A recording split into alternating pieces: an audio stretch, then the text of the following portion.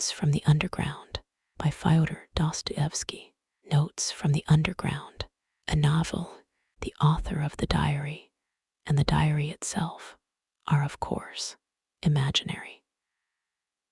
Nevertheless, it is clear that such persons as the writer of these notes not only may, but positively must, exist in our society. When we consider the circumstances in the midst of which our society is formed, I have tried to expose to the view of the public more distinctly than is commonly done one of the characters of the recent past. He is one of the representatives of a generation still living. In this fragment, entitled Underground, this person introduces himself and his views, and, as it were, tries to explain the causes owing to which he has made his appearance, and was bound to make his appearance in our midst. In the second fragment, there are added the actual notes of this person concerning certain events in his life. Author's Note. Part 1. Underground. 1. I am a sick man. I am a spiteful man. I am an unattractive man. I believe my liver is diseased. However, I know nothing at all about my disease and do not know for certain what ails me. I don't consult a doctor for it, and never have, though I have a respect for medicine and doctors. Besides, I am extremely superstitious, sufficiently so to respect medicine. Anyway, I am well educated enough not to be superstitious, but I am superstitious. No, I refuse to consult a doctor from spite. That you probably will not understand. Well, I understand it though. Of course, I can't explain who it is precisely that I am mortifying in this case by my spite. I am perfectly well aware that I cannot pay out the doctors by not consulting them. I know better than anyone that by all this I am only injuring myself and no one else. But still, if I don't consult a doctor it is from spite. My liver is bad. Well, let it get worse. I have been going on like that for a long time, 20 years. Now I am 40. I used to be in the government service, but am no longer. I was a spiteful official. I was rude and took pleasure in being so. I did not take bribes, you see, so I was bound to find a recompense in that, at least. A poor jest, but I will not scratch it out. I wrote it thinking it would sound very witty, but now that I have seen myself, that I only wanted to show off in a despicable way, I will not scratch it out on purpose. When petitioners used to come for information to the table at which I sat, I used to grind my teeth at them, and felt intense enjoyment when I succeeded in making anybody unhappy. I almost did succeed. For the most part, they were all timid people, of course. They were petitioners. But of the uppish ones, there was one officer in particular I could not endure. He simply would not be humble, and clanked his sword in a disgusting way. I carried on a feud with him for 18 months over that sword. At last, I got the better of him. He left off clanking it. That happened in my youth, though. But do you know, gentlemen, what was the chief point about my spite? Why, the whole point, the real sting of it lay in the fact that continually, even in the moment of the acutest spleen, I was inwardly conscious with shame that I was not only not a spiteful, but not even an embittered man. was simply scaring sparrows at random and amusing myself by it. I might foam at the mouth, but bring me a doll to play with. Give me a cup of tea with sugar in it, and maybe I should be appeased. I might even be genuinely touched, though probably I should grind my teeth at myself afterwards and lie awake at night with shame for months after. That was my way. I was lying when I said just now that I was a spiteful official. I was lying from spite. I was simply amusing myself with the petitioners and with the officer, and in reality, I never could become spiteful. I was conscious every moment in myself of many, very many elements absolutely opposite to that. I felt them positively swarming in me, these opposite elements. I knew that they had been swarming in me all my life and craving some outlet from me, but I would not let them, purposely would not let them come out. They tormented me till I was ashamed. They drove me to convulsions and sickened me at last. How they sickened me. Now, are not you fancying, gentlemen, that I am expressing remorse for something now, that I am asking your forgiveness for something? I am sure you are fancying that. However, I assure you I do not care if you are. It was not only that I could not become spiteful. I did not know how to become anything, neither spiteful nor kind, neither a rascal nor an honest man, neither a hero nor an insect. Now I am living out my life in my corner, taunting myself with the spiteful and useless consolation that an intelligent man cannot become anything seriously, and it is only the fool who becomes anything. Yes, a man in the 19th century must, and morally, ought to be preeminently a characterless creature. A man of character, an active man, is preeminently a limited creature. That is my conviction of 40 years. I am 40 years old now, and you know 40 years is a whole lifetime. You know it is extreme old age. To live longer than 40 years is bad manners, is vulgar, immoral. Who does live beyond 40? Answer that. Sincerely and honestly, I will tell you who do. Fools and worthless fellows. I tell all old men that to their face, all these venerable old men, all these silver-haired and reverend seniors, I tell the whole world that to its face. I have a right to say so, for I shall go on living to 60 myself, to 70, to 80. Stay, let me take breath. You imagine, no doubt, gentlemen, that I want to amuse you. You are mistaken in that, too. I am by no means such a mirthful person as you imagine, or as you may imagine, however, irritated by all this babble, and I feel that you are irritated. You think fit to ask me who I am. Then my answer is, I am a collegiate assessor. I was in the service that I might have something to eat, and solely for that reason. And when last year a distant relation left me 6,000 rubles in his, well, I immediately retired from the service and settled down in my corner. I used to live in this corner before, but now I have settled down in it. My room is a wretched, horrid one in the outskirts of the town. My servant is an old countrywoman, ill-natured from stupidity, and moreover, there is always a nasty smell about her.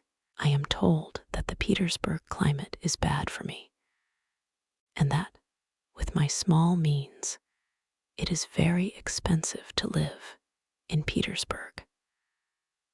I know all that better than all these sage and experienced counselors and monitors, but I am remaining in Petersburg. I am not going away from Petersburg. I am not going away because, why, it is absolutely no matter whether I am going away or not going away. But what can a decent man speak of with most pleasure? Answer, of himself. Well, so I will talk about myself. 2. I want now to tell you, gentlemen, whether you care to hear it or not, why I could not even become an insect. I tell you solemnly that I have many times tried to become an insect, but I was not equal even to that. I swear, gentlemen, that to be too conscious is an illness, a real thoroughgoing illness for man's everyday needs. It would have been quite enough to have the ordinary human consciousness. That is, half or a quarter of the amount which falls to the lot of a cultivated man of our unhappy 19th century, especially one who has the fatal ill luck to inhabit Petersburg, the most theoretical and intentional town on the whole terrestrial globe. There are intentional and unintentional towns. It would have been quite enough, for instance, to have the consciousness by which all so-called direct persons and men of action live. I bet you think I am writing all this from affectation, to be witty at the expense of men of action. And what is more, that from ill-bred affectation I am clanking a sword like my officer.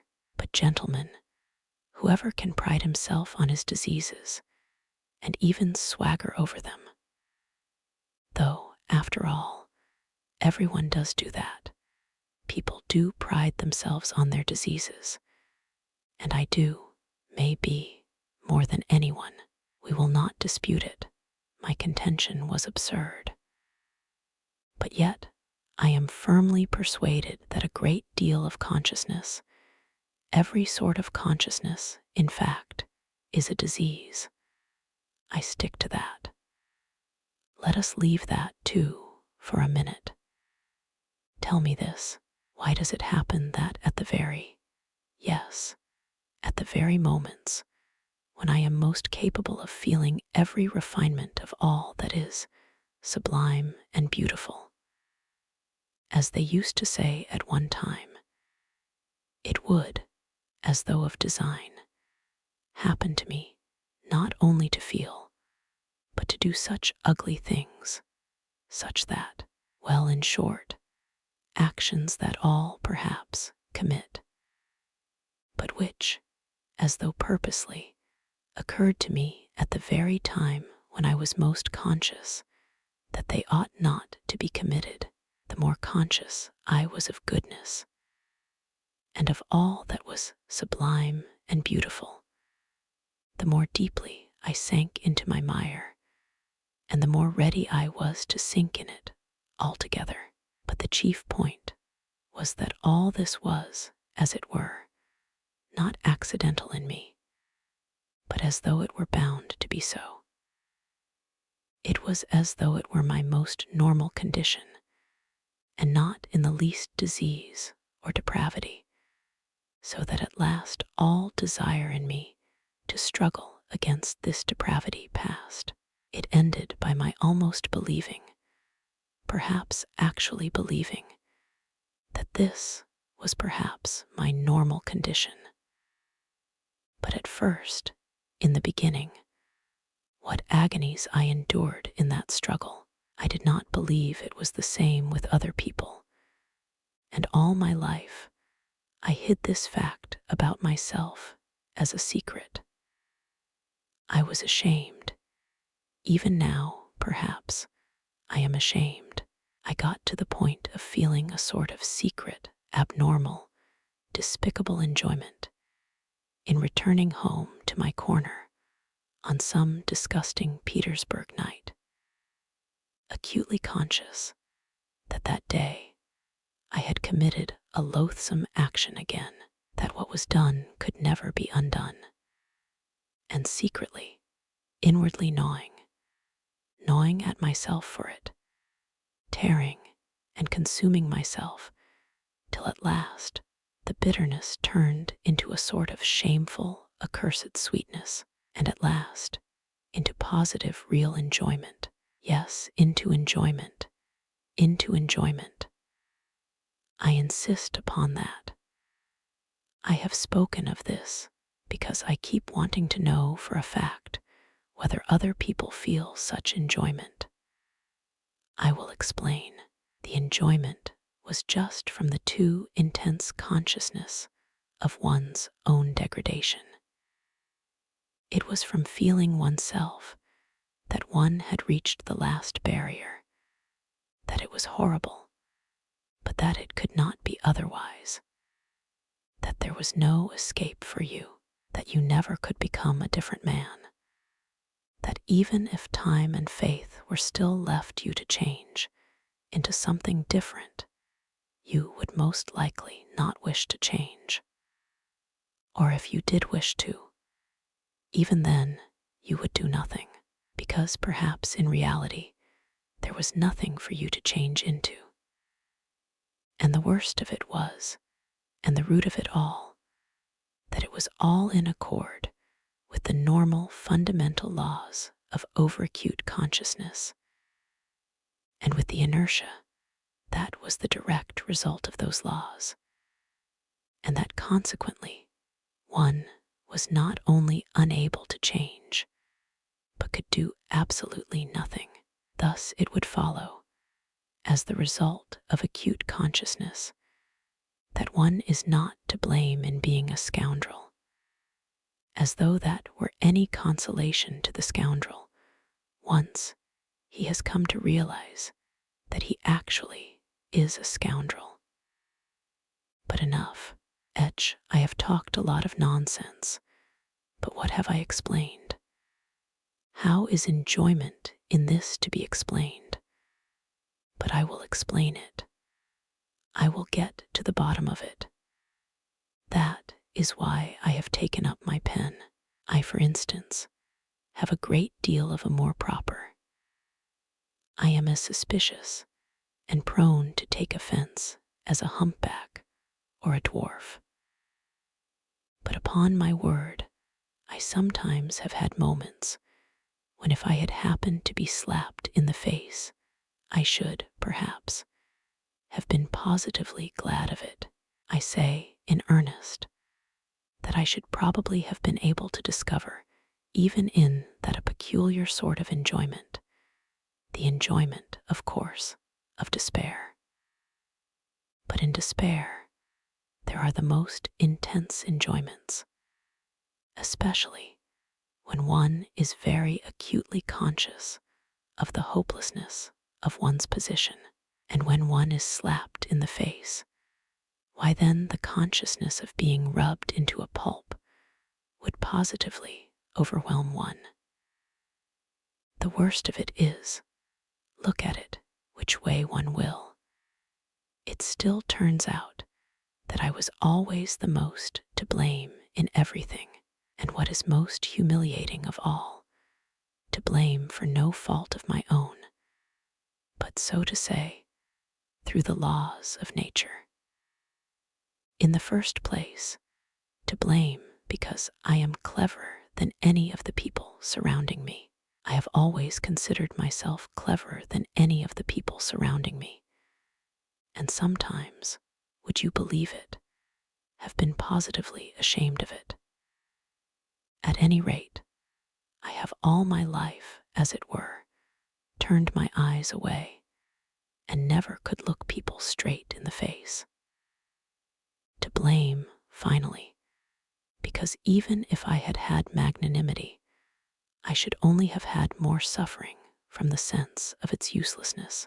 I should certainly have never been able to do anything from being magnanimous, neither to forgive. For my assailant would perhaps have slapped me from the laws of nature. And one cannot forgive the laws of nature, nor to forget. For even if it were owing to the laws of nature, it is insulting all the same. Finally, even if I had wanted to be anything but magnanimous, had desired, on the contrary, to revenge myself on my assailant, I could not have revenged myself on anyone for anything, because I should certainly never have made up my mind to do anything. Even if I had been able to, why should I not have made up my mind? About that, in particular, I want to say a few words. 3. With people who know how to revenge themselves and to stand up for themselves in general. How is it done? Why, when they are possessed, let us suppose, by the feeling of revenge, then for the time there is nothing else but that feeling left in their whole being. Such a gentleman simply dashes straight for his object, like an infuriated bull with its horns down, and nothing but a wall will stop him. By the way, facing the wall, such gentlemen, that is, the direct persons and men of action, are genuinely nonplussed. For them, a wall is not an evasion. As for us people who think, and consequently do nothing, it is not an excuse for turning aside, an excuse for which we are always very glad, though we scarcely believe in it ourselves. As a rule, no, they are nonplussed in all sincerity. The wall has for them something tranquilizing, morally soothing, final, maybe even something mysterious. But of the wall later, well, such a direct person I regard as the real normal man, as his tender mother nature wished to see him when she graciously brought him into being on the earth. I envy such a man till I am green in the face. He is stupid. I am not disputing that, but perhaps the normal man should be stupid. How do you know? Perhaps it is very beautiful, in fact, and I am the more persuaded of that suspicion, if one can call it so, by the fact that if you take, for instance, the antithesis of the normal man, that is, the man of acute consciousness, who has come, of course, not out of the lap of nature, but out of a retort. This is almost mysticism, gentlemen, but I suspect this too. This retort-made man is sometimes so nonplussed in the presence of his antithesis that with all his exaggerated consciousness, he genuinely thinks of himself as a mouse and not a man. It may be an acutely conscious mouse, yet it is a mouse, while the other is a man, and therefore, et cetera, et cetera. And the worst of it is, he himself, his very own self, looks on himself as a mouse. No one asks him to do so, and that is an important point. Now let us look at this mouse in action. Let us suppose, for instance, that it feels insulted, too, and it almost always does feel insulted, and wants to revenge itself, too. There may even be a greater accumulation of spite in it than in Elham de la nature, et de la vérité. The base and nasty desire to vent that spite on its assailant rankles, perhaps, even more nastily in it than in Elham de la nature, et de la vérité, for through his innate stupidity, the latter looks upon his revenge as justice pure and simple, while in consequence of his acute consciousness, the mouse does not believe in the justice of it, to come at last to the deed itself, to the very act of revenge, apart from the one fundamental nastiness.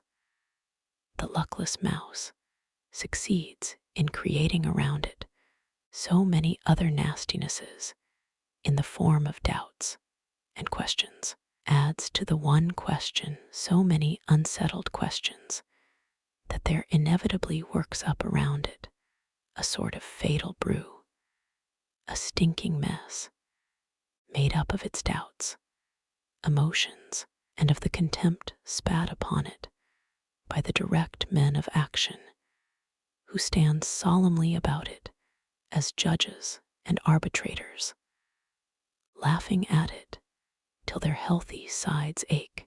Of course, the only thing left for it is to dismiss all that with a wave of its paw, and, with a smile of assumed contempt in which it does not even itself believe, creep ignominiously into its mouse hole. There in its nasty, stinking, underground home are insulted, crushed, and ridiculed. Mouse promptly becomes absorbed in cold, malignant, and above all, everlasting spite.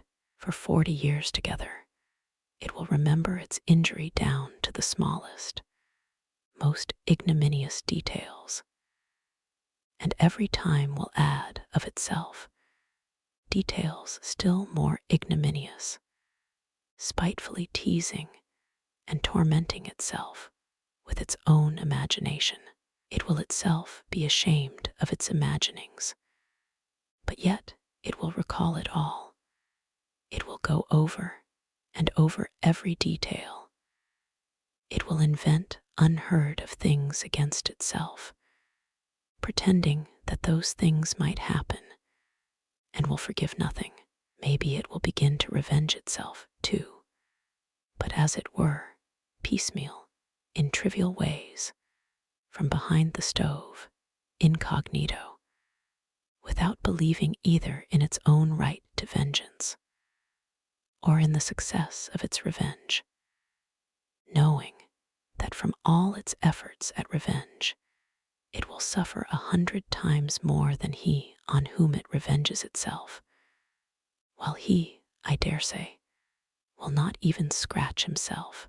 On its deathbed, it will recall it all over again, with interest accumulated over all the years, but it is just in that cold, abominable half-despair, half-belief, in that conscious burying oneself alive for grief in the underworld for 40 years, in that acutely recognized, and yet partly doubtful hopelessness of one's position, in that hell of unsatisfied desires turned inward, in that fever of oscillations, of resolutions determined forever, and repented of again a minute later, that the savor of that strange enjoyment of which I have spoken lies. It is so subtle, so difficult of analysis, that persons who are a little limited, or even simply persons of strong nerves, will not understand a single atom of it. Possibly you will add on your own account with a grin, people will not understand it either who have never received a slap in the face. And in that way, you will politely hint to me that I, too, perhaps, have had the experience of a slap in the face in my life. And so I speak as one who knows. I bet that you are thinking that. But set your minds at rest, gentlemen. I have not received a slap in the face, though it is absolutely a matter of indifference to me what you may think about it. Possibly, I even regret myself that I have given so few slaps in the face during my life. But enough. Not another word on that subject of such extreme interest to you. I will continue calmly concerning persons with strong nerves who do not understand a certain refinement of enjoyment. Though in certain circumstances these gentlemen bellow their loudest like bulls. Though this, let us suppose, does them the greatest credit, yet, as I have said already, confronted with the impossible, they subside at once. The impossible means the stone wall. What stone wall? Why, of course, the laws of nature, the deductions of natural science, mathematics. As soon as they prove to you, for instance, that you are descended from a monkey, then it is no use scowling, accept it for a fact. When they prove to you that in reality, one drop of your own fat must be dearer to you than 100,000 of your fellow creatures, and that this conclusion is the final solution of all so-called virtues and duties, and all such prejudices and fancies, then you have just to accept it. There is no help for it, for twice two is a law of mathematics. Just try refuting it. Upon my word, they will shout at you. It is no use protesting. It is a case of twice two makes four. Nature does not ask your permission. She has nothing to do with your wishes, and whether you like her laws or dislike them, you are bound to accept her as she is, and consequently all her conclusions. A wall, you see, is a wall, and so on, and so on. Merciful heavens! But what do I care for the laws of nature and arithmetic when, for some reason, I dislike those laws, and the fact that twice two makes four? Of course, I cannot break through the wall by battering my head against it if I really have not the strength to knock it down. But I am not going to be reconciled to it simply because it is a stone wall, and I have not the strength, as though such a stone wall really were a consolation, and really did contain some word of conciliation, simply because it is as true as twice two makes four. Oh, absurdity of absurdities! How much better it is to understand it all, to recognize it all the impossibilities and the stone wall, not to be reconciled to one of those impossibilities and stone walls if it disgusts you to be reconciled to it by the way of the most inevitable logical combinations, to reach the most revolting conclusions on the everlasting theme, that even for the stone wall you are yourself somehow to blame, though again it is as clear as day you are not to blame in the least, and therefore grinding your teeth in silent impotence to sink into luxurious inertia, brooding on the fact that there is no one even for you to feel vindictive against, that you have not, and perhaps never will have, an object for your spite, that it is a sleight of hand, a bit of juggling, a card sharper's trick, that it is simply a mess, no knowing what and no knowing who. But in spite of all these uncertainties and jugglings, still there is an ache in you, and the more you do not know, the worse the ache. For, ha ha ha, you will be finding enjoyment in toothache next, you cry, with a laugh. Well, even in toothache there is enjoyment, I answer. I had toothache for a whole month, and I know there is. In that case, of course, people are not spiteful in silence, but moan. But they are not candid moans. They are malignant moans, and the malignancy is the whole point. The enjoyment of the sufferer finds expression in those moans. If he did not feel enjoyment in them, he would not moan. It is a good example, gentlemen, and I will develop it. Those moans express, in the first place, all the aimlessness of your pain, which is so humiliating to your consciousness, the whole legal system of nature, on which you spit disdainfully, of course, but from which you suffer all the same while she does not. They express the consciousness that you have no enemy to punish, but that you have pain, the consciousness that in spite of all possible Wagenheims, you are in complete slavery to your teeth, that if someone wishes it, your teeth will leave off aching, and if he does not, they will go on aching another 3 months, and that finally, if you are still contumacious and still protest, all that is left you for your own gratification is to thrash yourself or beat your wall with your fist as hard as you can, and absolutely nothing more. Well, these mortal insults, these jeers on the part of someone unknown, end at last in an enjoyment which sometimes reaches the highest degree of voluptuousness. I ask you, gentlemen, listen sometimes to the moans of an educated man of the 19th century suffering from toothache.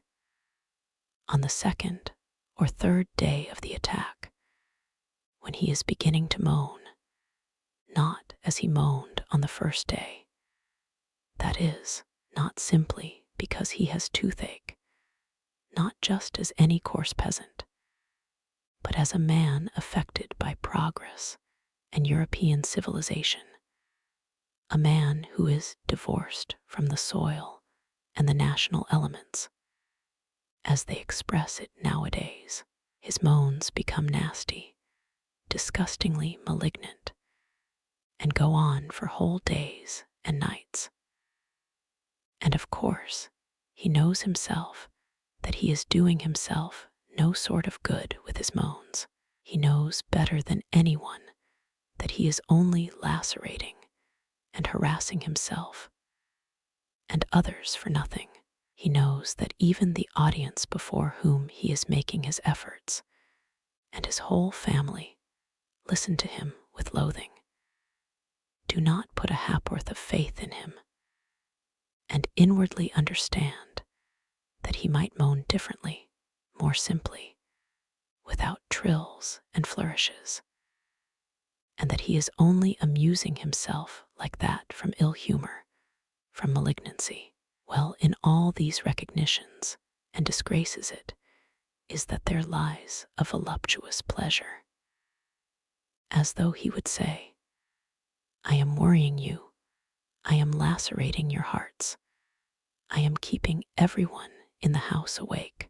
Well, stay awake then, you too. Feel every minute that I have toothache. I am not a hero to you now, as I tried to seem before, but simply a nasty person, an impostor. Well, so be it then. I am very glad that you see through me. It is nasty for you to hear my despicable moans.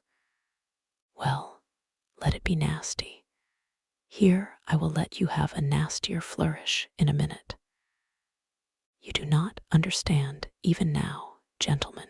No, it seems our development and our consciousness must go further to understand all the intricacies of this pleasure.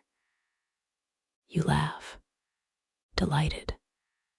My jests, gentlemen, are of course in bad taste, jerky, involved, lacking self-confidence, but of course that is because I do not respect myself. Can a man of perception respect himself at all? 5. Come, can a man who attempts to find enjoyment in the very feeling of his own degradation possibly have a spark of respect for himself? I am not saying this now from any mawkish kind of remorse, and indeed, I could never endure saying, "Forgive me, Papa, I won't do it again." Not because I am incapable of saying that, on the contrary, perhaps just because I have been too capable of it.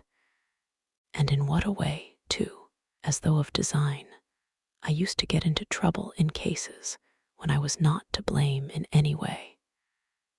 That was the nastiest part of it. At the same time, I was genuinely touched and penitent. I used to shed tears, and of course, deceived myself, though I was not acting in the least, and there was a sick feeling in my heart at the time, for that one could not blame even the laws of nature, though the laws of nature have continually, all my life, offended me more than anything. It is loathsome to remember it all, but it was loathsome even then. Of course, a minute or so later I would realize wrathfully that it was all a lie, a revolting lie, an affected lie. That is, all this penitence, this emotion, these vows of reform. You will ask, why did I worry myself with such antics? Answer, because it was very dull to sit with one's hands folded, and so one began cutting capers. That is really it. Observe yourselves more carefully, gentlemen, then you will understand that it is so. I invented adventures for myself and made up a life, so as at least to live in some way. How many times it has happened to me, well, for instance, to take offense simply on purpose, for nothing, and one knows oneself, of course, that one is offended at nothing, that one is putting it on. But yet, one brings oneself at last to the point of being really offended. All my life, I have had an impulse to play such pranks, so that in the end, I could not control it in myself. Another time, twice, in fact, I tried hard to be in love. I suffered too, gentlemen, I assure you. In the depth of my heart, there was no faith in my suffering, only a faint stir of mockery. But yet I did suffer, and in the real, orthodox way, I was jealous, beside myself. And it was all from ennui, gentlemen, all from ennui. Inertia overcame me. You know the direct, legitimate fruit of consciousness is inertia. That is, conscious sitting with the hands folded. I have referred to this already. I repeat with emphasis. All direct persons and men of action are active just because they are stupid and limited. How explain that? I will tell you. In consequence of their limitation, they take immediate and secondary causes for primary ones, and in that way persuade themselves more quickly and easily than other people do that they have found an infallible foundation for their activity, and their minds are at ease, and you know that is the chief thing. To begin to act, you know, you must first have your mind completely at ease and no trace of doubt left in it. Why, how am I, for example, to set my mind at rest?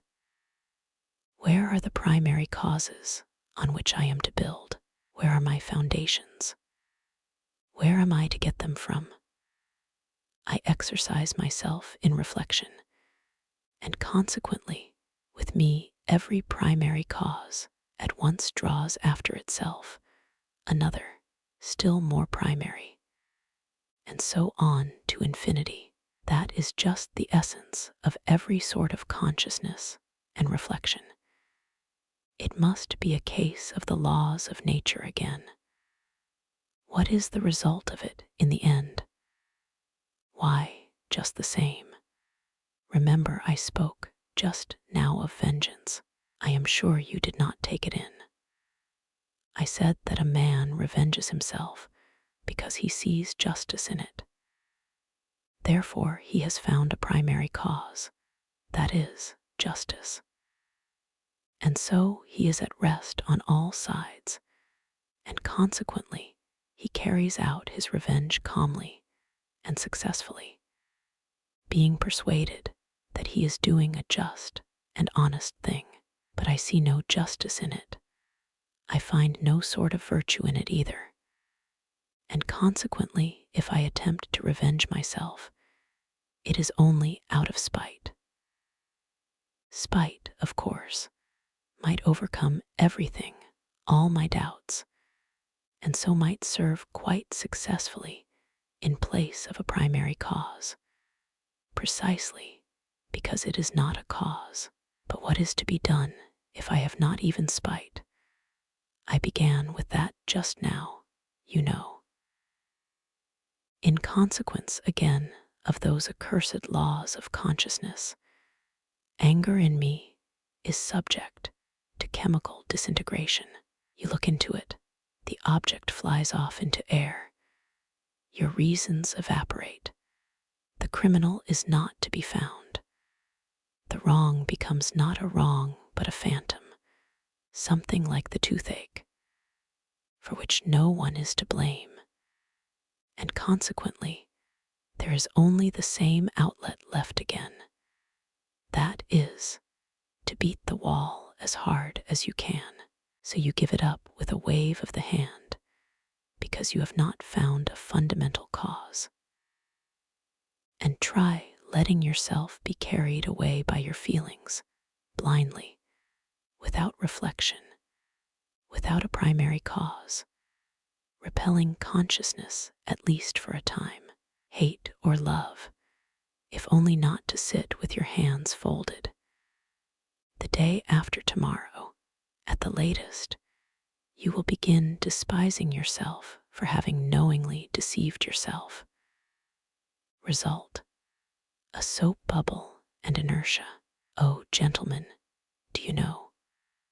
Perhaps I consider myself an intelligent man, only because all my life I have been able neither to begin nor to finish anything. Granted, I am a babbler, a harmless, vexatious babbler, like all of us.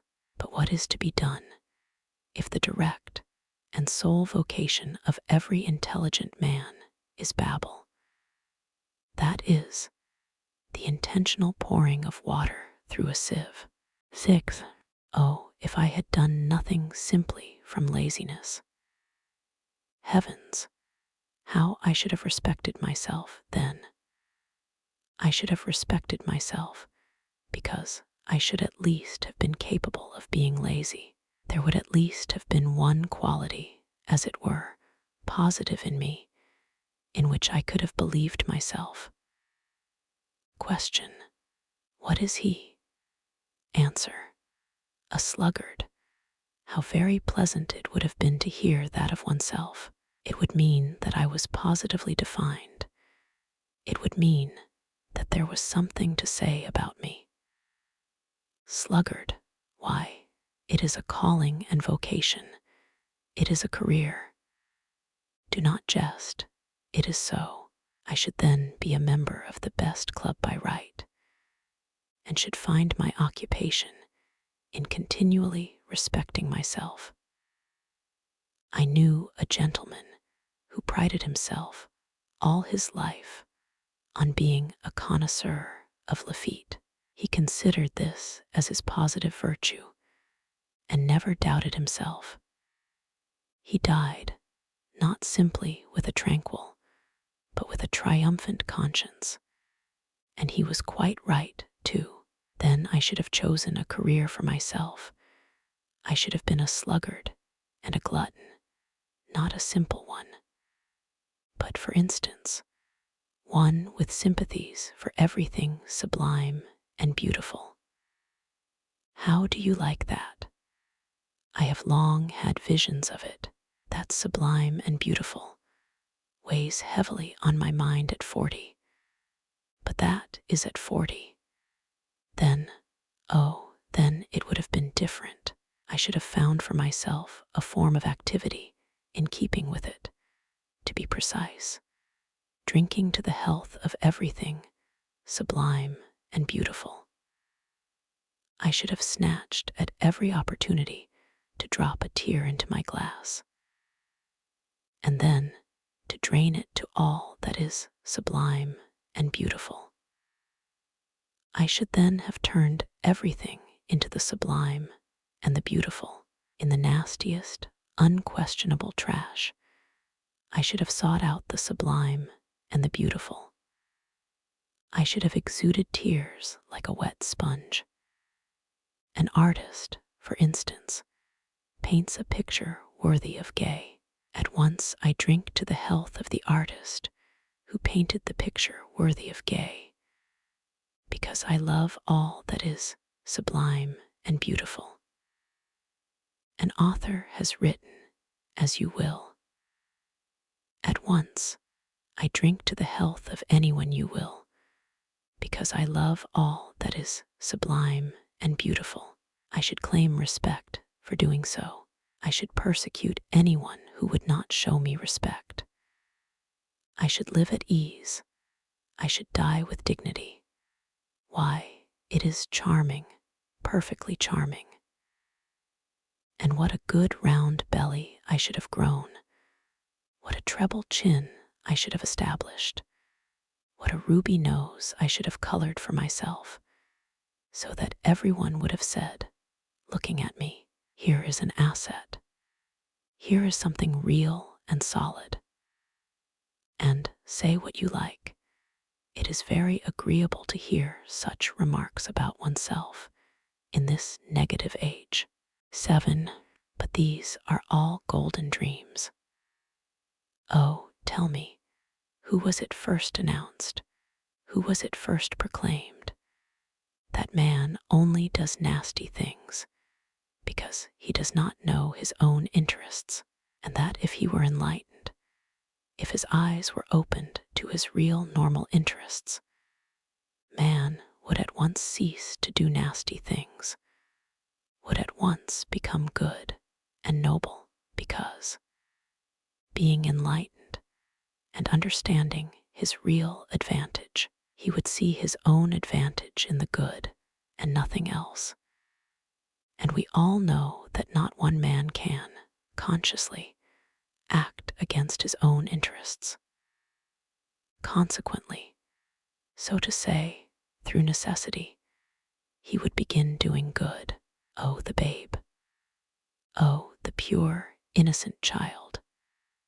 Why, in the first place, when in all these thousands of years has there been a time when man has acted only from his own interest?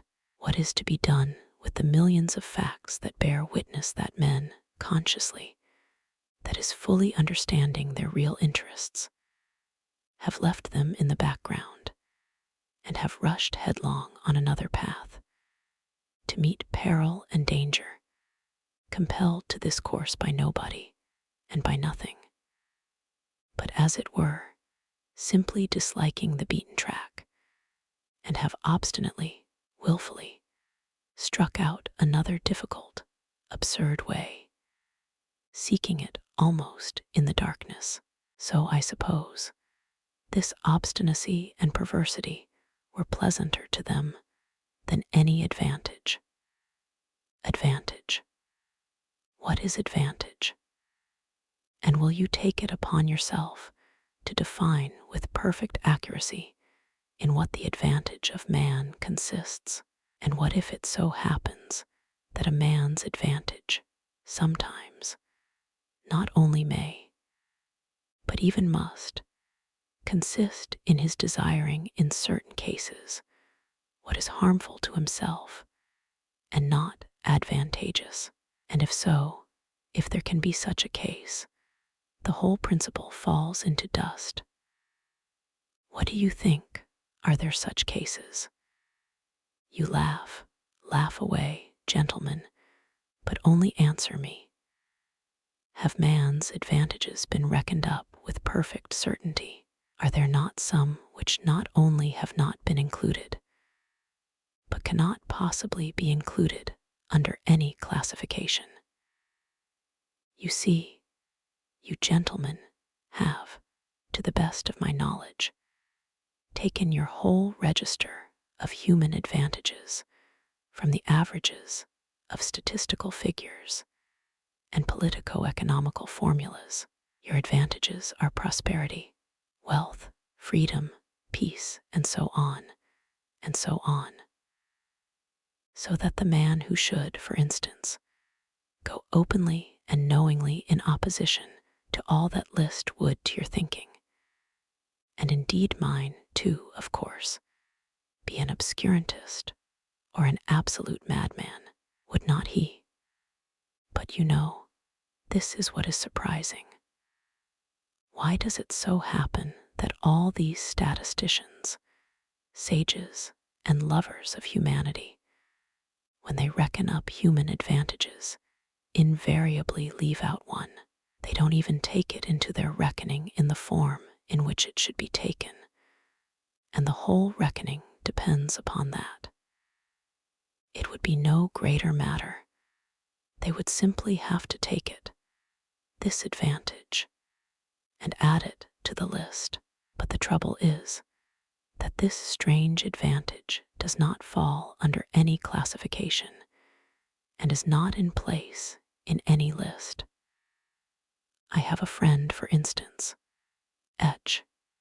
gentleman, but of course he is your friend too, and indeed there is no one to whom he is not a friend.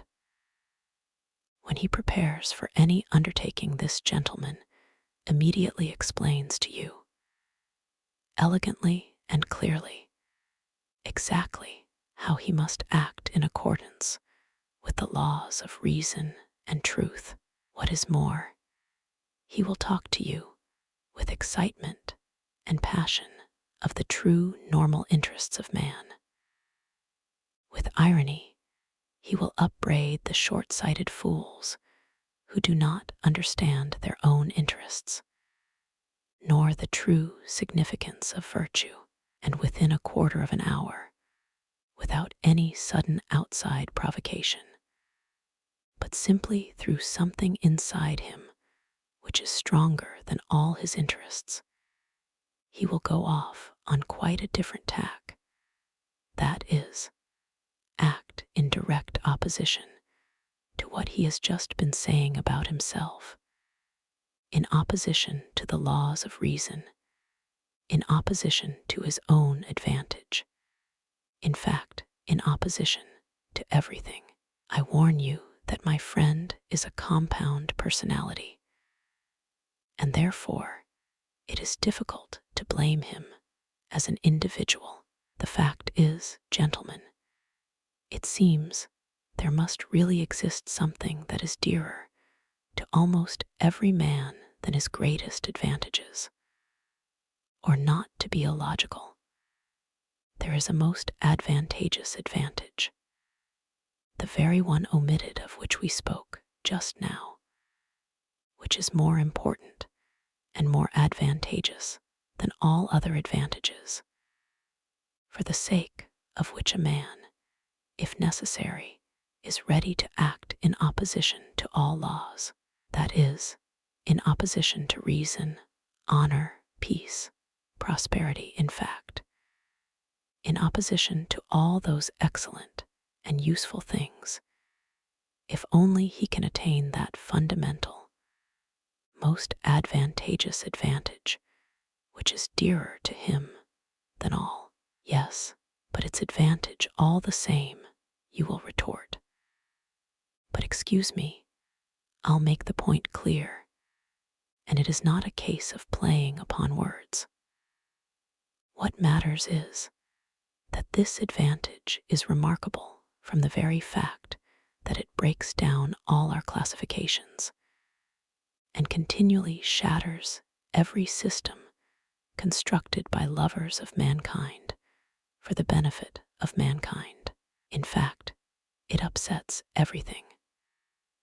But before I mention this advantage to you, I want to compromise myself personally, and therefore I boldly declare that all these fine systems, all these theories for explaining to mankind their real normal interests, in order that inevitably striving to pursue these interests, they may at once become good and noble, are, in my opinion, so far mere logical exercises.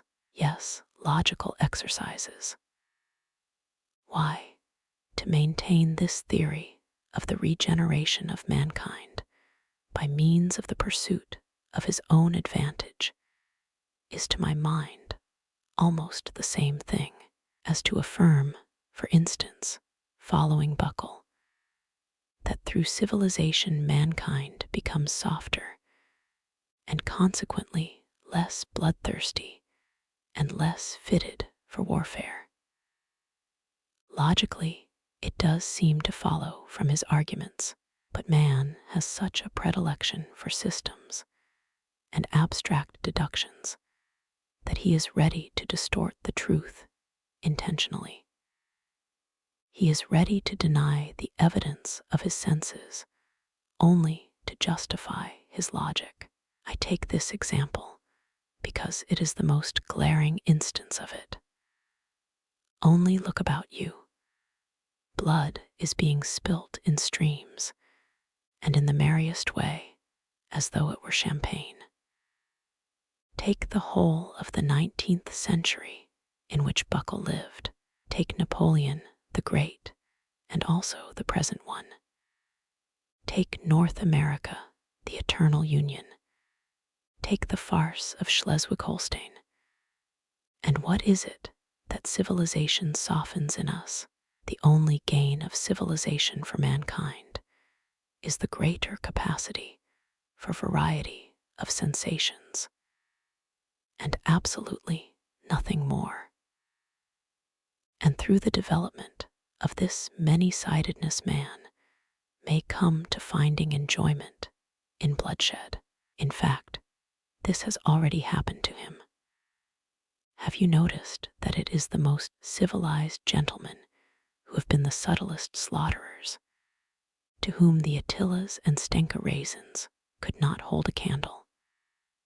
And if they are not so conspicuous as the Attilas and Stenka raisins, it is simply because they are so often met with, are so ordinary, and have become so familiar to us.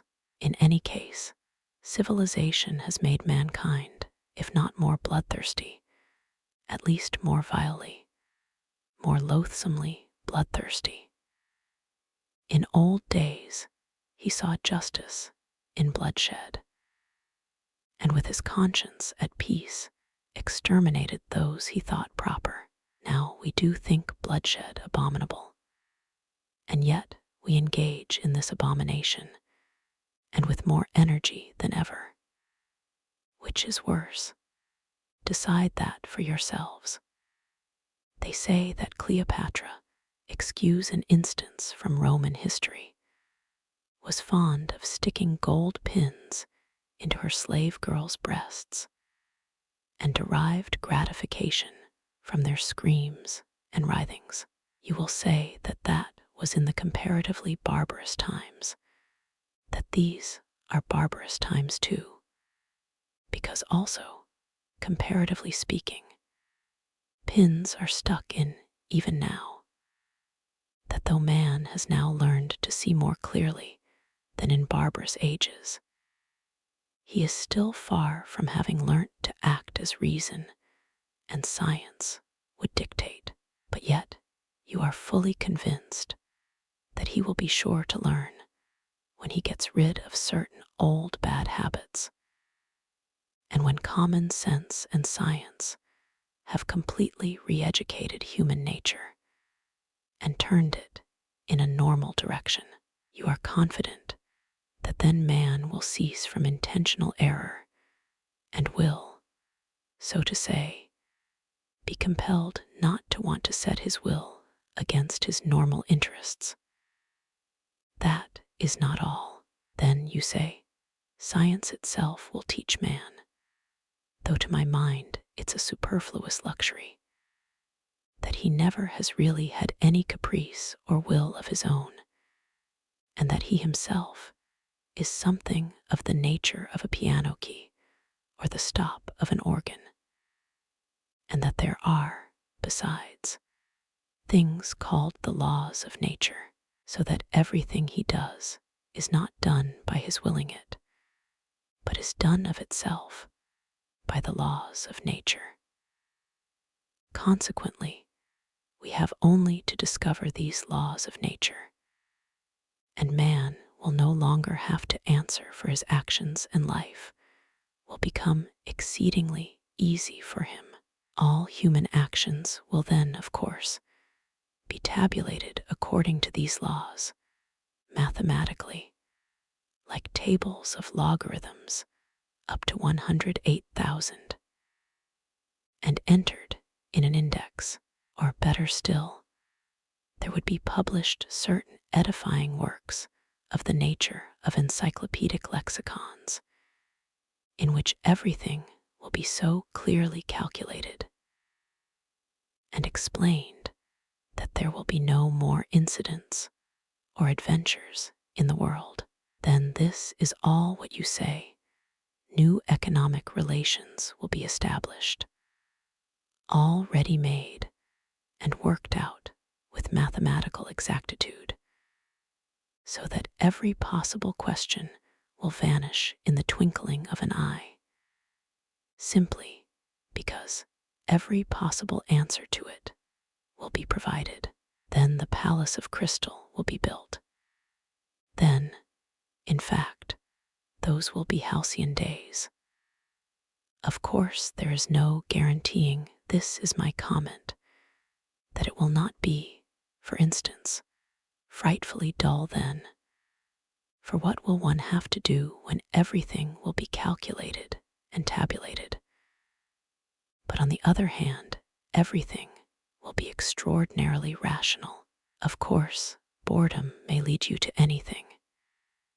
It is boredom sets one sticking golden pins into people, but all that would not matter. What is bad, this is my comment again, is that I dare say people will be thankful for the gold pins then. Man is stupid, you know, phenomenally stupid. Or rather, he is not at all stupid, but he is so ungrateful that you could not find another like him in all creation. I, for instance, would not be in the least surprised if all of a sudden, apropos of nothing, in the midst of general prosperity, a gentleman with an ignoble, or rather with a reactionary and ironical countenance were to arise, and putting his arms akimbo, say to us all, I say, gentlemen, hadn't we better kick over the whole show and scatter rationalism to the winds, simply to send these logarithms to the devil, and to enable us to live once more at our own sweet, foolish will? That again would not matter. But what is annoying is that he would be sure to find followers.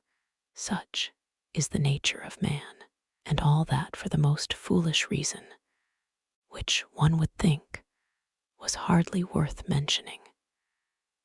That is, that man everywhere and at all times, whoever he may be, has preferred to act as he chose, and not in the least as his reason and advantage dictated.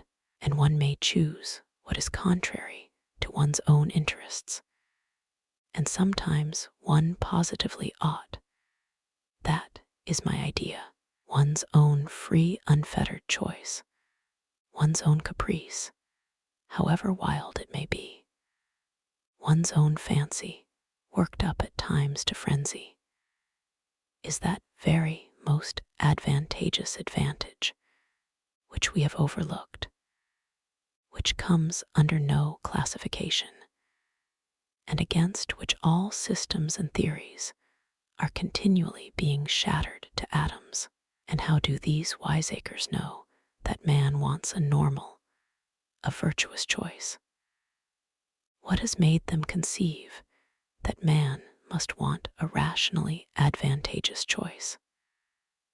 What man wants is simply independent choice, whatever that independence may cost, and wherever it may lead. And choice, of course, the devil only knows what choice. 8. Ha, ha, ha. But you know there is no such thing as choice in reality. Say what you like. You will interpose with a chuckle. Science has succeeded in so far analyzing man that we know already that choice, and what is called freedom of will, is nothing else than, stay, gentlemen, I meant to begin with that myself, I confess. I was rather frightened. I was just going to say that the devil only knows what choice depends on, and that perhaps that was a very good thing. But I remembered the teaching of science and pulled myself up. And here you have begun upon it. Indeed, if there really is some day discovered a formula for all our desires and caprices, that is, an explanation of what they depend upon, by what laws they arise, how they develop, what they are aiming at in one case, and in another, and so on. That is a real mathematical formula. Then, most likely, man will at once cease to feel desire. Indeed, he will be certain to, for who would want to choose by rule? Besides, he will at once be transformed from a human being into an organ stop, or something of the sort. For what is a man without desires, without free will, and without choice, if not a stop in an organ? What do you think? Let us reckon the chances. Can such a thing happen or not? You decide. Our choice is usually mistaken from a false view of our advantage. We sometimes choose absolute nonsense, because in our foolishness we see in that nonsense the easiest means for attaining a supposed advantage. But when all that is explained and worked out on paper, which is perfectly possible, for it is contemptible and senseless to suppose that some laws of nature man will never understand, then certainly so-called desires will no longer exist. For if a desire should come into conflict with reason, we shall then reason and not desire, because it will be impossible retaining our reason to be senseless in our desires, and in that way knowingly act against reason and desire to injure ourselves. And as all choice and reasoning can be really calculated, because there will some day be discovered the laws of our so-called free will, so, joking apart, there may one day be something like a table constructed of them, so that we really shall choose in accordance with it. If, for instance, some day they calculate and prove to me that I made a long nose at someone because I could not help making a long nose at him, and that I had to do it in that particular way, what freedom is left me, especially if I am a learned man and have taken my degree somewhere? Then I should be able to calculate my whole life for 30 years beforehand. In short, if this could be arranged, there would be nothing left for us to do Anyway, we should have to understand that, and in fact, we ought unwearyingly to repeat to ourselves that at such and such a time, and in such and such circumstances, nature does not ask our leave, that we have got to take her as she is, and not fashion her to suit our fancy. And if we really aspire to formulas and tables of rules, and well, even to the chemical retort, there's no help for it. We must accept the retort too, or else it will be accepted without our consent. Yes, but here I come to a stop. Gentlemen, you must excuse me for being over-philosophical. It's the result of 40 years underground. Allow me to indulge my fancy. You see, gentlemen, reason is an excellent thing. There's no disputing that. But reason is nothing but reason, and satisfies only the rational side of man's nature, while will is a manifestation of the whole life. That is, of the whole human life, including reason and all the impulses. And although our life, in this manifestation of it, is often worthless, yet it is life, and not simply extracting square roots. Here I, for instance, quite naturally want to live, in order to satisfy all my capacities for life, and not simply my capacity for reasoning. That is, not simply 1/20th of my capacity for life. What does reason know? Reason only knows what it has succeeded in learning. Some things, perhaps, it will never learn. This is a poor comfort. But why not say so frankly? And human nature acts as a whole, with everything that is in it, consciously or unconsciously. And even if it goes wrong, it lives. I suspect, gentlemen, that you are looking at me with compassion. You tell me again that an enlightened and developed man, such, in short, as the future man will be, cannot consciously desire anything disadvantageous to himself, that can be proved mathematically. I thoroughly agree it can by mathematics. But I repeat for the 100th time, there is one case, one only, when man may consciously, purposely, desire what is injurious to himself, what is stupid, very stupid, simply in order to have the right to desire for himself even what is very stupid, and not to be bound by an obligation to desire only what is sensible. Of course, this very stupid thing, this caprice of ours, may be in reality, gentlemen, more advantageous for us than anything else on earth, especially in certain cases, and in particular, it may be more advantageous than any advantage, even when it does us obvious harm, and contradicts the soundest conclusions of our reason concerning our advantage. For in any circumstances, it preserves for us what is most precious and most important. That is our personality, our individuality. Some, you see, maintain that this really is the most precious thing for mankind.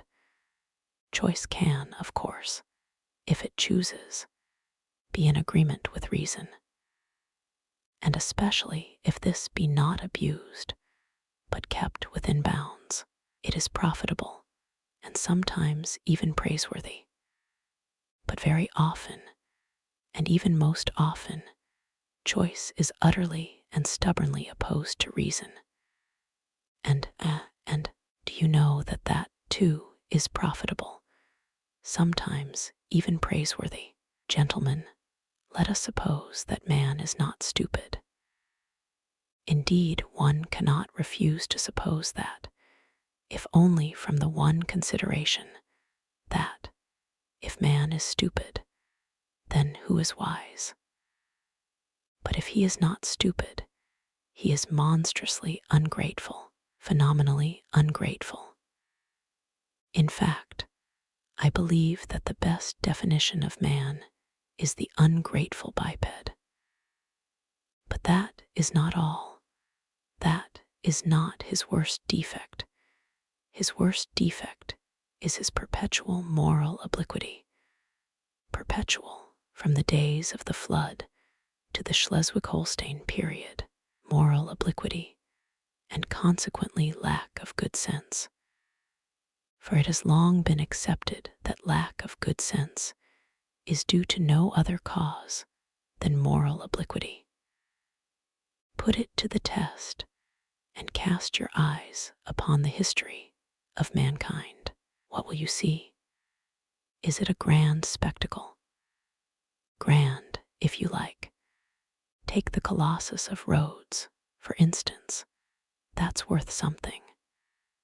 With good reason, Mr. Anievsky testifies of it, that some say that it is the work of man's hands, while others maintain that it has been created by nature herself.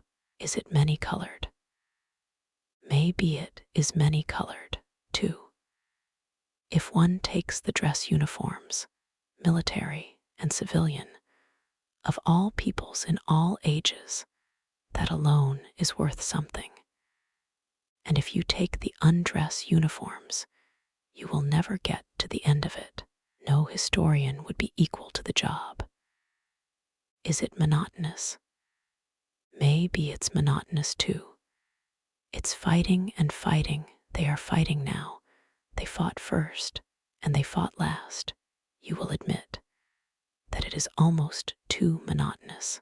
In short, one may say anything about the history of the world, anything that might enter the most disordered imagination. The only thing one can't say is that it's rational. The very word sticks in one's throat, and indeed, this is the odd thing that is continually happening. There are continually turning up in life moral and rational persons, sages and lovers of humanity, who make it their object to live all their lives as morally and rationally as possible, to be, so to speak, a light to their neighbors, simply in order to show them that it is possible to live morally and rationally in this world. And yet we all know that those very people sooner or later have been false to themselves, playing some queer trick, often a most unseemly one. Now, I ask you, what can be expected of man, since he is a being endowed with strange qualities? Shower upon him every earthly blessing, drown him in a sea of happiness, so that nothing but bubbles of bliss can be seen on the surface. Give him economic prosperity, such that he should have nothing else to do but sleep, eat cakes, and busy himself with the continuation of his species. And even then, out of sheer ingratitude, sheer spite, man would play you some nasty trick. He would even risk his cakes, and would deliberately desire the most fatal rubbish, the most uneconomical absurdity, simply to introduce into all this positive good sense his fatal, fantastic element. It is just his fantastic dreams, his vulgar folly that he will desire to retain, simply in order to prove to himself, as though that were so necessary, that men still are men, and not the keys of a piano, which the laws of nature threaten to control so completely that soon one will be able to desire nothing but by the calendar. And that is not all. Even if man really were nothing but a piano key. Even if this were proved to him by natural science and mathematics, even then he would not become reasonable, but would purposely do something perverse out of simple ingratitude, simply to gain his point. And if he does not find means, he will contrive destruction and chaos, will contrive sufferings of all sorts, only to gain his point. He will launch a curse upon the world, and as only man can curse, it is his privilege, the primary distinction between him and other animals.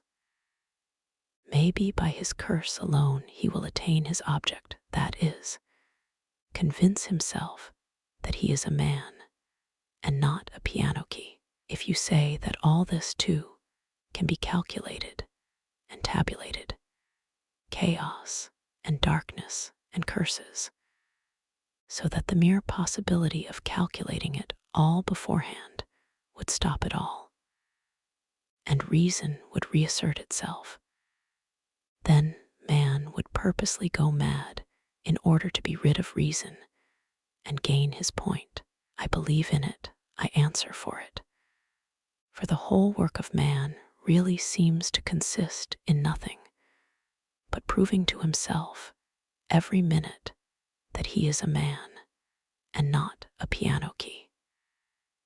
It may be at the cost of his skin, it may be by cannibalism, and this being so, can one help being tempted to rejoice that it has not yet come off, and that desire still depends on something we don't know? You will scream at me, that is, if you condescend to do so, that no one is touching my free will, that all they are concerned with is that my will should of itself, of its own free will, coincide with my own normal interests, with the laws of nature and arithmetic. Good heavens, gentlemen, what sort of free will is left when we come to tabulation and arithmetic, when it will all be a case of twice two make four? Twice two makes four without my will. As if free will meant that. 9. Gentlemen, I am joking, and I know myself that my jokes are not brilliant, but you know one can take everything as a joke. I am, perhaps, jesting against the grain. Gentlemen, I am tormented by questions. Answer them for me. You, for instance, want to cure men of their old habits and reform their will in accordance with science and good sense. But how do you know, not only that it is possible, but also that it is desirable to reform man in that way? And what leads you to the conclusion that man's inclinations need reforming? In short, how do you know that such a reformation will be a benefit to man? And to go to the root of the matter, why are you so positively convinced that not to act against his real, normal interests guaranteed by the conclusions of reason and arithmetic is certainly always advantageous for man, and must always be a law for mankind? So far, you know, this is only your supposition. It may be the law of logic, but not the law of humanity. You think, gentlemen, perhaps that I am mad. Allow me to defend myself. I agree that man is preeminently a creative animal, predestined to strive consciously for an object and to engage in engineering. That is, incessantly and eternally to make new roads wherever they may lead. But the reason why he wants sometimes to go off at a tangent may just be that he is predestined to make the road. And perhaps, too, that however stupid the direct, practical man may be, the thought sometimes will occur to him that the road almost always does lead somewhere, and that the destination it leads to is less important than the process of making it, and that the chief thing is to save the well-conducted child from despising engineering, and so giving way to the fatal idleness, which, as we all know, is the mother of all the vices. Man likes to make roads and to create. That is a fact beyond dispute. But why has he such a passionate love for destruction and chaos also? Tell me that. But on that point, I want to say a couple of words myself. May it not be that he loves chaos and destruction.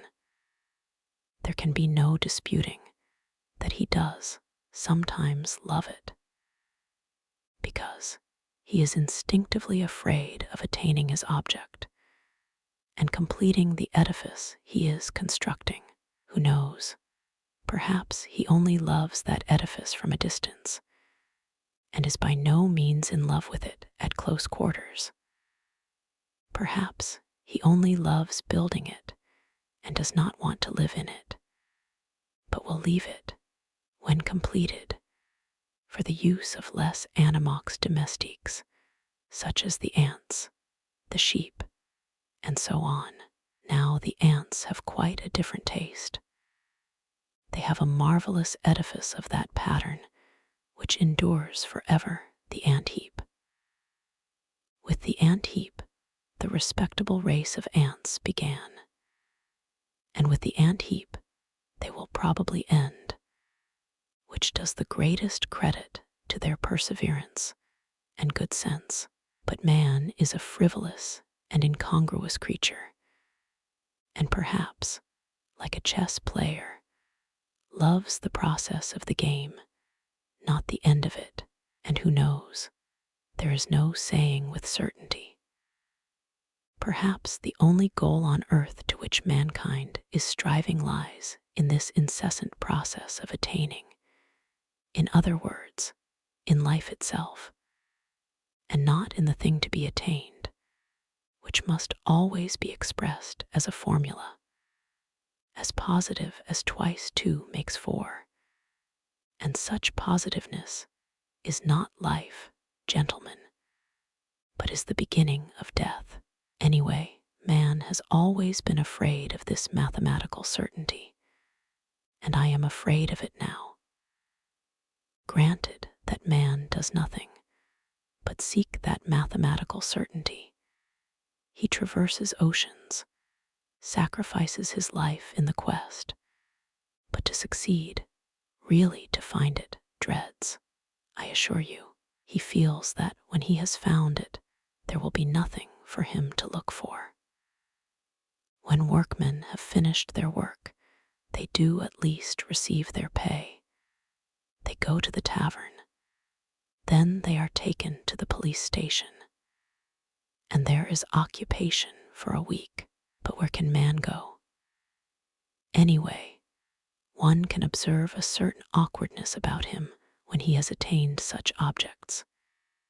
He loves the process of attaining, but does not quite like to have attained, and that, of course, is very absurd. In fact, man is a comical creature. There seems to be a kind of jest in it all.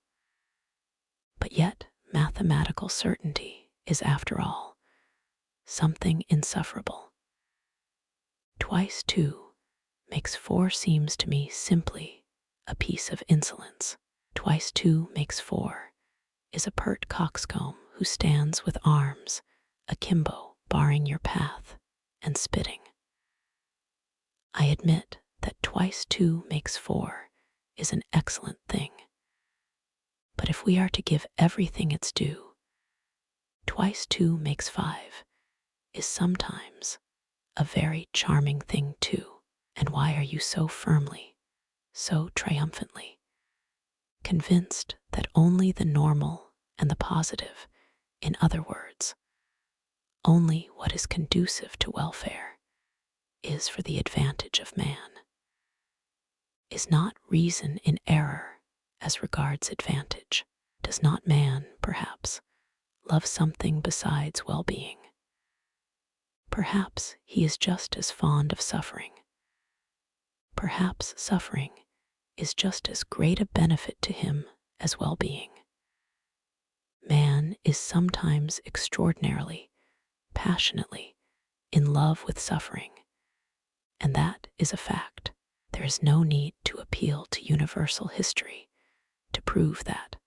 Only ask yourself if you are a man and have lived at all.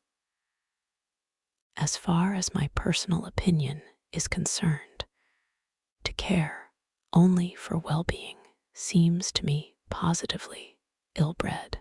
Whether it's good or bad, it is sometimes very pleasant, too, to smash things. I hold no brief for suffering, nor for well-being either. I am standing for my caprice, and for its being guaranteed to me when necessary. Suffering would be out of place in vaudevilles, for instance. I know that. In the palace of crystal, it is unthinkable. Suffering means doubt, negation. And what would be the good of a palace of crystal if there could be any doubt about it? And yet I think man will never renounce real suffering. That is, destruction and chaos. Why? Suffering is the sole origin of consciousness. Though I did lay it down at the beginning that consciousness is the greatest misfortune for man, yet I know man prizes it and would not give it up for any satisfaction. Consciousness, for instance, is infinitely superior to twice 2 makes 4. Once you have mathematical certainty, there is nothing left to do or to understand. There will be nothing left but to bottle up your 5 senses and plunge into contemplation.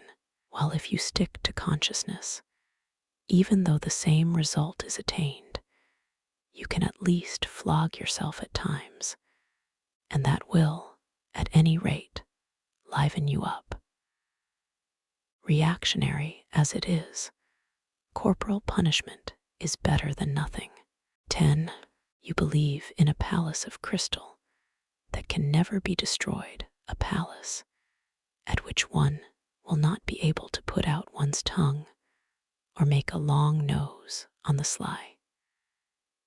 And perhaps that is just why I am afraid of this edifice, that it is of crystal and can never be destroyed, and that one cannot put one's tongue out at it, even on the sly. You see, if it were not a palace, but a hen house, I might creep into it to avoid getting wet. And yet, I would not call the hen house a palace out of gratitude to it for keeping me dry. You laugh and say that in such circumstances, a hen house is as good as a mansion. Yes, I answer, if one had to live simply to keep out of the rain. But what is to be done if I have taken it into my head that that is not the only object in life, and that if one must live, one had better live in a mansion? That is my choice, my desire. You will only eradicate it when you have changed my preference. Well, do change it. Allure me with something else. Give me another ideal. But meanwhile, I will not take a hen house for a mansion. The palace of crystal may be an idle dream. It may be that it is inconsistent with the laws of nature, and that I have invented it only through my own stupidity, through the old-fashioned, irrational habits of my generation. But what does it matter to me that it is inconsistent? That makes no difference, since it exists in my desires, or rather exists as long as my desires exist. Perhaps you are laughing again. laugh away. I will put up with any mockery rather than pretend that I am satisfied when I am hungry. I know, anyway, that I will not be put off with a compromise, with a recurring zero, simply because it is consistent with the laws of nature and actually exists. I will not accept as the crown of my desires a block of buildings with tenements for the poor on a lease of 1,000 years, and perhaps with a signboard of a dentist hanging out. Destroy my desires, eradicate my ideals, show me something better, and I will follow you. You will say, perhaps, that it is not worth your trouble, but in that case, I can give you the same answer. We are discussing things seriously, but if you won't deign to give me your attention, I will drop your acquaintance. I can retreat into my underground hole. But while I am alive and have desires, I would rather my hand were withered off than bring one brick to such a building. Don't remind me that I have just rejected the palace of crystal for the sole reason that one cannot put out one's tongue at it. I did not say, because I am so fond of putting my tongue out. Perhaps the thing I resented was that of all your edifices, there has not been one at which one could not put out one's tongue.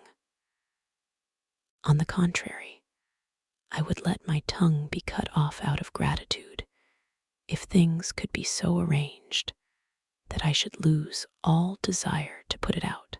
It is not my fault that things cannot be so arranged, and that one must be satisfied with model flats. Then, why am I made with such desires? Can I have been constructed simply in order to come to the conclusion that all my construction is a cheat? Can this be my whole purpose? I do not believe it. But do you know what? I am convinced that we underground folk ought to be kept on a curb. Though we may sit 40 years underground without speaking, when we do come out into the light of day and break out, we talk and talk and talk. 11. The long and the short of it is, gentlemen, that it is better to do nothing, better conscious inertia. And so hurrah for underground. Though I have said that I envy the normal man to the last drop of my bile, yet I should not care to be in his place, such as he is now, though I shall not cease envying him. No, anyway, the underground life is more advantageous. There, at any rate, one can. Oh, but even now I am lying. I am lying because I know myself that it is not underground that is better, but something different, quite different, for which I am thirsting, but which I cannot find. Damn underground. I will tell you another thing that would be better, and that is, if I myself believed in anything of what I have just written. I swear to you, gentlemen, there is not one thing, not one word of what I have written that I really believe. That is, I believe it perhaps, but at the same time, I feel and suspect that I am lying like a cobbler. Then, why have you written all this? You will say to me.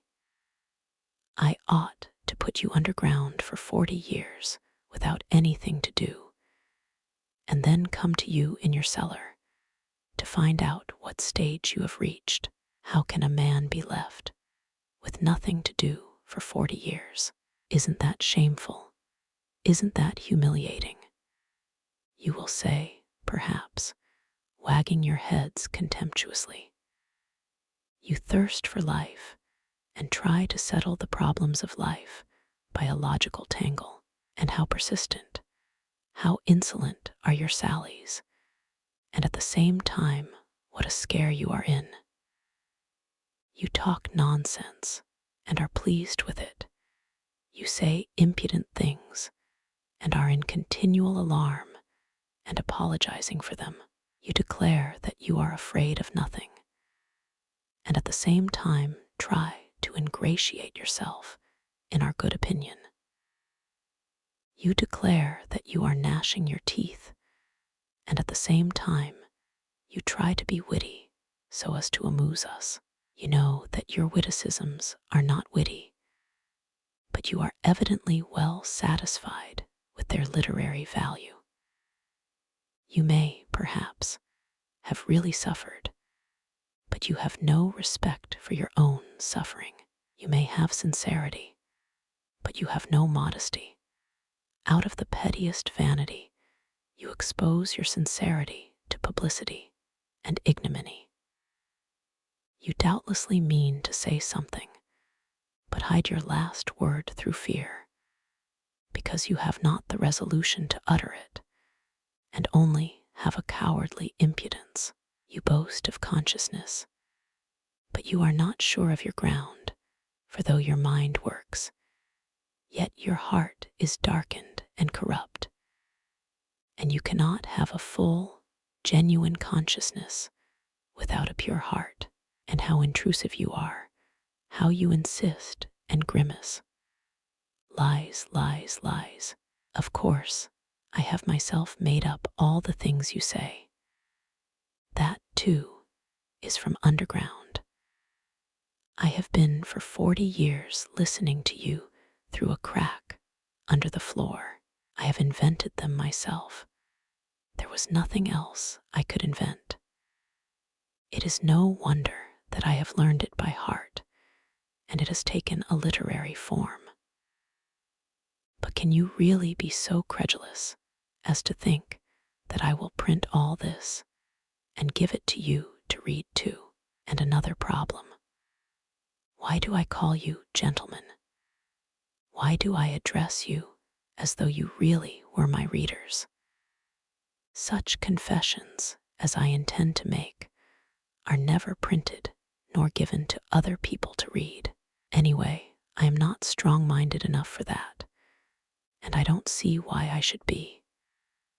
But you see, a fancy has occurred to me, and I want to realize it at all costs. Let me explain. Every man has reminiscences which he would not tell to everyone, but only to his friends. He has other matters in his mind which he would not reveal even to his friends, but only to himself, and that in secret. But there are other things which a man is afraid to tell even to himself, and every decent man has a number of such things stored away in his mind. The more decent he is, the greater the number of such things in his mind. Anyway, I have only lately determined to remember some of my early adventures. Till now, I have always avoided them, even with a certain uneasiness. Now, when I am not only recalling them, but have actually decided to write an account of them, I want to try the experiment whether one can, even with oneself, be perfectly open and not take fright at the whole truth. I will observe, in parenthesis, that Heine says that a true autobiography is almost an impossibility, and that man is bound to lie about himself. He considers that Rousseau certainly told lies about himself in his confessions, and even intentionally lied, out of vanity. I am convinced that Heine is right. I quite understand how sometimes one may, out of sheer vanity, attribute regular crimes to oneself. And indeed, I can very well conceive that kind of vanity. But Heine judged of people who made their confessions to the public. I write only for myself, and I wish to declare once and for all that if I write as though I were addressing readers, that is simply because it is easier for me to write in that form. It is a form, an empty form. I shall never have readers. I have made this plain already. I don't wish to be hampered by any restrictions in the compilation of my notes. I shall not attempt any system or method. I will jot things down as I remember them. But here, perhaps, someone will catch at the word and ask me, if you really don't reckon on readers, why do you make such compacts with yourself? And on paper too, that is, that you won't attempt any system or method, that you jot things down as you remember them, and so on, and so on. Why are you explaining? Why do you apologize? Well, there it is, I answer. There's a whole psychology in all this, though. Perhaps it is simply that I am a coward, and perhaps that I purposely imagine an audience before me in order that I may be more dignified while I write. There are perhaps thousands of reasons. Again, what is my object precisely in writing? If it is not for the benefit of the public, why should I not simply recall these incidents in my own mind without putting them on paper? Quite so, but yet it is more imposing on paper. There is something more impressive in it. I shall be better able to criticize myself and improve my style. Besides, I shall perhaps obtain actual relief from writing. Today, for instance, I am particularly oppressed by one memory of a distant past. It came back vividly to my mind a few days ago and has remained haunting me like an annoying tune that one cannot get rid of, and yet I must get rid of it somehow. I have hundreds of such reminiscences, but at times some one stands out from the hundred and oppresses me. For some reason, I believe that if I write it down, I should get rid of it. Why not try? Besides, I am bored, and I never have anything to do. Writing will be a sort of work. They say work makes man kind-hearted and honest. Well, here is a chance for me anyway. Snow is falling today, yellow and dingy. It fell yesterday, too, and a few days ago. I fancy it is the wet snow that has reminded me of that incident which I cannot shake off now. And so let it be a story apropos of the falling snow. Part 2. Apropos of the wet snow, when from dark error's subjugation my words of passionate exhortation had wrenched thy fainting spirit free, and writhing prone in thine affliction, thou didst recall with malediction the vice that had encompassed thee, and when thy slumbering conscience, fretting by recollection's torturing flame, thou didst reveal the hideous setting of thy life's current ere I came, when suddenly I saw thee sicken, and weeping, hide thine anguished face, revolted, maddened, horror-stricken, at memories of foul disgrace, Nekrissov, translated by Juliet Soskis. 1. At that time, I was only 24. My life was even then gloomy, ill-regulated, and as solitary as that of a savage. I made friends with no one and positively avoided talking, and buried myself more and more in my hole. At work in the office, I never looked at anyone, and was perfectly well aware that my companions looked upon me, not only as a queer fellow, but even looked upon me, I always fancied this, with a sort of loathing. I sometimes wondered why it was that nobody except me fancied that he was looked upon with aversion. One of the clerks had a most repulsive, pockmarked face, which looked positively villainous. I believe I should not have dared to look at anyone with such an unsightly countenance. Another had such a very dirty old uniform that there was an unpleasant odor in his proximity. Yet not one of these gentlemen showed the slightest self-consciousness, either about their clothes, or their countenance, or their character in any way. Neither of them ever imagined that they were looked at with repulsion. If they had imagined it, they would not have minded, so long as their superiors did not look at them in that way.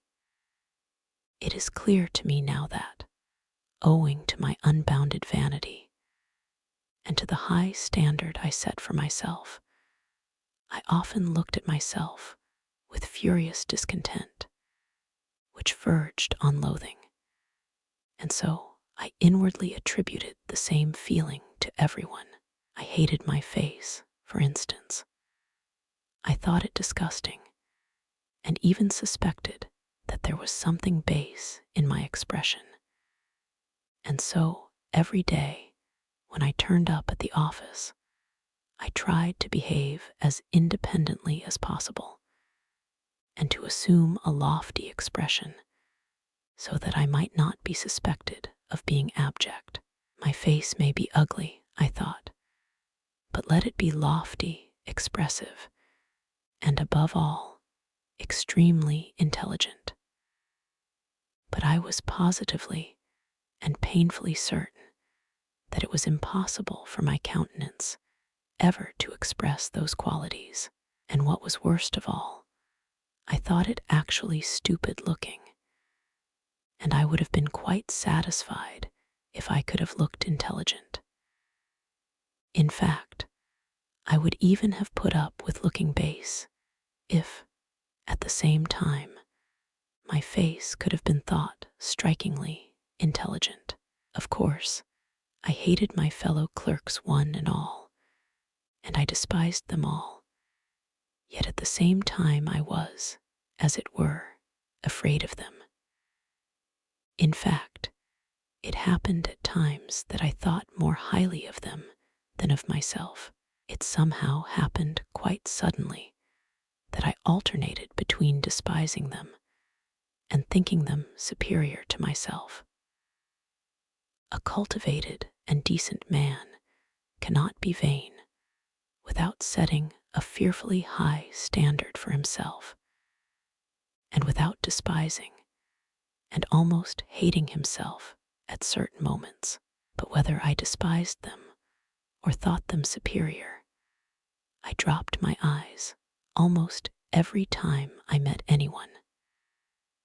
I even made experiments whether I could face so and so's looking at me, and I was always the first to drop my eyes. This worried me to distraction. I had a sickly dread, too, of being ridiculous, and so had a slavish passion for the conventional in everything external. I loved to fall into the common rut, and had a wholehearted terror of any kind of eccentricity in myself. But how could I live up to it? I was morbidly sensitive, as a man of our age should be. They were all stupid, and as like one another as so many sheep. Perhaps I was the only one in the office who fancied that I was a coward and a slave, and I fancied it just because I was more highly developed. But it was not only that I fancied it, it really was so. I was a coward and a slave. I say this without the slightest embarrassment. Every decent man of our age must be a coward and a slave. That is his normal condition. Of that I am firmly persuaded. He is made and constructed to that very end. And not only at the present time, owing to some casual circumstances, but always, at all times, a decent man is bound to be a coward and a slave. It is the law of nature for all decent people all over the earth. If any one of them happens to be valiant about something, he need not be comforted nor carried away by that. He would show the white feather just the same before something else. That is how it invariably and inevitably ends. Only donkeys and mules are valiant, and they only till they are pushed up to the wall. It is not worth while to pay attention to them, for they really are of no consequence. Another circumstance, too, worried me in those days, that there was no one like me, and I was unlike anyone else. I am alone, and they are everyone, I thought, and pondered. From that, it is evident that I was still a youngster. The very opposite sometimes happened. It was loathsome sometimes to go to the office. Things reached such a point that I often came home ill. But all at once, apropos of nothing, there would come a phase of skepticism and indifference. Everything happened in phases to me, and I would laugh myself at my intolerance and fastidiousness. I would reproach myself with being romantic. At one time, I was unwilling to speak to anyone, while at other times, I would not only talk, but go to the length of contemplating making friends with them. All my fastidiousness would suddenly, for no rhyme or reason, vanish. Who knows? Perhaps I never had really had it, and it had simply been affected and got out of books. I have not decided that question even now. Once I quite made friends with them, visited their homes, played preference, drank vodka, talked of promotions. But here let me make a digression. We Russians, speaking generally, have never had those foolish transcendental romantics, German, and still more French, on whom nothing produces any effect. If there were an earthquake, if all France perished at the barricades, they would still be the same. They would not even have the decency to effect a change, but would still go on singing their transcendental songs to the hour of their death, because they are fools. We in Russia have no fools, that is well known. That is what distinguishes us from foreign lands. Consequently, these transcendental natures are not found amongst us in their pure form. The idea that they are is due to our realistic journalists and critics of that day, always on the lookout for Kostanjoglos and Uncle Pyotr Ivanitchs, and foolishly accepting them as our ideal. They have slandered our romantics, taking them for the same transcendental sort as in Germany or France. On the contrary, the characteristics of our romantics are absolutely and directly opposed to the transcendental European type, and no European standard can be applied to them. Allow me to make use of this word romantic, an old-fashioned and much respected word, which has done good service and is familiar to all. The characteristics of our romantic are to understand everything, to see everything, and to see it often incomparably more clearly than our most realistic minds see it, to refuse to accept anyone or anything, but at the same time not to despise anything, to give way, to yield from policy, never to lose sight of a useful practical object, such as rent-free quarters at the government expense, pensions, decorations, to keep their eye on that object through all the enthusiasms and volumes of lyrical poems, and at the same time to preserve the sublime and the beautiful inviolate within them to the hour of their death, and to preserve themselves also, incidentally, like some precious jewel wrapped in cotton wool, if only for the benefit of the sublime and the beautiful. Our romantic is a man of great breadth and the greatest rogue of all our rogues. I can assure you from experience, indeed. Of course, that is, if he is intelligent.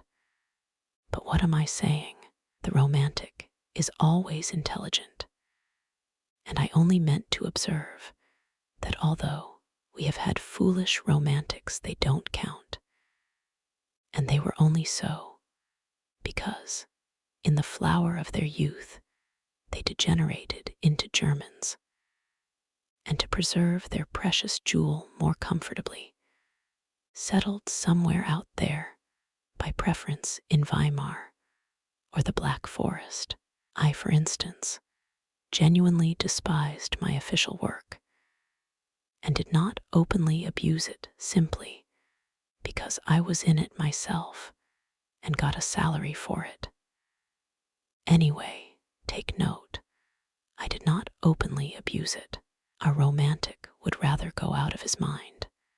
A thing, however, which very rarely happens, than take to open abuse, unless he had some other career in view. And he is never kicked out.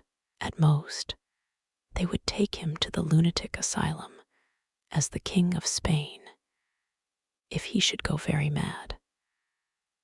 But it is only the thin, fair people who go out of their minds in Russia. Innumerable romantics attain later in life to considerable rank in the service. Their many-sidedness is remarkable. And what a faculty they have for the most contradictory sensations. I was comforted by this thought even in those days, and I am of the same opinion now. That is why there are so many broad natures among us who never lose their ideal, even in the depths of degradation, and though they never stir a finger for their ideal, though they are errant thieves and knaves, yet they tearfully cherish their first ideal and are extraordinarily honest at heart. Yes, it is only among us that the most incorrigible rogue can be absolutely and loftily honest at heart without in the least ceasing to be a rogue. I repeat, our romantics frequently become such accomplished rascals. I use the term rascals affectionately. Suddenly display such a sense of reality and practical knowledge that their bewildered superiors and the public generally can only ejaculate in amazement. Their many-sidedness is really amazing, and goodness knows what it may develop into later on, and what the future has in store for us. It is not a poor material. I do not say this from any foolish or boastful patriotism, but I feel sure that you are again imagining that I am joking. Or perhaps it's just the contrary, and you are convinced that I really think so. Anyway, gentlemen, I shall welcome both views as an honor and a special favor, and do forgive my digression. I did not, of course, maintain friendly relations with my comrades, and soon was at loggerheads with them, and in my youth and inexperience, I even gave up bowing to them, as though I had cut off all relations. That, however, only happened to me once. As a rule, I was always alone. In the first place, I spent most of my time at home, reading. I tried to stifle all that was continually seething within me by means of external impressions, and the only external means I had was reading. Reading, of course, was a great help exciting me, giving me pleasure and pain. But at times, it bored me fearfully. One longed for movement in spite of everything, and I plunged all at once into dark, underground, loathsome vice of the pettiest kind. My wretched passions were acute, smarting. From my continual, sickly irritability, I had hysterical impulses, with tears and convulsions. I had no resource except reading. That is, there was nothing in my surroundings which I could respect, and which attracted me. I was overwhelmed with depression, too. I had an hysterical craving for incongruity and for contrast, and so I took to vice. I have not said all this to justify myself, but no, I am lying. I did want to justify myself. I make that little observation for my own benefit, gentlemen. I don't want to lie. I vowed to myself I would not. And so, furtively, timidly, in solitude, at night, I indulged in filthy vice, with a feeling of shame which never deserted me, even at the most loathsome moments, and which at such moments nearly made me curse. Already even then, I had my underground world in my soul. I was fearfully afraid of being seen, of being met, of being recognized. I visited various obscure haunts.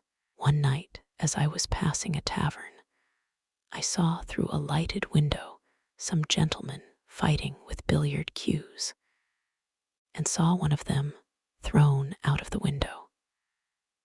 At other times, I should have felt very much disgusted, but I was in such a mood at the time that I actually envied the gentleman thrown out of the window, and I envied him so much that I even went into the tavern and into the billiard room. Perhaps, I thought, I'll have a fight too, and they'll throw me out of the window. I was not drunk, but what is one to do? Depression will drive a man to such a pitch of hysteria. But nothing happened. It seemed that I was not even equal to being thrown out of the window, and I went away without having my fight. An officer put me in my place from the first moment. I was standing by the billiard table, and in my ignorance blocking up the way, and he wanted to pass. He took me by the shoulders, and without a word, without a warning or explanation, moved me from where I was standing to another spot, and passed by as though he had not noticed me. I could have forgiven blows, but I could not forgive his having moved me without noticing me. Devil knows what I would have given for a real, regular quarrel, a more decent, a more literary one, so to speak. I had been treated like a fly. This officer was over 6 foot, while I was a spindly little fellow. But the quarrel was in my hands. I had only to protest, and I certainly would have been thrown out of the window. But I changed my mind and preferred to beat a resentful retreat. I went out of the tavern straight home, confused and troubled, and the next night I went out again with the same lewd intentions, still more furtively, abjectly, and miserably than before, as it were, with tears in my eyes. But still, I did go out again. Don't imagine, though, it was cowardice made me slink away from the officer. I never have been a coward at heart, though I have always been a coward in action. Don't be in a hurry to laugh. I assure you I can explain it all. Oh, if only that officer had been one of the sort who would consent to fight a duel. But no, he was one of those gentlemen, alas, long extinct, who preferred fighting with cues, or, like Gogol's Lieutenant Pirogov, appealing to the police. They did not fight duels, and would have thought a duel with a civilian like me an utterly unseemly procedure in any case. And they looked upon the duel altogether as something impossible, something free-thinking and French. But they were quite ready to bully, especially when they were over 6 foot. I did not slink away through cowardice, but through an unbounded vanity. I was afraid not of his 6 foot, not of getting a sound thrashing and being thrown out of the window. I should have had physical courage enough, I assure you, but I had not the moral courage. What I was afraid of was that everyone present, from the insolent marker down to the lowest little stinking, pimply clerk in a greasy collar, would jeer at me and fail to understand when I began to protest, and to address them in literary language. For of the point of honor, not of honor, but of the point of honor, point to honor, one cannot speak among us except in literary language. You can't allude to the point of honor in ordinary language. I was fully convinced, the sense of reality, in spite of all my romanticism, that they would all simply split their sides with laughter, and that the officer would not simply beat me, that is, without insulting me, but would certainly prod me in the back with his knee, kick me round the billiard table, and only then perhaps have pity and drop me out of the window. Of course, this trivial incident could not with me end in that. I often met that officer afterwards in the street and noticed him very carefully. I am not quite sure whether he recognized me. I imagine not. I judge from certain signs, but I stared at him with spite and hatred, and so it went on for several years. My resentment grew even deeper with years. At first, I began making stealthy inquiries about this officer. It was difficult for me to do so, for I knew no one. But one day, I heard someone shout his surname in the street as I was following him at a distance, as though I were tied to him. And so I learnt his surname.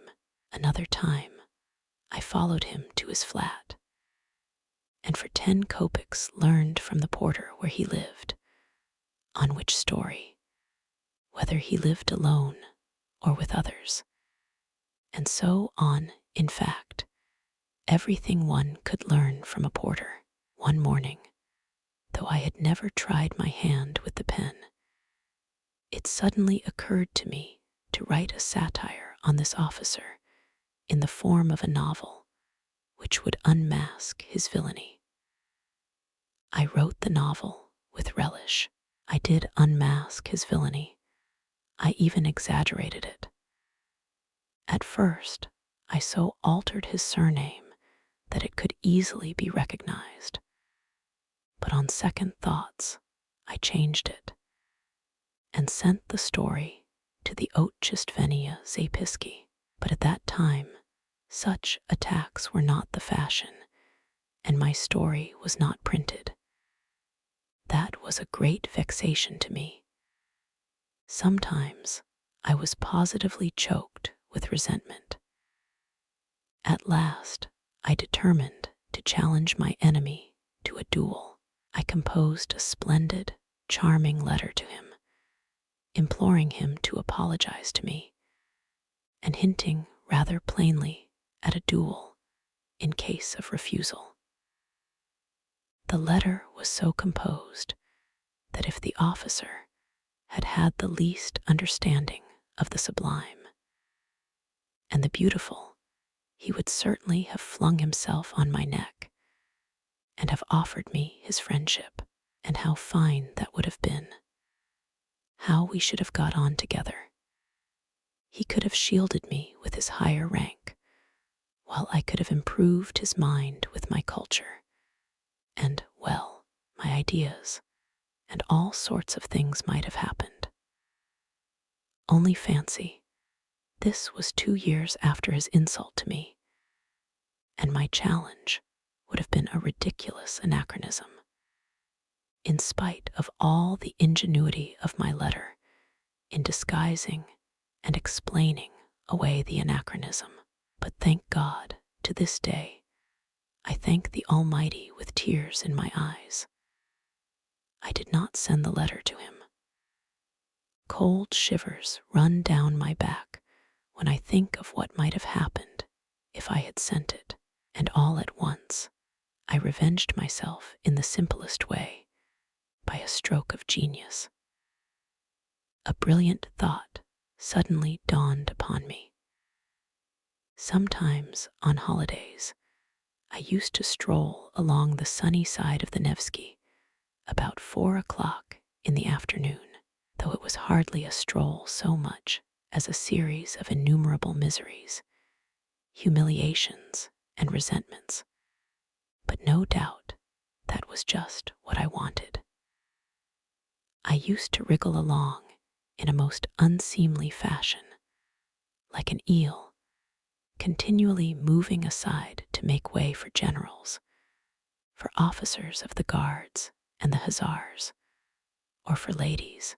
At such minutes, there used to be a convulsive twinge at my heart, and I used to feel hot all down my back at the mere thought of the wretchedness of my attire, of the wretchedness and abjectness of my little scurrying figure. This was a regular martyrdom, a continual, intolerable humiliation at the thought, which passed into an incessant and direct sensation that I was a mere fly in the eyes of all this world, a nasty, disgusting fly, more intelligent, more highly developed, more refined in feeling than any of them, of course, but a fly that was continually making way for everyone, insulted and injured by everyone. Why I inflicted this torture upon myself, why I went to the Nevsky, I don't know. I felt simply drawn there at every possible opportunity. Already then, I began to experience a rush of the enjoyment of which I spoke in the first chapter. After my affair with the officer, I felt even more drawn there than before. It was on the Nevsky that I met him most frequently. There I could admire him. He, too, went there chiefly on holidays. He, too, turned out of his path for generals and persons of high rank, and he, too, wriggled between them like an eel. But people like me, or even better dressed than me, he simply walked over. He made straight for them as though there was nothing but empty space before him, and never, under any circumstances, turned aside. I gloated over my resentment, watching him, and always resentfully made way for him. It exasperated me that even in the street I could not be on an even footing with him. Why must you invariably be the first to move aside? I kept asking myself in hysterical rage, waking up sometimes at 3 o'clock in the morning. Why is it you and not he? There's no regulation about it. There's no written law. Let the making way be equal, as it usually is when refined people meet. He moves halfway, and you move halfway. You pass with mutual respect, but that never happened, and I always moved aside, while he did not even notice my making way for him. And lo, and behold, a bright idea dawned upon me. What, I thought, if I meet him and don't move on one side? What if I don't move aside on purpose, even if I knock up against him? How would that be? This audacious idea took such a hold on me that it gave me no peace. I was dreaming of it continually, horribly, and I purposely went more frequently to the Nevsky in order to picture more vividly how I should do it when I did do it. I was delighted. This intention seemed to me more and more practical and possible. Of course, I shall not really push him, I thought, already more good-natured in my joy. I will simply not turn aside, will run up against him, not very violently, but just shouldering each other, just as much as decency permits. I will push against him just as much as he pushes against me. At last, I made up my mind completely, but my preparations took a great deal of time. To begin with, when I carried out my plan, I should need to be looking rather more decent, and so I had to think of my get-up in case of emergency, if, for instance, there were any sort of public scandal. And the public there is of the most recherché. The Countess walks there, Prince D walks there, all the literary world is there. I must be well dressed. That inspires respect, and of itself puts us on an equal footing in the eyes of the society. With this object, I asked for some of my salary in advance, and bought at T. Churkin's a pair of black gloves and a decent hat. Black gloves seemed to me both more dignified and bon ton than the lemon-colored ones, which I had contemplated at first. The color is too gaudy. It looks as though one were trying to be conspicuous, and I did not take the lemon-colored ones. I had got ready long beforehand a good shirt, with white bone studs. My overcoat was the only thing that held me back. The coat in itself was a very good one. It kept me warm, but it was wadded, and it had a raccoon collar, which was the height of vulgarity. I had to change the collar at any sacrifice, and to have a beaver one like an officer's. For this purpose, I began visiting the Gostiny Devor, and after several attempts, I pitched upon a piece of cheap German beaver. Though these German beavers soon grow shabby and look wretched, yet at first they look exceedingly well, and I only needed it for the occasion. I asked the price. Even so, it was too expensive. After thinking it over thoroughly, I decided to sell my raccoon collar. The rest of the money, a considerable sum for me, I decided to borrow from Anton Antonitch Syatochkin, my immediate superior, an unassuming person, though grave and judicious. He never lent money to anyone, but I had, on entering the service, been specially recommended to him by an important personage who had got me my berth.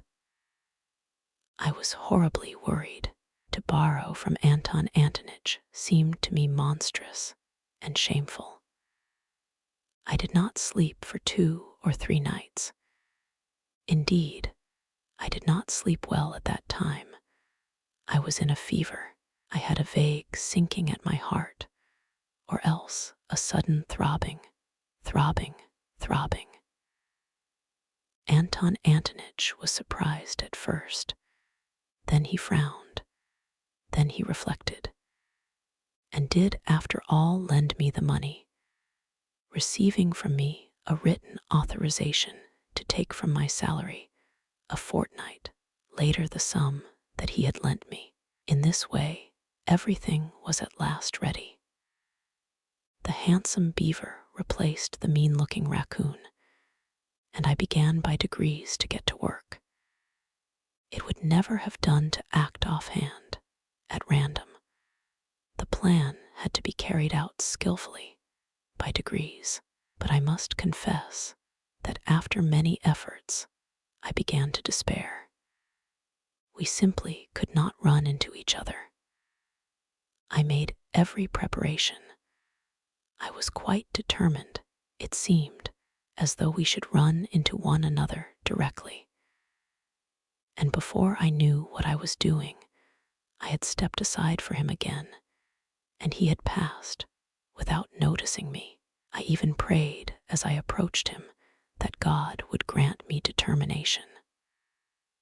One time I had made up my mind thoroughly, but it ended in my stumbling and falling at his feet, because at the very last instant, when I was 6 inches from him, my courage failed me. He very calmly stepped over me, while I flew on one side like a ball. That night I was ill again, feverish and delirious. And suddenly it ended most happily. The night before I had made up my mind not to carry out my fatal plan and to abandon it all.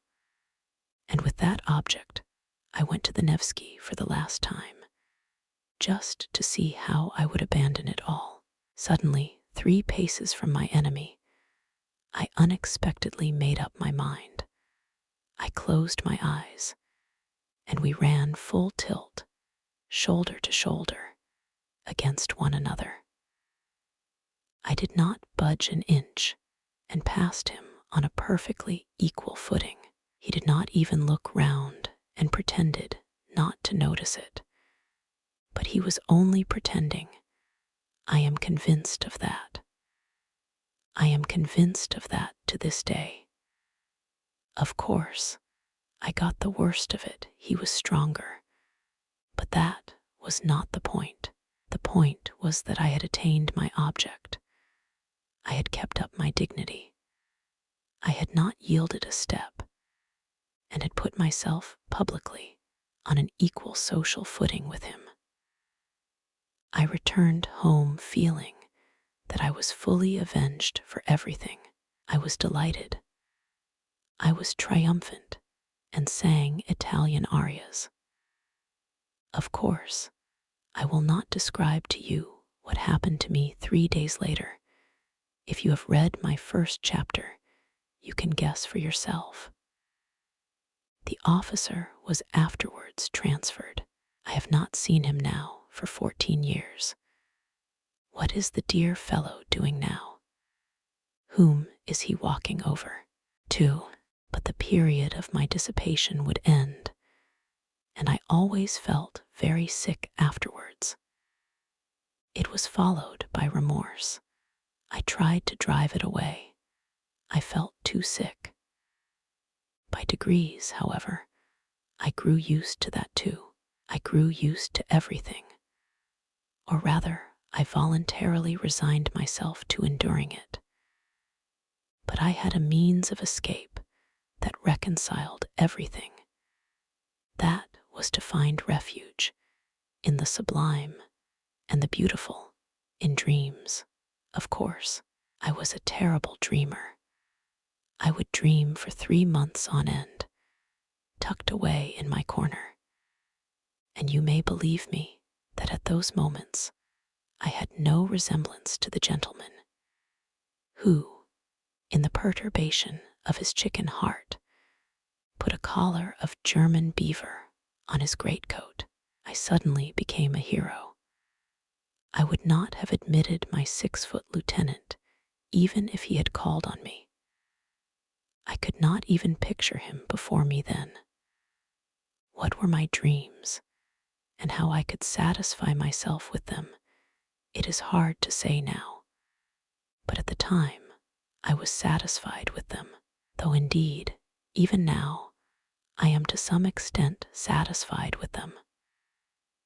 Dreams were particularly sweet and vivid after a spell of dissipation. They came with remorse, and with tears, with curses and transports. There were moments of such positive intoxication, of such happiness, that there was not the faintest trace of irony within me, on my honor. I had faith, hope, love. I believed blindly at such times that by some miracle, by some external circumstance, all this would suddenly open out, expand, that suddenly a vista of suitable activity, beneficent, good, and above all, ready-made. What sort of activity, I had no idea. But the great thing was that it should be all ready for me, would rise up before me, and I should come out into the light of day, almost riding a white horse and crowned with laurel. Anything but the foremost place I could not conceive for myself, and for that very reason I quite contentedly occupied the lowest in reality. Either to be a hero or to grovel in the mud, there was nothing between. That was my ruin. For when I was in the mud, I comforted myself with the thought that at other times I was a hero, and the hero was a cloak for the mud. For an ordinary man, it was shameful to defile himself, but a hero was too lofty to be utterly defiled, and so he might defile himself. It is worth noting that these attacks of the sublime and the beautiful visited me even during the period of dissipation, and just at the times when I was touching the bottom. They came in separate spurts, as though reminding me of themselves, but did not banish the dissipation by their appearance. On the contrary, they seemed to add a zest to it by contrast, and were only sufficiently present to serve as an appetizing sauce. That sauce was made up of contradictions and sufferings, of agonizing inward analysis, and all these pangs and pinpricks gave a certain piquancy, even a significance to my dissipation. In fact, completely answered the purpose of an appetizing sauce. There was a certain depth of meaning in it, and I could hardly have resigned myself to the simple, vulgar, direct debauchery of a clerk, and have endured all the filthiness of it. What could have allured me about it then, and have drawn me at night into the street? No, I had a lofty way of getting out of it all. And what loving kindness, O Lord, what loving kindness I felt at times in those dreams of mine, in those flights into the sublime and the beautiful. Though it was fantastic love, though it was never applied to anything human in reality, yet there was so much of this love that one did not feel afterwards even the impulse to apply it in reality. That would have been superfluous. Everything, however, passed satisfactorily by a lazy and fascinating transition into the sphere of art. That is, into the beautiful forms of life, lying ready, largely stolen from the poets and novelists, and adapted to all sorts of needs and uses. I, for instance, was triumphant over everyone. Everyone, of course, was in dust and ashes, and was forced spontaneously to recognize my superiority, and I forgave them all. I was a poet and a grand gentleman. I fell in love. I came in for countless millions, and immediately devoted them to humanity. And at the same time, I confessed before all the people my shameful deeds, which, of course, were not merely shameful, but had in them much that was sublime and beautiful, something in the Manfred style. Everyone would kiss me and weep. What idiots they would be if they did not, while I should go barefoot and hungry, preaching new ideas, and fighting a victorious Austerlitz against the obscurantists. Then the band would play a march. An amnesty would be declared. The Pope would agree to retire from Rome to Brazil. Then there would be a ball for the whole of Italy at the Villa Borghese on the shores of Lake Como. Lake Como being for that purpose transferred to the neighborhood of Rome. Then would come a scene in the bushes, and so on, as though you did not know all about it. You will say that it is vulgar and contemptible to drag all this into public after all the tears and transports which I have myself confessed. But why is it contemptible? Can you imagine that I am ashamed of it all, and that it was stupider than anything in your life, gentlemen? And I can assure you that some of these fancies were by no means badly composed. It did not all happen on the shores of Lake Como. And yet, you are right, it really is vulgar and contemptible. And most contemptible of all it is that now I am attempting to justify myself to you, and even more contemptible than that is my making this remark now. But that's enough, or there will be no end to it. Each step will be more contemptible than the last. I could never stand more than 3 months of dreaming at a time without feeling an irresistible desire to plunge into society. To plunge into society meant to visit my superior at the office, Anton Antonich Syatochkin. He was the only permanent acquaintance I have had in my life, and I wonder at the fact myself now. But I only went to see him when that phase came over me, and when my dreams had reached such a point of bliss that it became essential at once to embrace my fellows and all mankind, and for that purpose I needed, at least, one human being actually existing. I had to call on Anton Antonich, however, on Tuesday, his at-home day, so I had always to time my passionate desire to embrace humanity so that it might fall on a Tuesday. This Anton Antonich lived on the 4th story in a house in 5 corners, in 4 low-pitched rooms, one smaller than the other, of a particularly frugal and sallow appearance. He had 2 daughters and their aunt, who used to pour out the tea. Of the daughters, one was 13 and another 14. They both had snub noses, and I was awfully shy of them because they were always whispering and giggling together.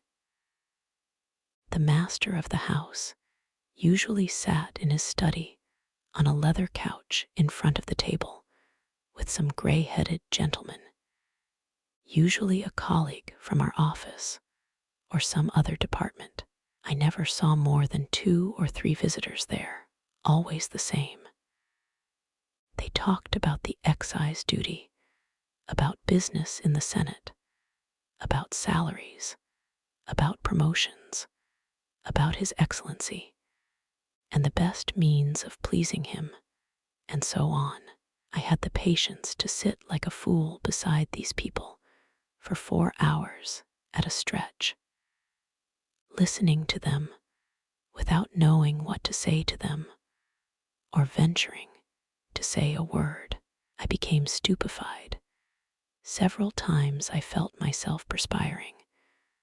I was overcome by a sort of paralysis. But this was pleasant and good for me. On returning home, I deferred for a time my desire to embrace all mankind. I had, however, one other acquaintance of a sort, Simonov, who was an old schoolfellow. I had a number of schoolfellows, indeed, in Petersburg, but I did not associate with them, and had even given up nodding to them in the street. I believe I had transferred into the department I was in simply to avoid their company and to cut off all connection with my hateful childhood. Curses on that school and all those terrible years of penal servitude.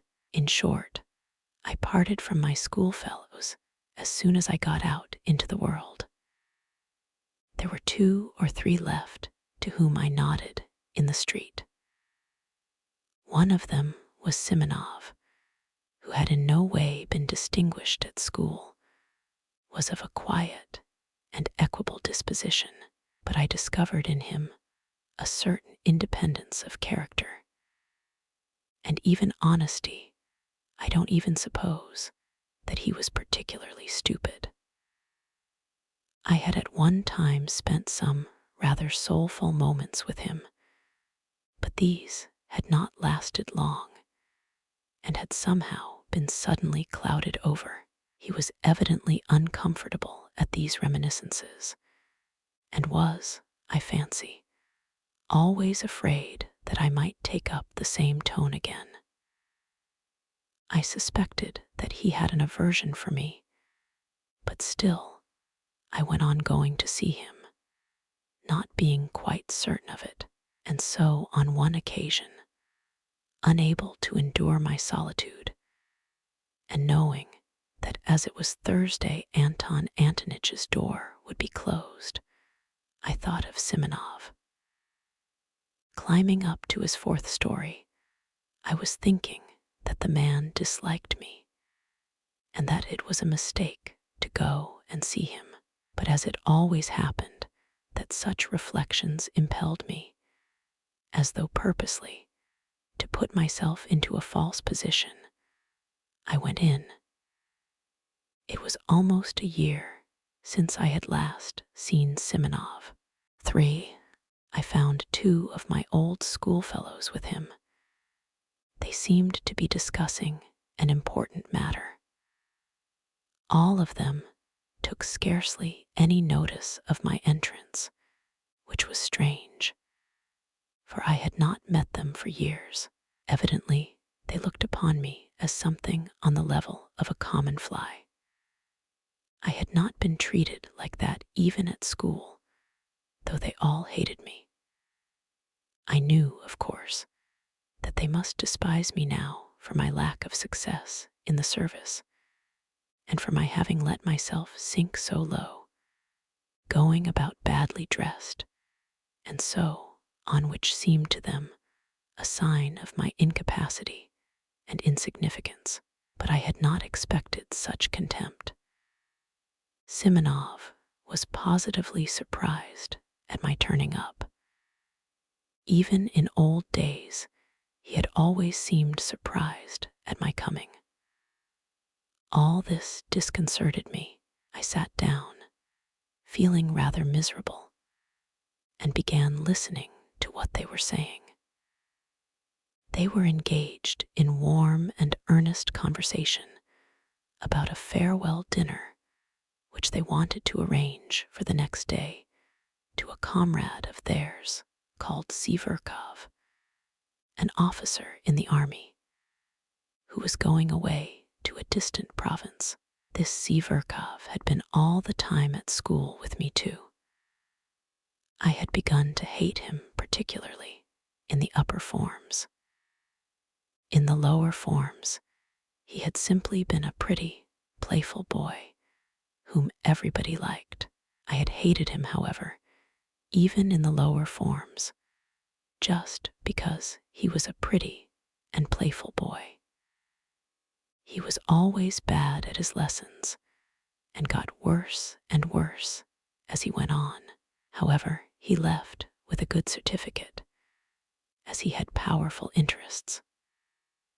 During his last year at school, he came in for an estate of 200 serfs, and as almost all of us were poor, he took up a swaggering tone among us.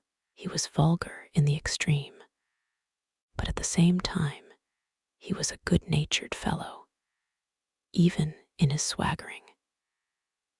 In spite of superficial, fantastic, and sham notions of honor and dignity, all but very few of us positively groveled before Siverkov, and the more so the more he swaggered, and it was not from any interested motive that they groveled, but simply because he had been favored by the gifts of nature. Moreover, it was, as it were, an accepted idea among us that Siverkov was a specialist in regard to tact and the social graces. This last fact particularly infuriated me.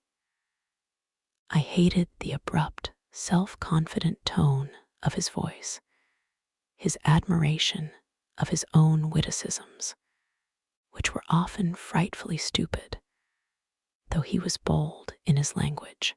I hated his handsome, but stupid face, for which I would, however, have gladly exchanged my intelligent one, and the free and easy military manners in fashion in the 40s. I hated the way in which he used to talk of his future conquests of women. He did not venture to begin his attack upon women until he had the epaulets of an officer and was looking forward to them with impatience, and boasted of the duels he would constantly be fighting. I remember how I, invariably so taciturn, suddenly fastened upon Siverkov when one day, talking at a leisure moment with his schoolfellows of his future relations with the fair sex, and growing as sportive as a puppy in the sun, he all at once declared that he would not leave a single village girl on his estate unnoticed, that was his droit de seigneur, and that if the peasants dared to protest, he would have them all flogged and double the tax on them. The bearded rascals, our servile rabble, applauded, but I attacked him, not from compassion for the girls and their fathers, but simply because they were applauding such an insect.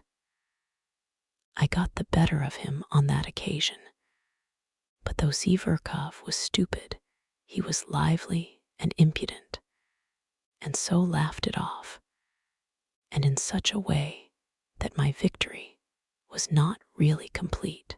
The laugh was on his side.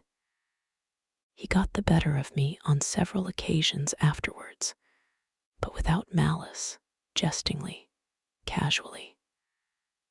I remained angrily and contemptuously silent, and would not answer him. When we left school, he made advances to me.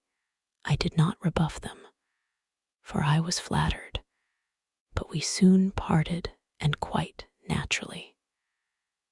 Afterwards, I heard of his barrack-room success as a lieutenant, and of the fast life he was leading. Then there came other rumors of his successes in the service. By then, he had taken to cutting me in the street, and I suspected that he was afraid of compromising himself by greeting a personage as insignificant as me. I saw him once in the theater, in the third tier of boxes. By then, he was wearing shoulder straps. He was twisting and twirling about, ingratiating himself with the daughters of an ancient general. In 3 years, he had gone off considerably, though he was still rather handsome and adroit. One could see that by the time he was 30, he would be corpulent. So it was to this Zverkov that my schoolfellows were going to give a dinner on his departure. They had kept up with him for those 3 years, though privately they did not consider themselves on an equal footing with him. I am convinced of that. Of Simonov's 2 visitors, one was Ferfitchkin, a Russianized German, a little fellow with the face of a monkey, a blockhead who was always deriding everyone, a very bitter enemy of mine from our days in the lower forms, a vulgar, impudent, swaggering fellow who affected a most sensitive feeling of personal honor, though, of course, he was a wretched little coward at heart. He was one of those worshippers of Zverkov who made up to the latter from interested motives and often borrowed money from him. Simonov's other visitor, Trudolyubov, was a person in no way remarkable, a tall young fellow in the army with a cold face, fairly honest, though he worshipped success of every sort and was only capable of thinking of promotion.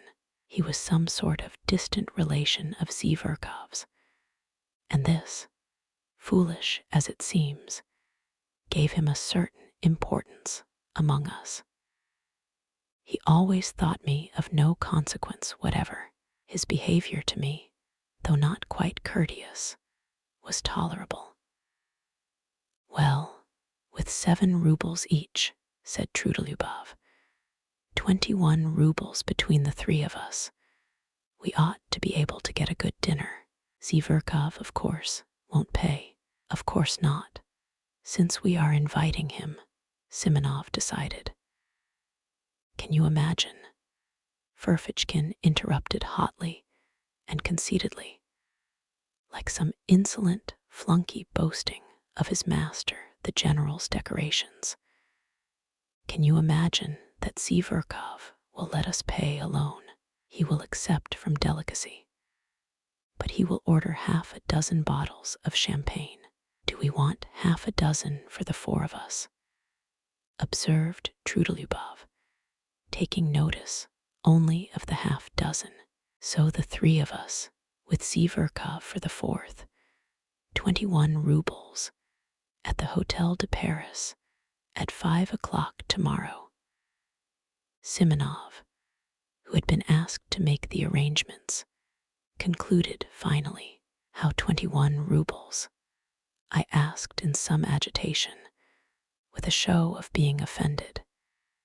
If you count me, it will not be 21, but 28 rubles. It seemed to me that to invite myself so suddenly and unexpectedly would be positively graceful, and that they would all be conquered at once and would look at me with respect. Do you want to join too? Simonov observed, with no appearance of pleasure, seeming to avoid looking at me. He knew me through and through. It infuriated me that he knew me so thoroughly. Why not? I am an old schoolfellow of his, too, I believe, and I must own I feel hurt that you have left me out, I said, boiling over again. And where were we to find you? Ferfitchkin put in roughly. You never were on good terms with Siverkov, Trudolyubov added, frowning. But I had already clutched at the idea and would not give it up. It seems to me that no one has a right to form an opinion upon that, I retorted in a shaking voice, as though something tremendous had happened. Perhaps that is just my reason for wishing it now, that I have not always been on good terms with him. Oh, there's no making you out. With these refinements, Trudolyubov jeered. We'll put your name down, Simonov decided, addressing me. Tomorrow at 5 o'clock at the Hotel de Paris. What about the money? Ferfitchkin began in an undertone, indicating me to Simonov, but he broke off, for even Simonov was embarrassed. That will do, said Trudolyubov, getting up. If he wants to come so much, let him, but it's a private thing between us friends, Ferfitchkin said crossly, as he, too, picked up his hat. It's not an official gathering. We do not want it all, perhaps. They went away. Ferfitchkin did not greet me in any way as he went out. Trudolyubov barely nodded. Simonov, with whom I was left tete-a-tete, was in a state of vexation and perplexity, and looked at me queerly. He did not sit down, and did not ask me to. Yes, tomorrow, then. Will you pay your subscription now? I just ask so as to know, he muttered in embarrassment. I flushed crimson. As I did so, I remembered that I had owed Simonov 15 rubles for ages, which I had, indeed, never forgotten, though I had not paid it. You will understand, Simonov, that I could have no idea when I came here. I am very much vexed that I have forgotten. All right, that doesn't matter. You can pay tomorrow after the dinner. I simply wanted to know.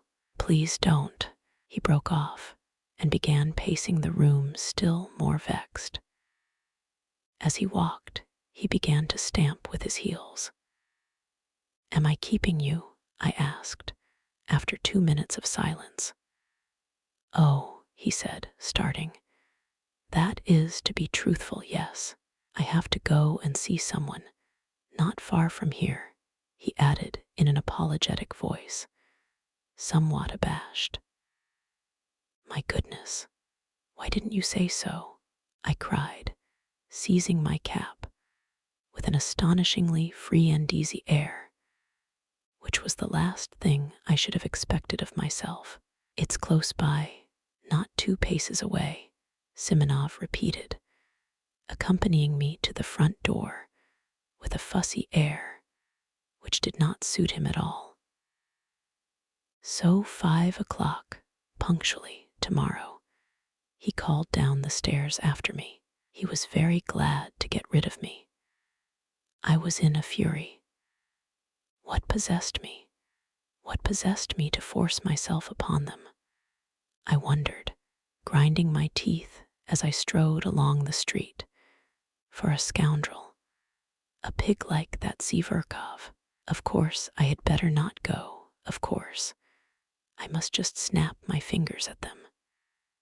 I am not bound in any way. I'll send Simonov a note by tomorrow's post.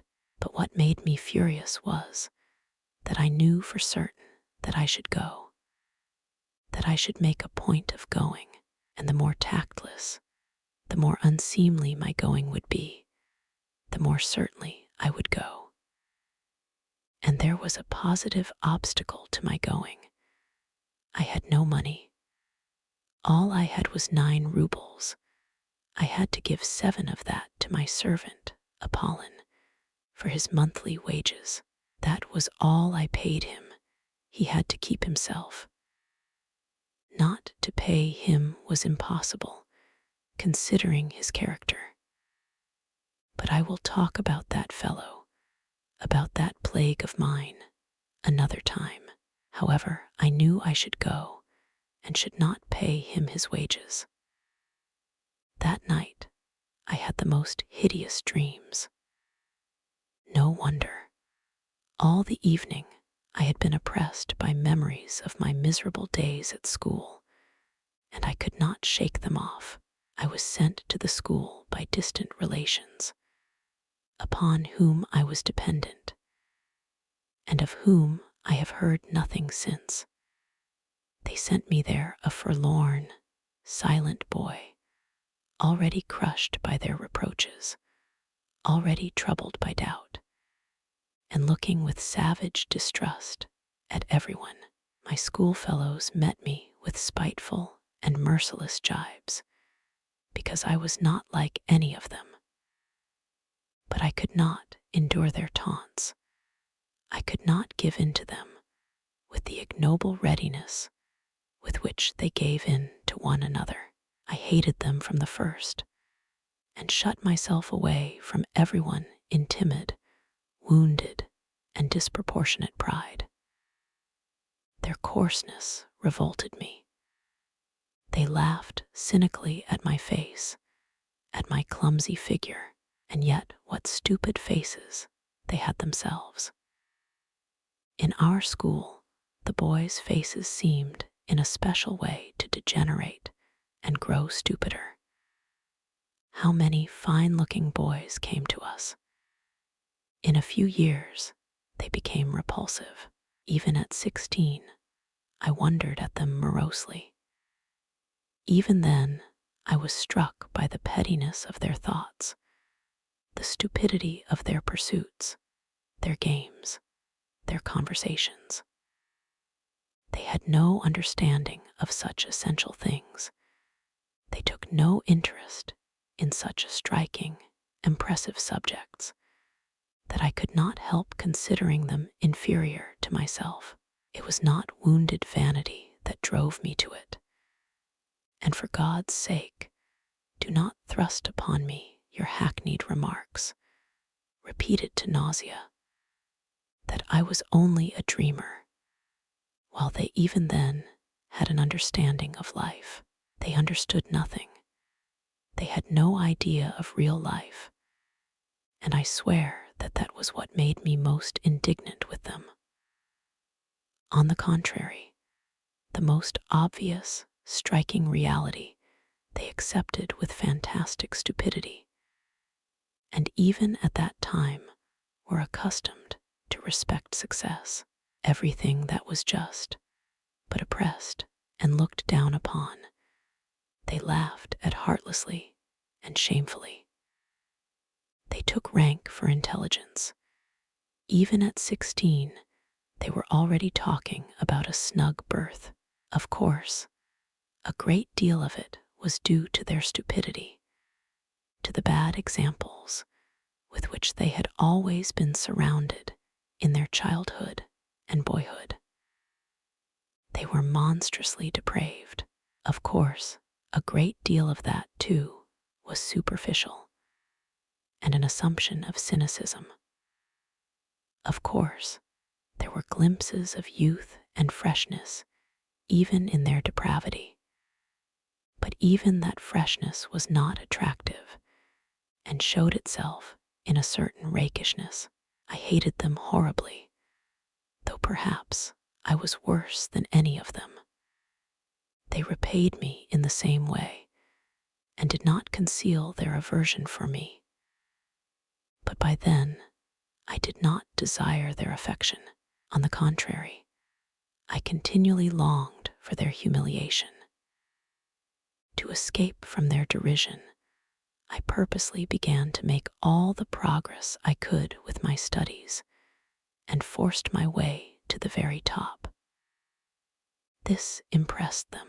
Moreover, they all began by degrees to grasp that I had already read books none of them could read, and understood things not forming part of our school curriculum, of which they had not even heard.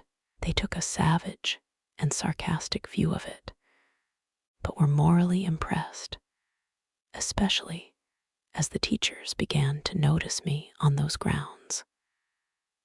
The mockery ceased, but the hostility remained, and cold and strained relations became permanent between us. In the end, I could not put up with it.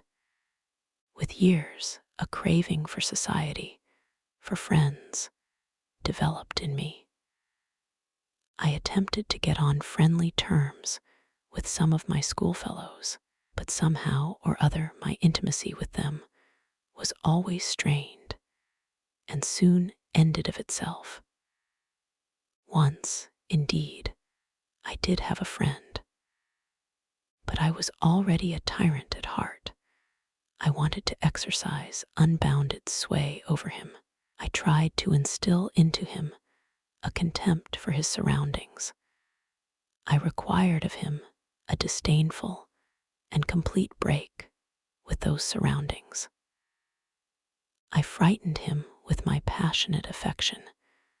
I reduced him to tears, to hysterics.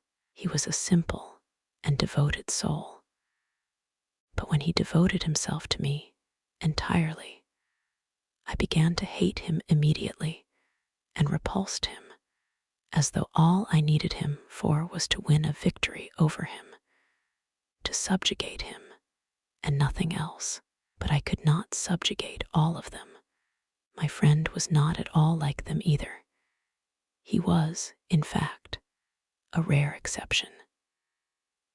The first thing I did on leaving school was to give up the special job for which I had been destined, so as to break all ties, to curse my past, and shake the dust from off my feet.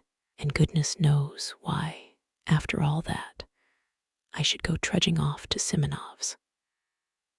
Early next morning, I roused myself and jumped out of bed with excitement, as though it were all about to happen at once. But I believed that some radical change in my life was coming, and would inevitably come that day. Owing to its rarity, perhaps, any external event, however trivial, always made me feel as though some radical change in my life were at hand. I went to the office, however, as usual, but sneaked away home 2 hours earlier to get ready. The great thing, I thought, is not to be the first to arrive, or they will think I am overjoyed at coming.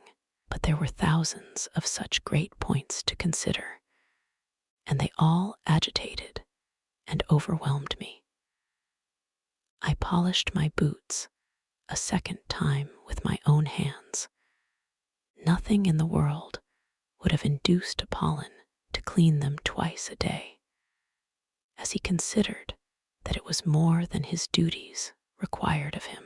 I stole the brushes to clean them from the passage, being careful he should not detect it, for fear of his contempt. Then I minutely examined my clothes, and thought that everything looked old, worn, and threadbare. I had let myself get too slovenly.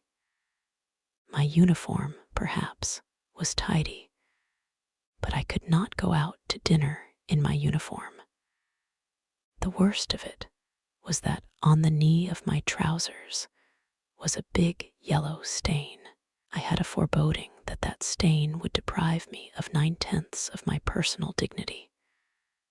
I knew, too, that it was very poor to think so. But this is no time for thinking. Now I am in for the real thing, I thought, and my heart sank. I knew, too, perfectly well even then, that I was monstrously exaggerating the facts. But how could I help it? I could not control myself, and was already shaking with fever. With despair, I pictured to myself how coldly and disdainfully that scoundrel Zverkov would meet me, with what dull-witted invincible contempt, the blockhead Trudolyubov would look at me. With what impudent rudeness the insect Furfichkin would snigger at me in order to curry favor with Zverkov. How completely Simonov would take it all in, and how he would despise me for the abjectness of my vanity and lack of spirit. And worst of all, how paltry, unliterary, commonplace it would all be. Of course, the best thing would be not to go at all. But that was most impossible of all. If I feel impelled to do anything, I seem to be pitchforked into it. I should have jeered at myself ever afterwards. So you funked it, you funked it, you funked the real thing.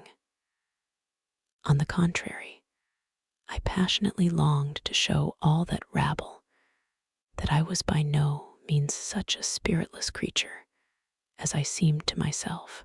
What is more, even in the acutest paroxysm of this cowardly fever, I dreamed of getting the upper hand, of dominating them, carrying them away, making them like me, if only for my elevation of thought and unmistakable wit. They would abandon Zverkov. He would sit on one side, silent and ashamed, while I should crush him. Then, perhaps, we would be reconciled and drink to our everlasting friendship. But what was most bitter and humiliating for me was that I knew even then, knew fully and for certain, that I needed nothing of all this really, that I did not really want to crush, to subdue, to attract them, and that I did not care a straw really for the result, even if I did achieve it. Oh, how I prayed for the day to pass quickly. In unutterable anguish, I went to the window, opened the movable pane, and looked out into the troubled darkness of the thickly falling wet snow. At last, my wretched little clock hissed out 5. I seized my hat, and trying not to look at Apollon, who had been all day expecting his month's wages, but in his foolishness was unwilling to be the first to speak about it, I slipped between him and the door, and jumping into a high-class sledge, on which I spent my last half-ruble, I drove up in grand style to the Hotel de Paris. For I had been certain the day before that I should be the first to arrive. But it was not a question of being the first to arrive. Not only were they not there, but I had difficulty in finding our room. The table was not laid even. What did it mean? After a good many questions, I elicited from the waiters that the dinner had been ordered not for 5, but for 6 o'clock. This was confirmed at the buffet too. I felt really ashamed to go on questioning them. It was only 25 minutes past 5. If they changed the dinner hour, they ought at least to have let me know. That is what the post is for, and not to have put me in an absurd position in my own eyes, and even before the waiters. I sat down. The servant began laying the table. I felt even more humiliated when he was present. Towards 6 o'clock they brought in candles, though there were lamps burning in the room. It had not occurred to the waiter, however, to bring them in at once when I arrived. In the next room, 2 gloomy, angry-looking persons were eating their dinners in silence at 2 different tables. There was a great deal of noise, even shouting, in a room further away. One could hear the laughter of a crowd of people and nasty little shrieks in French. There were ladies at the dinner. It was sickening, in fact.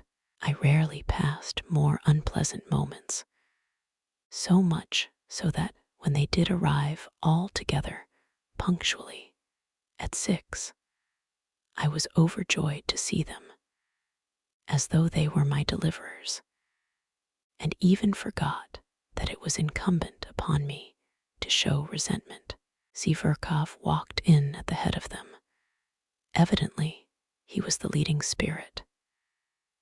He and all of them were laughing, but seeing me, Zverkov drew himself up a little, walked up to me deliberately with a slight, rather jaunty bend from the waist. He shook hands with me in a friendly, but not over-friendly, fashion, with a sort of circumspect courtesy, like that of a general. As though in giving me his hand, he were warding off something. I had imagined, on the contrary, that on coming in, he would at once break into his habitual thin, shrill laugh and fall to making his insipid jokes and witticisms. I had been preparing for them ever since the previous day, but I had not expected such condescension, such high official courtesy. So then, he felt himself ineffably superior to me in every respect. If he only meant to insult me by that high official tone, it would not matter, I thought. I could pay him back for it one way or another. But what if, in reality, without the least desire to be offensive, that sheep's head had a notion in earnest that he was superior to me, and could only look at me in a patronizing way? The very supposition made me gasp. I was surprised to hear of your desire to join us, he began, lisping and drawling, which was something new. You and I seem to have seen nothing of one another. You fight shy of us. You shouldn't. We are not such terrible people as you think. Well, anyway, I am glad to renew our acquaintance. And he turned carelessly to put down his hat on the window. Have you been waiting long? Trudolyubov inquired. I arrived at 5 o'clock, as you told me yesterday, I answered aloud, with an irritability that threatened an explosion. Didn't you let him know that we had changed the hour? Said Trudolyubov to Simonov. No, I didn't. I forgot, the latter replied, with no sign of regret. And without even apologizing to me, he went off to order the hors d'oeuvres. So you've been here a whole hour. Oh, poor fellow, Zverkov cried ironically, for to his notions, this was bound to be extremely funny. That rascal Ferfitchkin followed with his nasty little snigger, like a puppy yapping. My position struck him, too, as exquisitely ludicrous and embarrassing. It isn't funny at all, I cried to Ferfitchkin, more and more irritated. It wasn't my fault, but other people's. They neglected to let me know. It was simply absurd. It's not only absurd, but something else as well, muttered Trudolyubov, naively taking my part. You are not hard enough upon it. It was simply rudeness, unintentional, of course. And how could Simonov, if a trick like that had been played on me, observed Ferfitchkin. I should, but you should have ordered something for yourself, Zverkov interrupted, or simply asked for dinner, without waiting for us. You will allow that I might have done that, without your permission, I rapped out. If I waited, it was. Let us sit down, gentlemen, cried Simonov, coming in. Everything is ready. I can answer for the champagne. It is capitally frozen. You see, I did not know your address. Where was I to look for you?" He suddenly turned to me, but again he seemed to avoid looking at me. Evidently, he had something against me. It must have been what happened yesterday. All sat down. I did the same. It was a round table. Trudolyubov was on my left, Simonov on my right. Zverkov was sitting opposite, Ferfitchkin next to him, between him and Trudolyubov. "Tell me, are you in a government office?" Zverkov went on attending to me. Seeing that I was embarrassed, he seriously thought that he ought to be friendly to me, and so to speak, cheer me up. Does he want me to throw a bottle at his head? I thought, in a fury. In my novel surroundings, I was unnaturally ready to be irritated. "In the N office," I answered jerkily, with my eyes on my plate. "And have you a go-odd berth? I say, what made you leave your original job?" What made me was that I wanted to leave my original job. I drawled more than he, hardly able to control myself. Ferfitchkin went off into a guffaw. Simonov looked at me ironically. Trudolyubov left off eating and began looking at me with curiosity. Zverkov winced, but he tried not to notice it. "And the remuneration?" "What remuneration?" "I mean your salary. Why are you cross-examining me?" However, I told him at once what my salary was. I turned horribly red. "It is not very handsome," Zverkov observed majestically. "Yes, you can't afford to dine at cafes on that," Ferfitchkin added insolently. "To my thinking it's very poor," Trudolyubov observed gravely. "And how thin you have grown, how you have changed," added Zverkov, with a shade of venom in his voice, scanning me and my attire with a sort of insolent compassion. "Oh, spare his blushes," cried Ferfitchkin, sniggering. "My dear sir, allow me to tell you I am not blushing," I broke out at last. "Do you hear? I am dining here at this cafe at my own expense, not at other people's. Note that, Mr. Ferfitchkin. Wyatt, isn't everyone here dining at his own expense? You would seem to be." Ferfitchkin flew out at me, turning as red as a lobster, and looking me in the face with fury.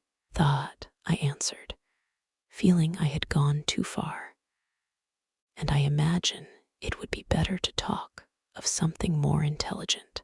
You intend to show off your intelligence, I suppose. Don't disturb yourself. That would be quite out of place here. Why are you clacking away like that, my good sir, eh? Have you gone out of your wits in your office?" "Enough, gentlemen, enough," Zverkov cried authoritatively. "How stupid it is," muttered Simonov. "It really is stupid. We have met here, a company of friends, for a farewell dinner to a comrade. And you carry on an altercation," said Trudolyubov, rudely addressing himself to me alone. "You invited yourself to join us, so don't disturb the general harmony." "Enough, enough," cried Zverkov. "Give over, gentlemen. It's out of place. Better let me tell you how I nearly got married the day before yesterday." And then followed a burlesque narrative of how this gentleman had almost been married 2 days before. There was not a word about the marriage, however, but the story was adorned with generals, colonels, and kammerjunkers, while Zverkov almost took the lead among them. It was greeted with approving laughter. Ferfitchkin positively squealed. No one paid any attention to me, and I sat crushed and humiliated. Good heavens, these are not the people for me, I thought. And what a fool I have made of myself before them. I let Ferfitchkin go too far, though. The brutes imagine they are doing me an honor in letting me sit down with them. They don't understand that it's an honor to them and not to me. I've grown thinner. My clothes. Oh, damn my trousers. Zverkov noticed the yellow stain on the knee as soon as he came in. But what's the use? I must get up at once, this very minute, take my hat, and simply go without a word, with contempt. And tomorrow I can send a challenge, the scoundrels, as though I cared about the 7 rubles. They may think, damn it, I don't care about the 7 rubles. I'll go this minute. Of course I remained. I drank sherry and Lafitte by the glassful in my discomfiture. Being unaccustomed to it, I was quickly affected. My annoyance increased as the wine went to my head. I longed all at once to insult them all in a most flagrant manner, and then go away, to seize the moment and show what I could do, so that they would say, he's clever, though he is absurd, and in fact, damn them all.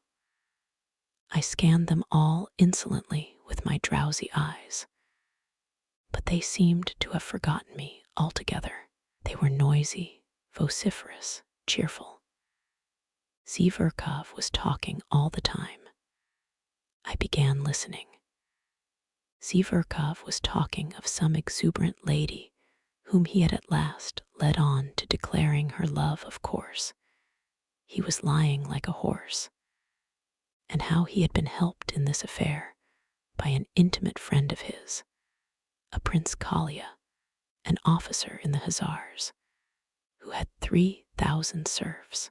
And yet this Kalia, who has 3,000 serfs, has not put in an appearance here tonight to see you off. I cut in suddenly. For 1 minute, every one was silent. You are drunk already. Trudolyubov deigned to notice me at last, glancing contemptuously in my direction. Zverkov, without a word, examined me as though I were an insect. I dropped my eyes. Simonov made haste to fill up the glasses with champagne. Trudolyubov raised his glass, as did everyone else but me. Your health and good luck on the journey, he cried to Zverkov. To old times, to our future, hurrah! They all tossed off their glasses and crowded round Zverkov to kiss him. I did not move. My full glass stood untouched before me. Why aren't you going to drink it? Roared Trudolyubov, losing patience and turning menacingly to me. I want to make a speech separately, on my own account, and then I'll drink it, Mr. Trudolyubov. Spiteful brute, muttered Simonov. I drew myself up in my chair and feverishly seized my glass, prepared for something extraordinary, though I did not know myself precisely what I was going to say. Silence, cried Ferfitchkin. Now for a display of wit. Zverkov waited very gravely, knowing what was coming. Mr. Lieutenant Zverkov, I began, let me tell you that I hate phrases, phrasemongers, and men in corsets. That's the first point, and there is a second one to follow it. There was a general stir. The second point is, I hate ribaldry and ribald talkers, especially ribald talkers. The third point, I love justice, truth, and honesty.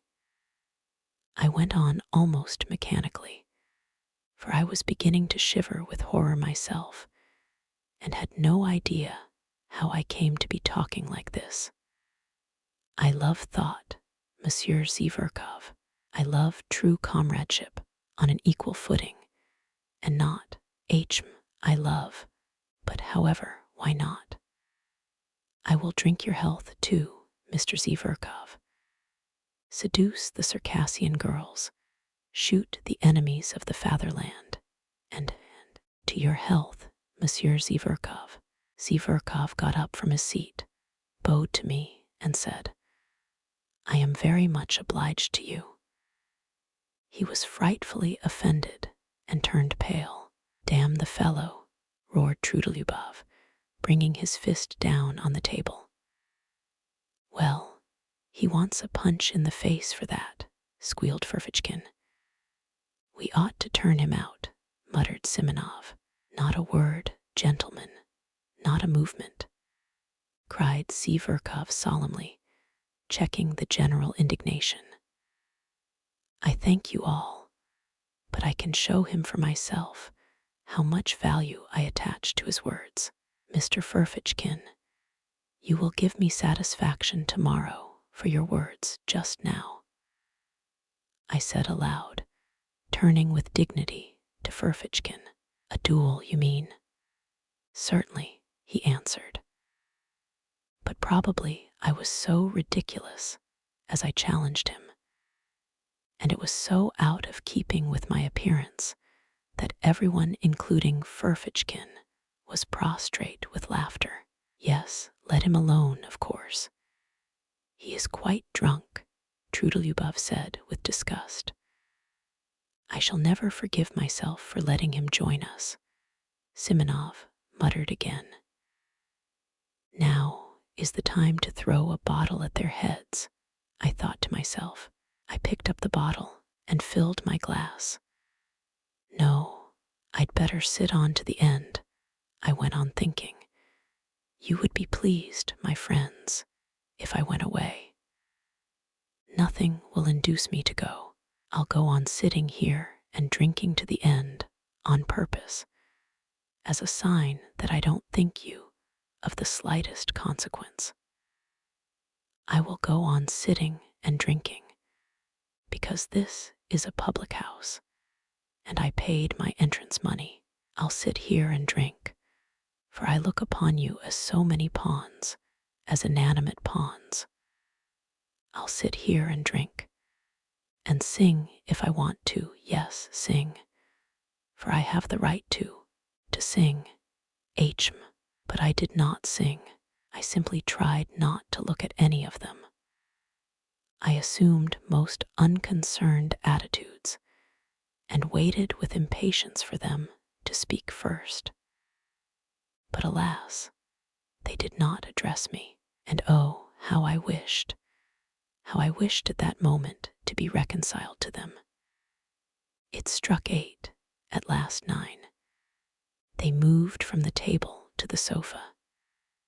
Zverkov stretched himself on a lounge and put one foot on a round table. Wine was brought there.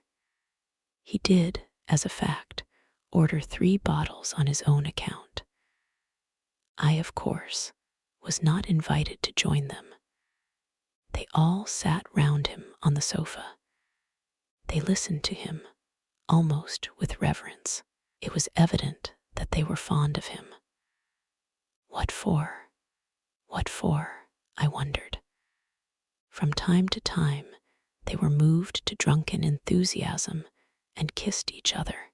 They talked of the Caucasus, of the nature of true passion, of snug berths in the service, of the income of an hussar called Podharzhevsky, whom none of them knew personally, and rejoiced in the largeness of it, of the extraordinary grace and beauty of a Princess D, whom none of them had ever seen. Then it came to Shakespeare's being immortal. I smiled contemptuously and walked up and down the other side of the room, opposite the sofa, from the table to the stove and back again. I tried my very utmost to show them that I could do without them. And yet, I purposely made a noise with my boots, thumping with my heels. But it was all in vain. They paid no attention. I had the patience to walk up and down in front of them from 8 o'clock till 11 in the same place, from the table to the stove and back again. I walk up and down to please myself, and no one can prevent me. The waiter who came into the room stopped from time to time to look at me. I was somewhat giddy from turning round so often. At moments, it seemed to me that I was in delirium. During those 3 hours, I was 3 times soaked with sweat and dry again. At times, with an intense, acute pang, I was stabbed to the heart by the thought that 10 years, 20 years, 40 years would pass, and that even in 40 years, I would remember with loathing and humiliation those filthiest, most ludicrous, and most awful moments of my life. No one could have gone out of his way to degrade himself more shamelessly, and I fully realized it, fully. And yet, I went on pacing up and down from the table to the stove. Oh, if you only knew what thoughts and feelings I am capable of, how cultured I am. I thought at moments, mentally addressing the sofa on which my enemies were sitting. But my enemies behaved as though I were not in the room. Once, only once, they turned towards me, just when Zverkov was talking about Shakespeare, and I suddenly gave a contemptuous laugh. I laughed in such an affected and disgusting way that they all at once broke off their conversation, and silently and gravely, for 2 minutes, watched me walking up and down from the table to the stove, taking no notice of them. But nothing came of it. They said nothing, and 2 minutes later they ceased to notice me again. It struck 11. "Friends," cried Zverkov, getting up from the sofa, "let us all be off now, there." Of course, the others assented. I turned sharply to Zverkov. I was so harassed, so exhausted, that I would have cut my throat to put an end to it. I was in a fever, my hair, soaked with perspiration, stuck to my forehead and temples. "Zverkov, I beg your pardon," I said abruptly and resolutely. "Ferfitchkin, yours too, and everyone's. I have insulted you all. Aha, a duel is not in your line, old man," Ferfitchkin hissed venomously. It sent a sharp pang to my heart. "No, it's not the duel I am afraid of, Ferfitchkin. I am ready to fight you tomorrow, after we are reconciled. I insist upon it, in fact, and you cannot refuse. I want to show you that I am not afraid of a duel. You shall fire first, and I shall fire into the air." "He is comforting himself," said Simonov. "He's simply raving," said Trudolyubov. "But let us pass. Why are you barring our way? What do you want?" Zverkov answered disdainfully. They were all flushed. Their eyes were bright. They had been drinking heavily. "I ask for your friendship, Zverkov. I insulted you, but insulted. You insulted me. Understand, sir, that you never, under any circumstances, could possibly insult me, and that's enough for you. Out of the way," concluded Trudolyubov. "Olympia is mine, friends. That's agreed," cried Zverkov. "We won't dispute your right. We won't dispute your right," the others answered, laughing. I stood as though spat upon. The party went noisily out of the room. Trudolyubov struck up some stupid song. Simonov remained behind for a moment to tip the waiters. I suddenly went up to him. "Simonov, give me 6 rubles," I said, with desperate resolution. He looked at me in extreme amazement, with vacant eyes. He, too, was drunk. "You don't mean you are coming with us?" "Yes, I've no money," he snapped out, and with a scornful laugh he went out of the room. I clutched at his overcoat. It was a nightmare. "Simonov, I saw you had money. Why do you refuse me? Am I a scoundrel? Beware of refusing me. If you knew why I am asking. My whole future, my whole plans depend upon it." Simonov pulled out the money and almost flung it at me. "Take it if you have no sense of shame," he pronounced pitilessly, and ran to overtake them. I was left for a moment alone. Disorder, the remains of dinner, a broken wine glass on the floor, spilt wine, cigarette ends, fumes of drink, and delirium in my brain, an agonizing misery in my heart, and finally the waiter, who had seen and heard all and was looking inquisitively into my face. "I am going there," I cried. "Either they shall all go down on their knees to beg for my friendship, or I will give Zverkov a slap in the face." 5. So this is it. This is it at last, contact with real life, I muttered as I ran headlong downstairs. This is very different from the Pope's leaving Rome and going to Brazil. Very different from the ball on Lake Como. "You are a scoundrel," a thought flashed through my mind. "If you laugh at this now, no matter," I cried, answering myself. Now everything is lost. There was no trace to be seen of them. But that made no difference. I knew where they had gone. At the steps was standing a solitary night sledge driver in a rough peasant coat, powdered over with the still falling, wet, and as it were warm, snow. It was hot and steamy. The little shaggy piebald horse was also covered with snow and coughing. I remember that very well. I made a rush for the roughly made sledge, but as soon as I raised my foot to get into it, the recollection of how Simonov had just given me 6 rubles seemed to double me up, and I tumbled into the sledge like a sack. "No, I must do a great deal to make up for all that," I cried. "But I will make up for it, or perish on the spot, this very night." Start, we set off. There was a perfect whirl in my head.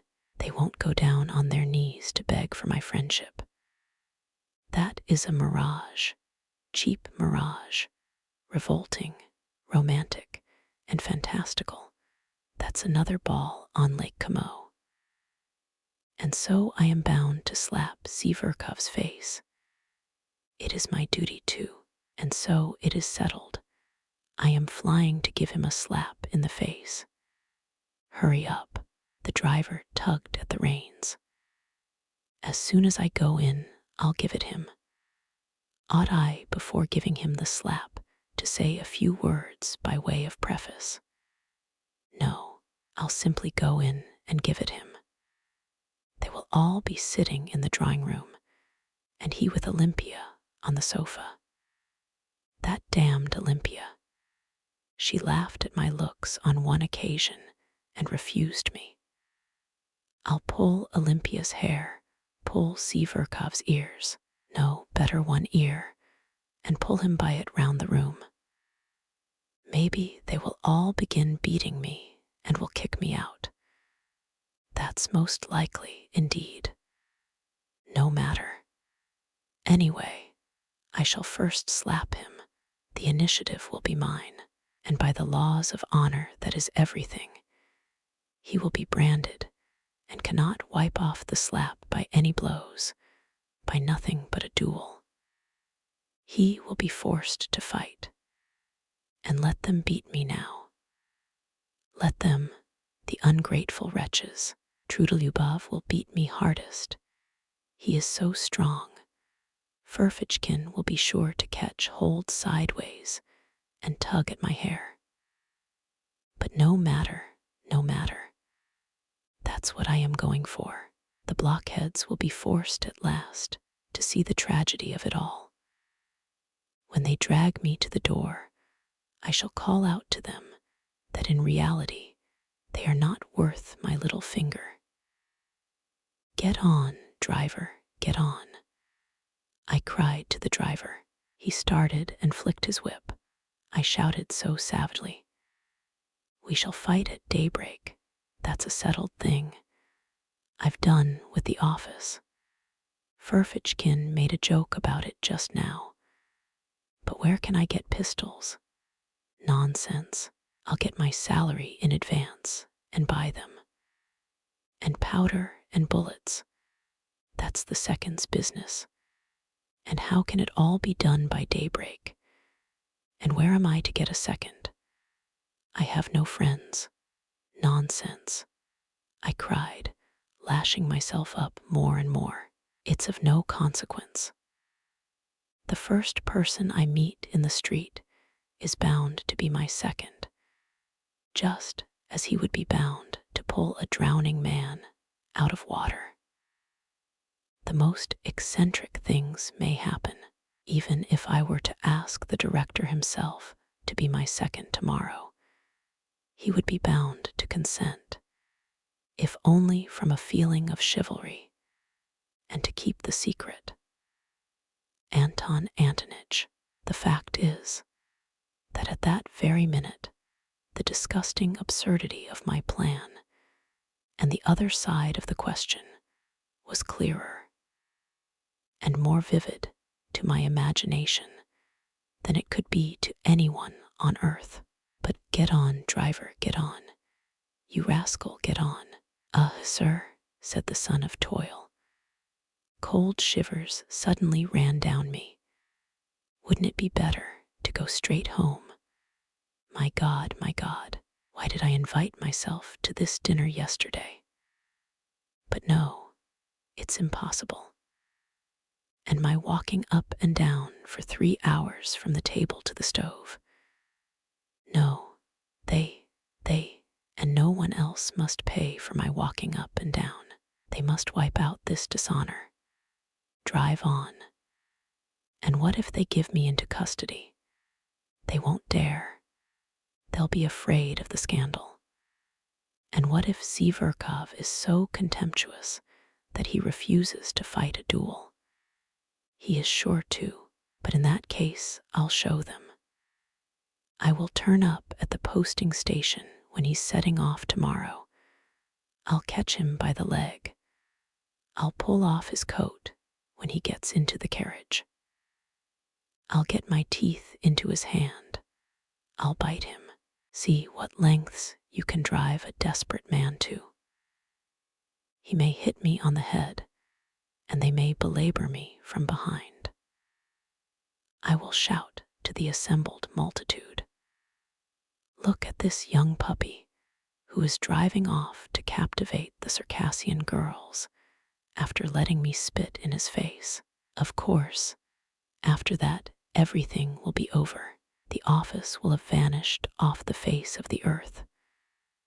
I shall be arrested. I shall be tried. I shall be dismissed from the service, thrown in prison, sent to Siberia. Never mind. In 15 years, when they let me out of prison, I will trudge off to him, a beggar in rags. I shall find him in some provincial town. He will be married and happy. He will have a grown-up daughter. I shall say to him, "Look, monster, at my hollow cheeks and my rags. I've lost everything: my career, my happiness, art, science, the woman I loved, and all through you. Here are pistols. I have come to discharge my pistol, and I forgive you.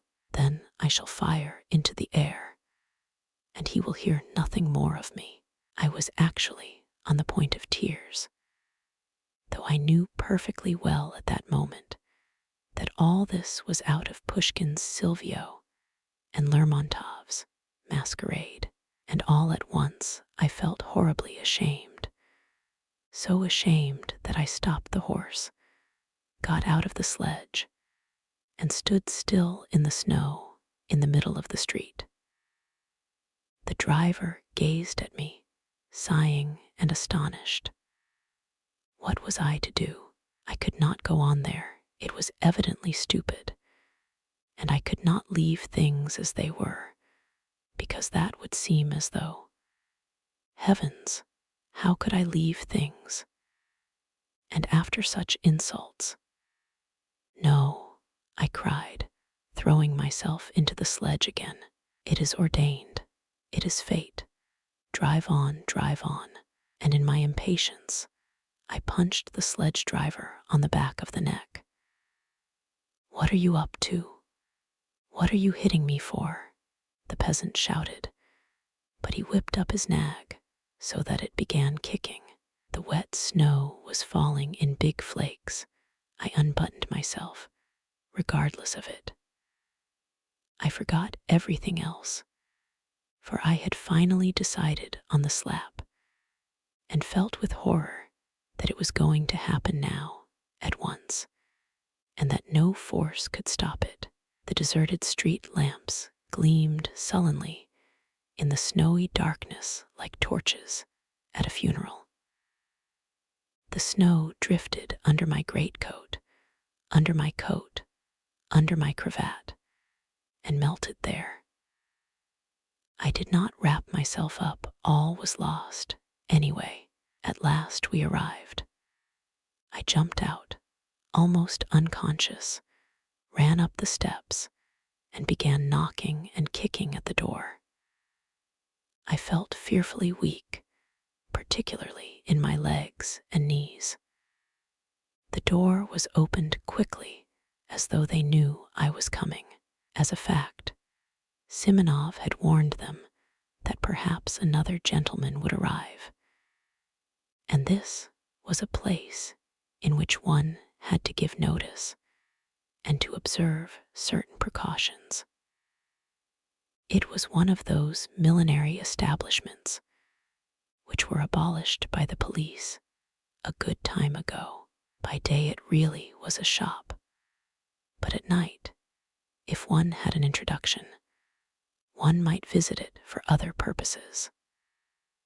I walked rapidly through the dark shop into the familiar drawing room, where there was only one candle burning, and stood still in amazement. There was no one there. Where are they? I asked somebody. But by now, of course, they had separated. Before me was standing a person with a stupid smile, the madam herself, who had seen me before. A minute later a door opened, and another person came in. Taking no notice of anything, I strode about the room, and I believe I talked to myself. I felt as though I had been saved from death, and was conscious of this, joyfully, all over. I should have given that slap. I should certainly have given it. But now they were not here, and everything had vanished and changed. I looked round. I could not realize my condition yet. I looked mechanically at the girl who had come in, and had a glimpse of a fresh, young, rather pale face, with straight, dark eyebrows, and with grave, as it were wondering, eyes that attracted me at once. I should have hated her if she had been smiling. I began looking at her more intently, and, as it were, with effort. I had not fully collected my thoughts. There was something simple and good-natured in her face, but something strangely grave. I am sure that this stood in her way here, and no one of those fools had noticed her. She could not, however, have been called a beauty, though she was tall, strong-looking, and well-built. She was very simply dressed. Something loathsome stirred within me. I went straight up to her. I chanced to look into the glass. My harassed face struck me as revolting in the extreme, pale, angry, abject, with disheveled hair. No matter. I am glad of it, I thought. I am glad that I shall seem repulsive to her. I like that. 6. Somewhere behind a screen, a clock began wheezing, as though oppressed by something, as though someone were strangling it. After an unnaturally prolonged wheezing, there followed a shrill, nasty, and as it were unexpectedly rapid, chime, as though someone were suddenly jumping forward. It struck 2. I woke up, though I had indeed not been asleep, but lying half-conscious. It was almost completely dark in the narrow, cramped, low-pitched room, cumbered up with an enormous wardrobe and piles of cardboard boxes, and all sorts of frippery and litter. The candle end that had been burning on the table was going out, and gave a faint flicker from time to time. In a few minutes, there would be complete darkness. I was not long in coming to myself. Everything came back to my mind at once, without an effort, as though it had been in ambush to pounce upon me again.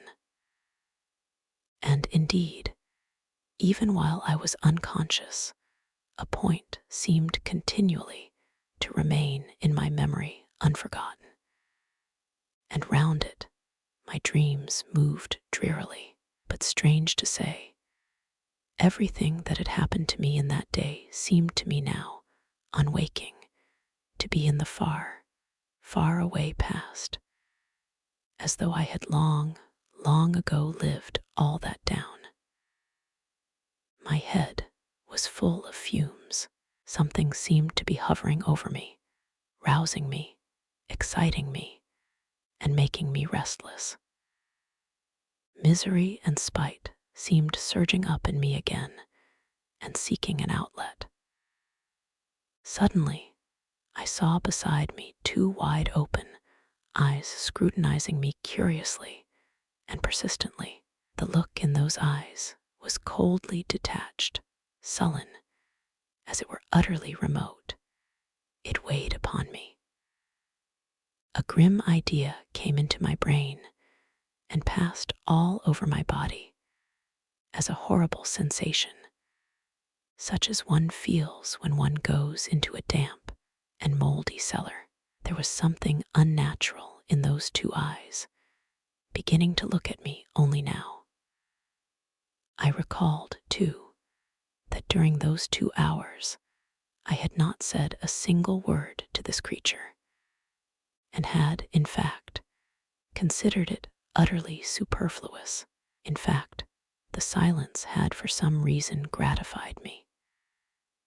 Now, I suddenly realized vividly the hideous idea, revolting as a spider of vice, which, without love, grossly and shamelessly begins with that in which true love finds its consummation. For a long time we gazed at each other like that, but she did not drop her eyes before mine, and her expression did not change, so that at last I felt uncomfortable. "What is your name?" I asked abruptly, to put an end to it. "Lisa," she answered almost in a whisper, but somehow far from graciously, and she turned her eyes away. I was silent. What weather? The snow.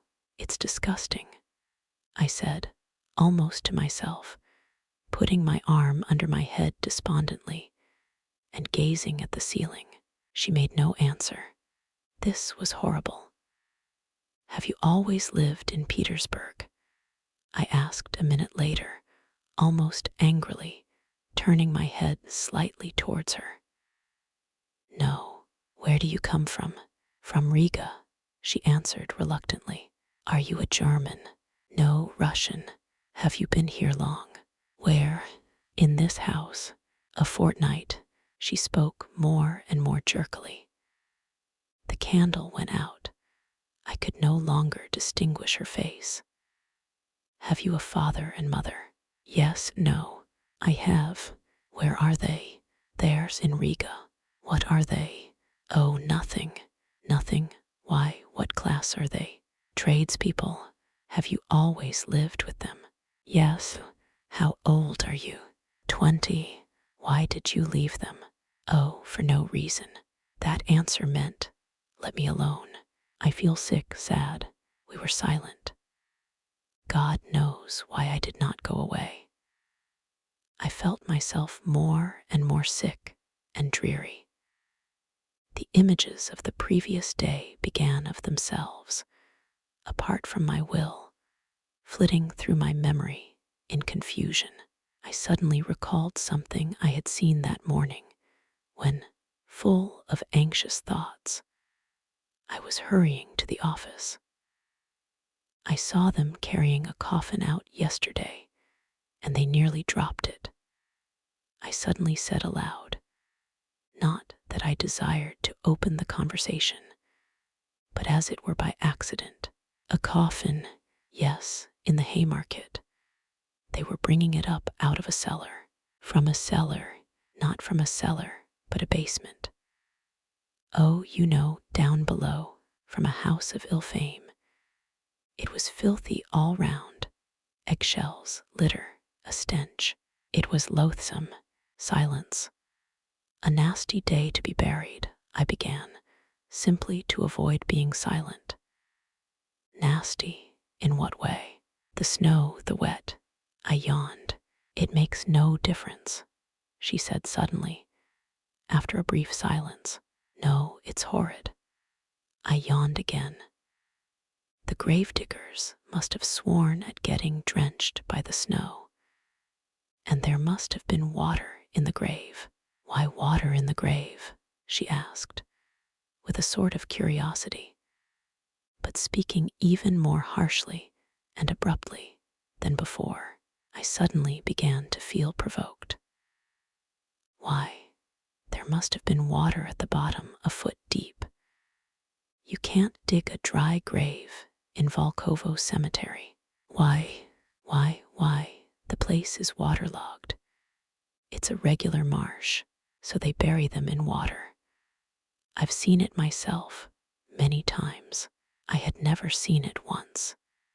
Indeed, I had never been in Volkovo, and had only heard stories of it. Do you mean to say you don't mind how you die? But why should I die? She answered, as though defending herself. Why, someday you will die, and you will die just the same as that dead woman. She was a girl like you. She died of consumption. A wench would have died in hospital. She knows all about it already. She said wench, not girl. She was in debt to her madam, I retorted, more and more provoked by the discussion, and went on earning money for her up to the end, though she was in consumption. Some sledge drivers standing by were talking about her to some soldiers and telling them so. No doubt they knew her. They were laughing. They were going to meet in a pothouse to drink to her memory. A great deal of this was my invention. Silence followed, profound silence. She did not stir. And is it better to die in a hospital? Isn't it just the same? Besides, why should I die? She added irritably. If not now, a little later. Why a little later? Why indeed? Now you are young, pretty, fresh. You fetch a high price. But after another year of this life, you will be very different. You will go off. In a year, anyway, in a year you will be worth less. I continued malignantly. You will go from here to something lower. Another house a year later to a third, lower and lower. And in 7 years, you will come to a basement in the Haymarket. That will be if you were lucky, but it would be much worse if you got some disease, consumption, say, and caught a chill or something or other. It's not easy to get over an illness in your way of life. If you catch anything, you may not get rid of it, and so you would die. Oh, well, then I shall die, she answered, quite vindictively, and she made a quick movement. But one is sorry. Sorry for whom? Sorry for life. Silence. Have you been engaged to be married? Eh? What's that to you? Oh, I am not cross-examining you. It's nothing to me. Why are you so cross? Of course, you may have had your own troubles. What is it to me? It's simply that I felt sorry. Sorry for whom? Sorry for you. No need, she whispered, hardly audibly, and again made a faint movement. That incensed me at once. What? I was so gentle with her, and she. Why, do you think that you are on the right path? I don't think anything. That's what's wrong, that you don't think. Realize it while there is still time. There still is time. You are still young, good-looking. You might love, be married, be happy. Not all married women are happy. She snapped out in the rude, abrupt tone she had used at first. Not all, of course, but anyway, it is much better than the life here. Infinitely better. Besides, with love one can live even without happiness. Even in sorrow life is sweet. Life is sweet, however one lives. But here, what is there but foulness few? I turned away with disgust. I was no longer reasoning coldly. I began to feel myself what I was saying and warmed to the subject. I was already longing to expound the cherished ideas I had brooded over in my corner. Something suddenly flared up in me. An object had appeared before me. Never mind my being here. I am not an example for you. I am, perhaps, worse than you are. I was drunk when I came here, though. I hastened, however, to say in self-defense. Besides, a man is no example for a woman. It's a different thing. I may degrade and defile myself, but I am not anyone's slave. I come and go, and that's an end of it. I shake it off, and I am a different man. But you are a slave from the start. Yes, a slave. You give up everything, your whole freedom. If you want to break your chains afterwards, you won't be able to. You will be more and more fast in the snares. It is an accursed bondage. I know it. I won't speak of anything else. Maybe you won't understand. But tell me. No doubt you are in debt to your madam. There, you see, I added, though she made no answer, but only listened in silence, entirely absorbed. That's a bondage for you. You will never buy your freedom. They will see to that. It's like selling your soul to the devil. And besides, perhaps I too am just as unlucky. How do you know? And wallow in the mud on purpose, out of misery. You know, men take to drink from grief. Well, maybe I am here from grief. Come, tell me, What is there good here? Here you and I came together just now and did not say one word to one another all the time, and it was only afterwards you began staring at me like a wild creature, and I at you. Is that loving?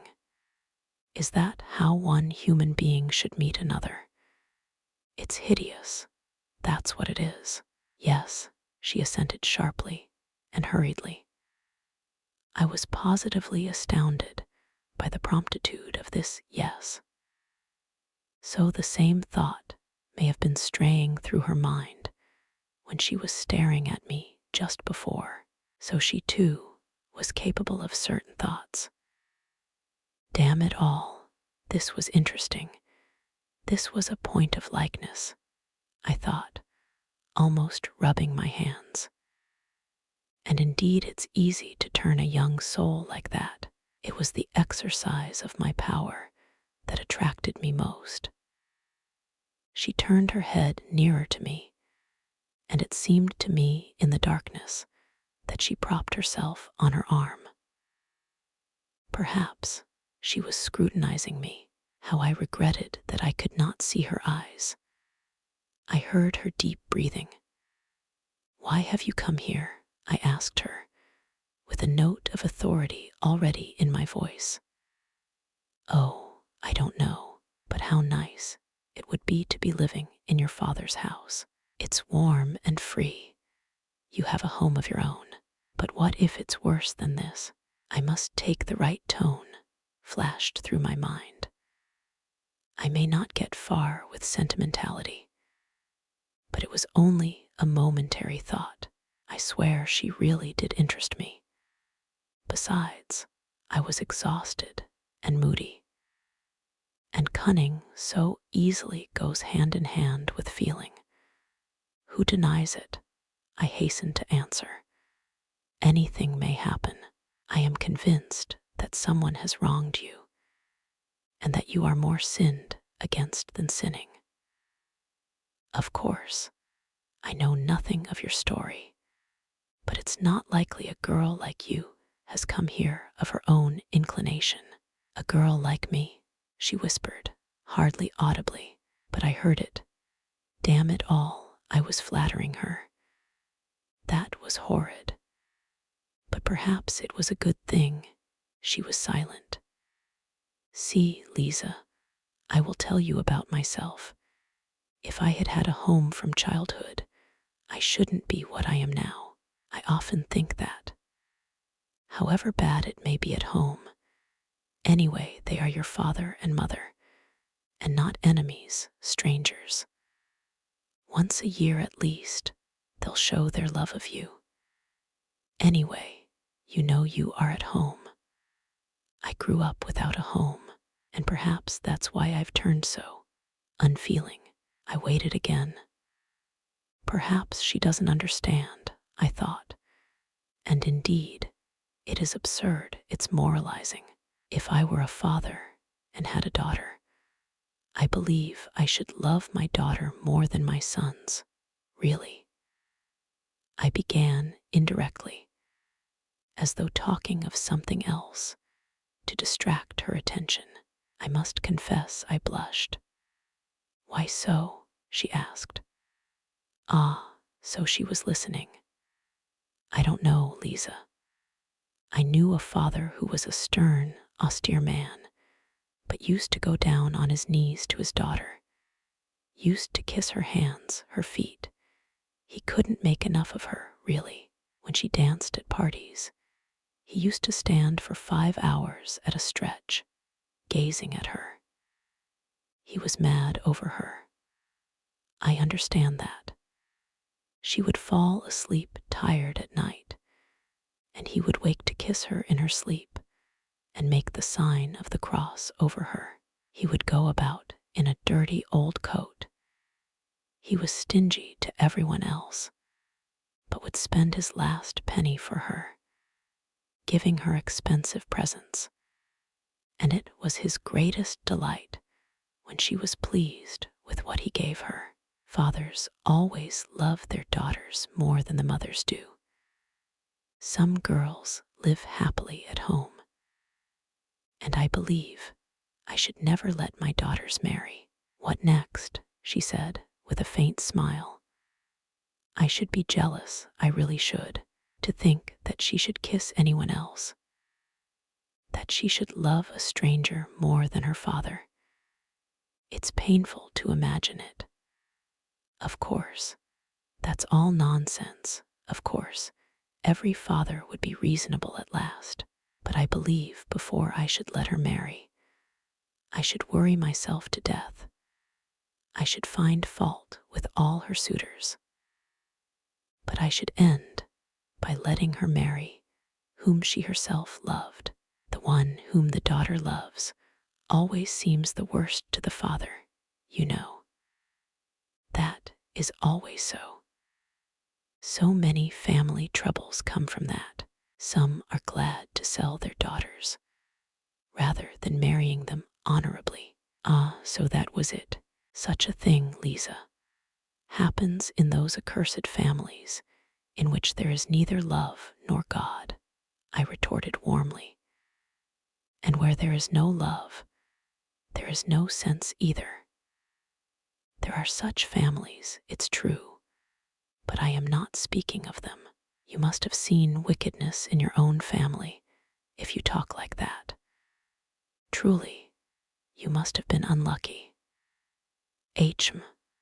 That sort of thing mostly comes about through poverty. And is it any better with the gentry, even among the poor, honest people who live happily? Yes, perhaps. Another thing, Lisa, man is fond of reckoning up his troubles, but does not count his joys. If he counted them up as he ought, he would see that every lot has enough happiness provided for it. And what if all goes well with the family? If the blessing of God is upon it, if the husband is a good one, loves you, cherishes you, never leaves you, there is happiness in such a family. Even sometimes there is happiness in the midst of sorrow, and indeed sorrow is everywhere. If you marry, you will find out for yourself. But think of the first years of married life with one you love. What happiness there sometimes is in it. And indeed, it's the ordinary thing. In those early days, even quarrels with one's husband end happily. Some women get up quarrels with their husbands just because they love them. Indeed, I knew a woman like that. She seemed to say that because she loved him, she would torment him and make him feel it. You know that you may torment a man on purpose through love.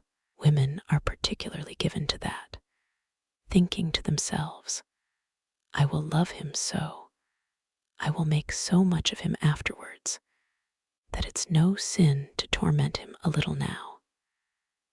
And all in the house rejoice in the sight of you, and you are happy and gay and peaceful and honorable. Then there are some women who are jealous. If he went off anywhere, I knew one such woman.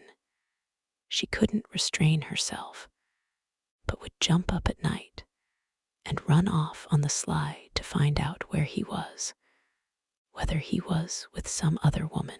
That's a pity. And the woman knows herself it's wrong, and her heart fails her, and she suffers. But she loves. It's all through love. And how sweet it is to make up after quarrels, to own herself in the wrong, or to forgive him. And they both are so happy all at once, as though they had met anew, been married over again, as though their love had begun afresh. And no one should know what passes between husband and wife if they love one another. And whatever quarrels there may be between them, they ought not to call in their own mother to judge between them and tell tales of one another.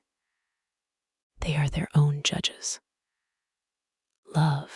is a holy mystery and ought to be hidden from all other eyes, whatever happens. That makes it holier and better. They respect one another more, and much is built on respect. And if once there has been love, if they have been married for love, why should love pass away? Surely one can keep it. It is rare that one cannot keep it. And if the husband is kind and straightforward, why should not love last? The first phase of married love will pass, it is true. But then there will come a love that is better still. Then there will be the union of souls.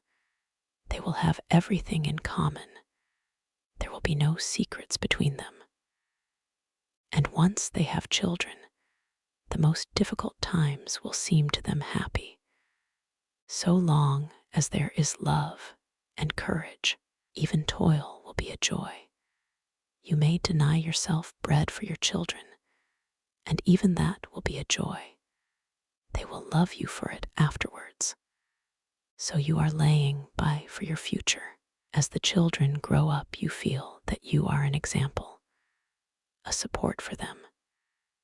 That even after you die, your children will always keep your thoughts and feelings, because they have received them from you.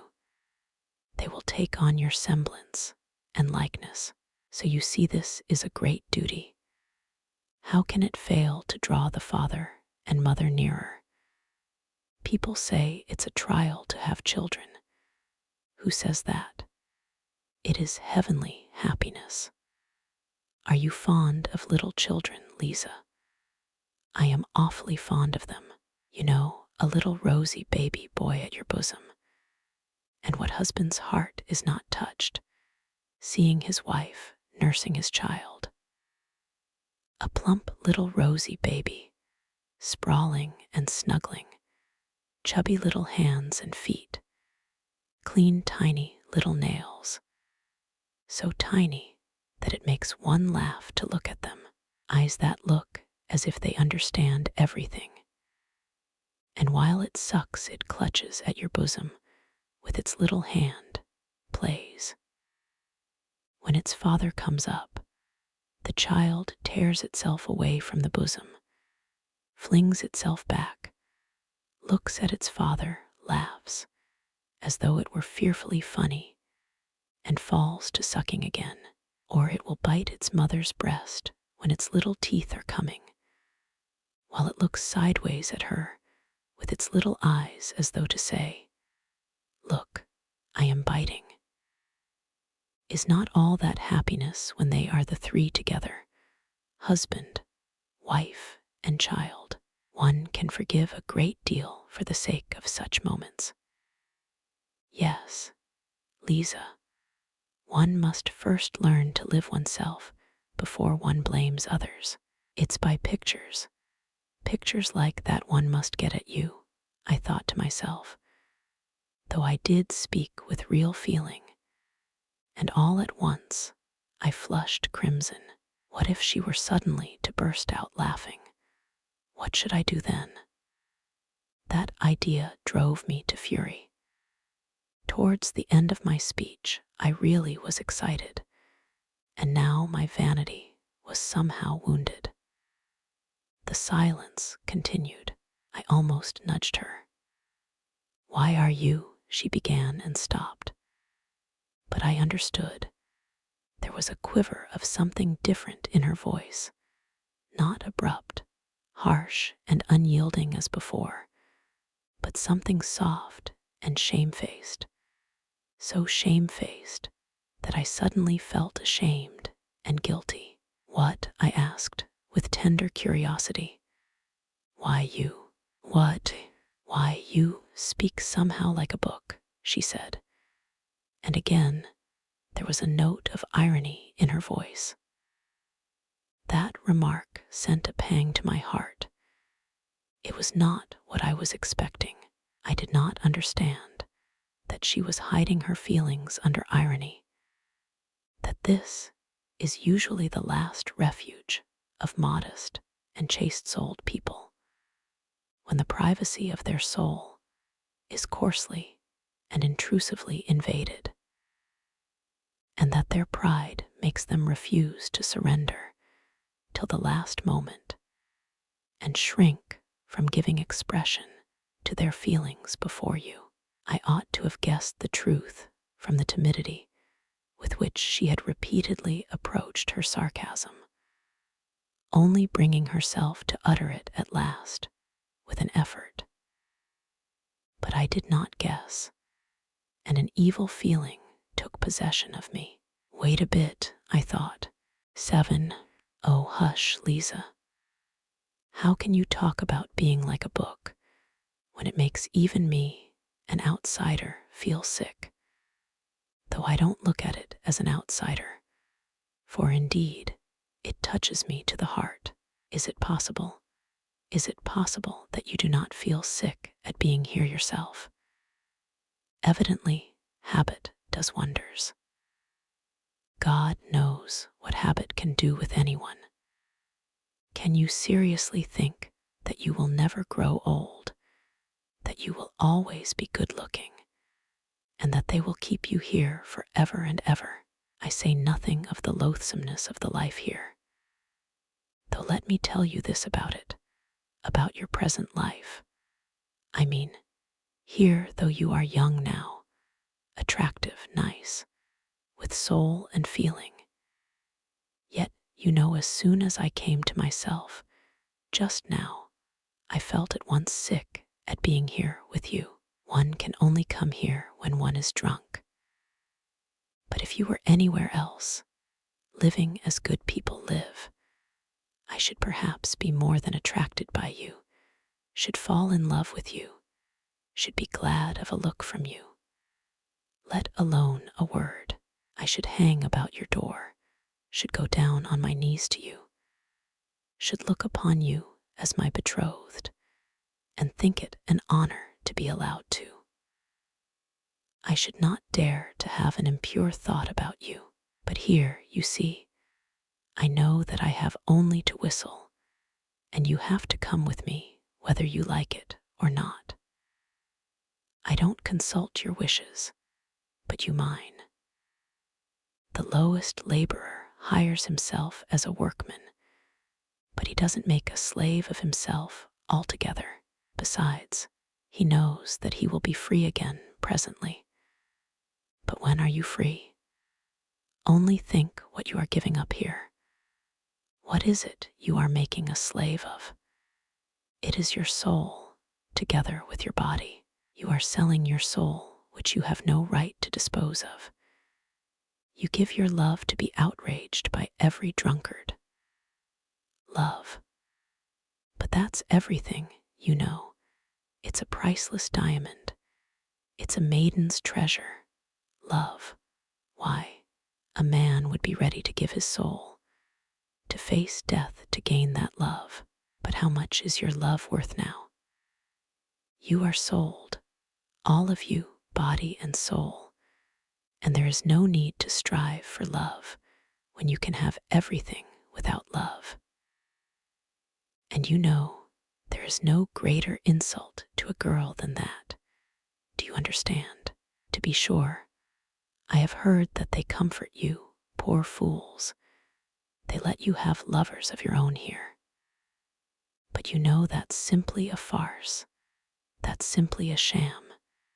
It's just laughing at you, and you are taken in by it. Why, do you suppose he really loves you, that lover of yours? I don't believe it. How can he love you when he knows you may be called away from him any minute? He would be a low fellow if he did. Will he have a grain of respect for you? What have you in common with him?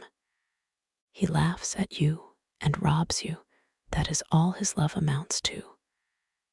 You are lucky if he does not beat you. Very likely he does beat you too. Ask him if you have got one, whether he will marry you.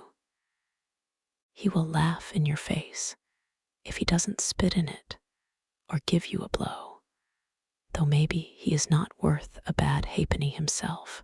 And for what have you ruined your life, if you come to think of it? For the coffee they give you to drink and the plentiful meals. But with what object are they feeding you up?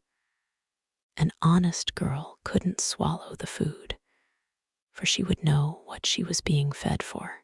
You are in debt here, and of course, you will always be in debt, and you will go on in debt to the end, till the visitors here begin to scorn you. And that will soon happen. Don't rely upon your youth. All that flies by express train here, you know.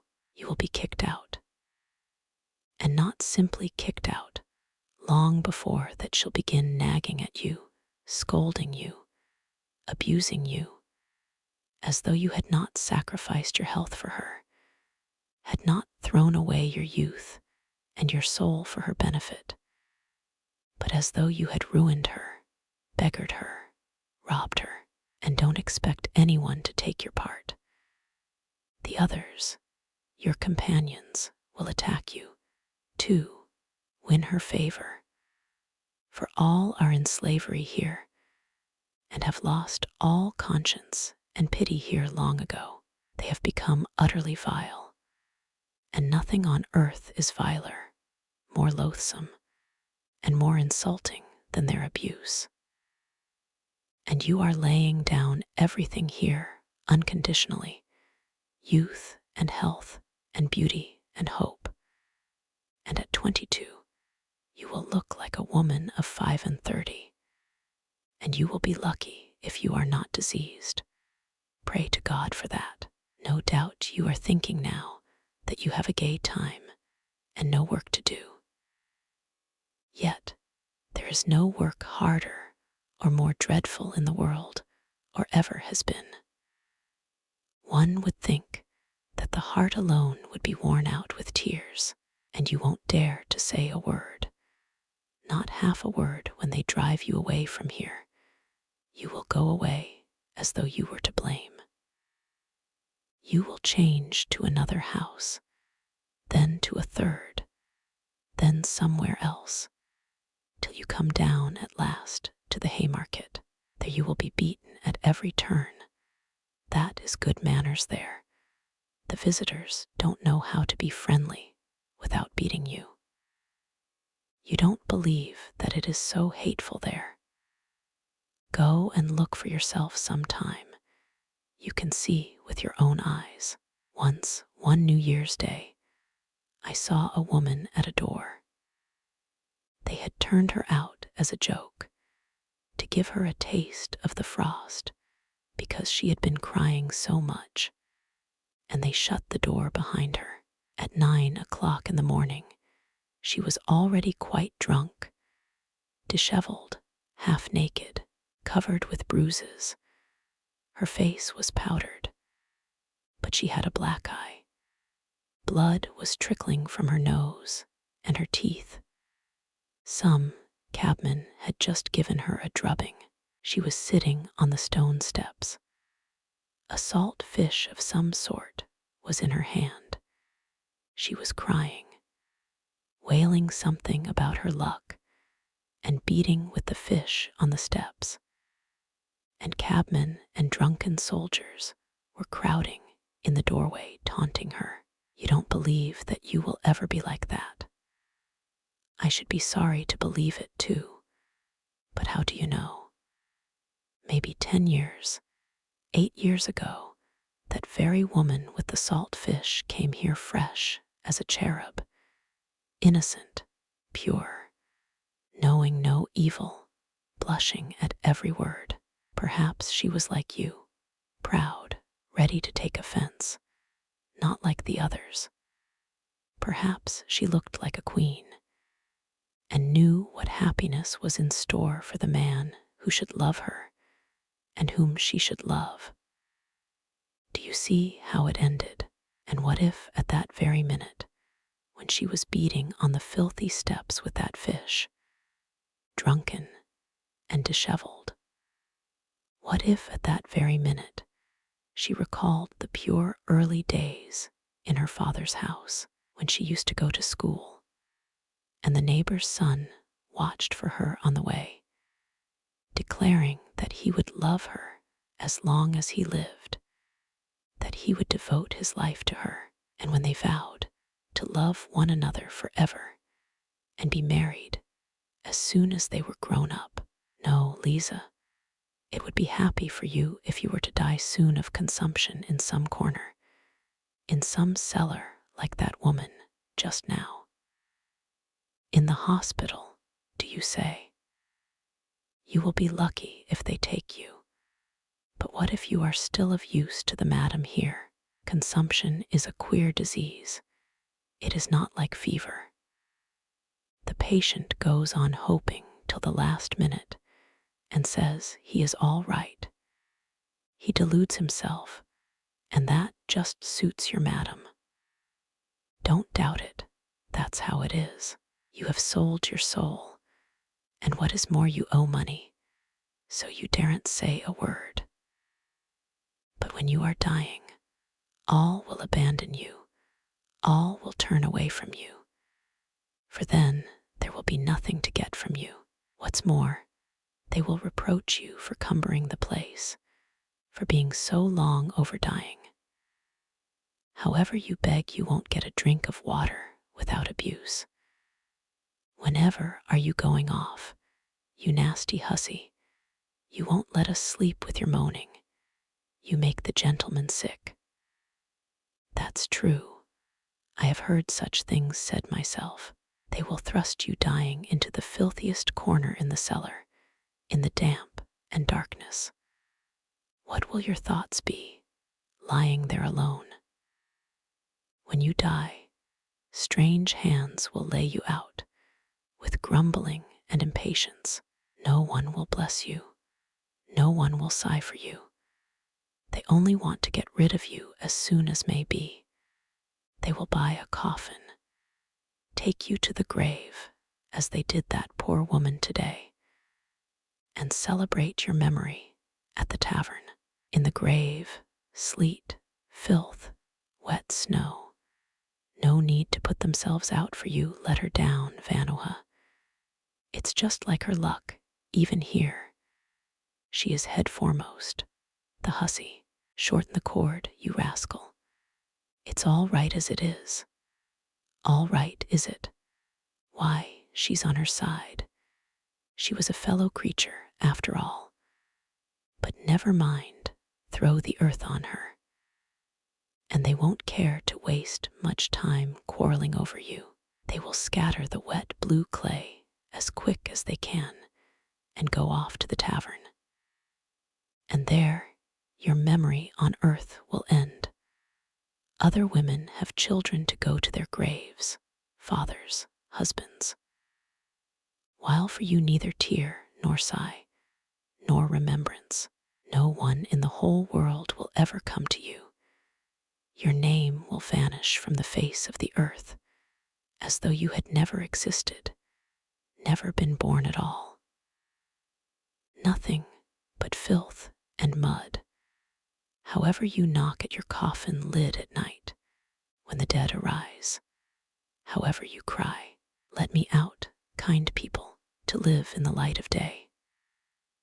My life was no life at all. My life has been thrown away like a dishclout. It was drunk away in the tavern at the Haymarket. Let me out, kind people, to live in the world again. And I worked myself up to such a pitch that I began to have a lump in my throat myself. And all at once I stopped, sat up in dismay, and bending over apprehensively, began to listen with a beating heart. I had reason to be troubled. I had felt for some time that I was turning her soul upside down and rending her heart. And the more I was convinced of it, the more eagerly I desired to gain my object as quickly and as effectually as possible. It was the exercise of my skill that carried me away, yet it was not merely sport. I knew I was speaking stiffly, artificially, even bookishly, in fact. I could not speak except like a book. But that did not trouble me. I felt that I should be understood, and that this very bookishness might be an assistance. But now, having attained my effect, I was suddenly panic-stricken.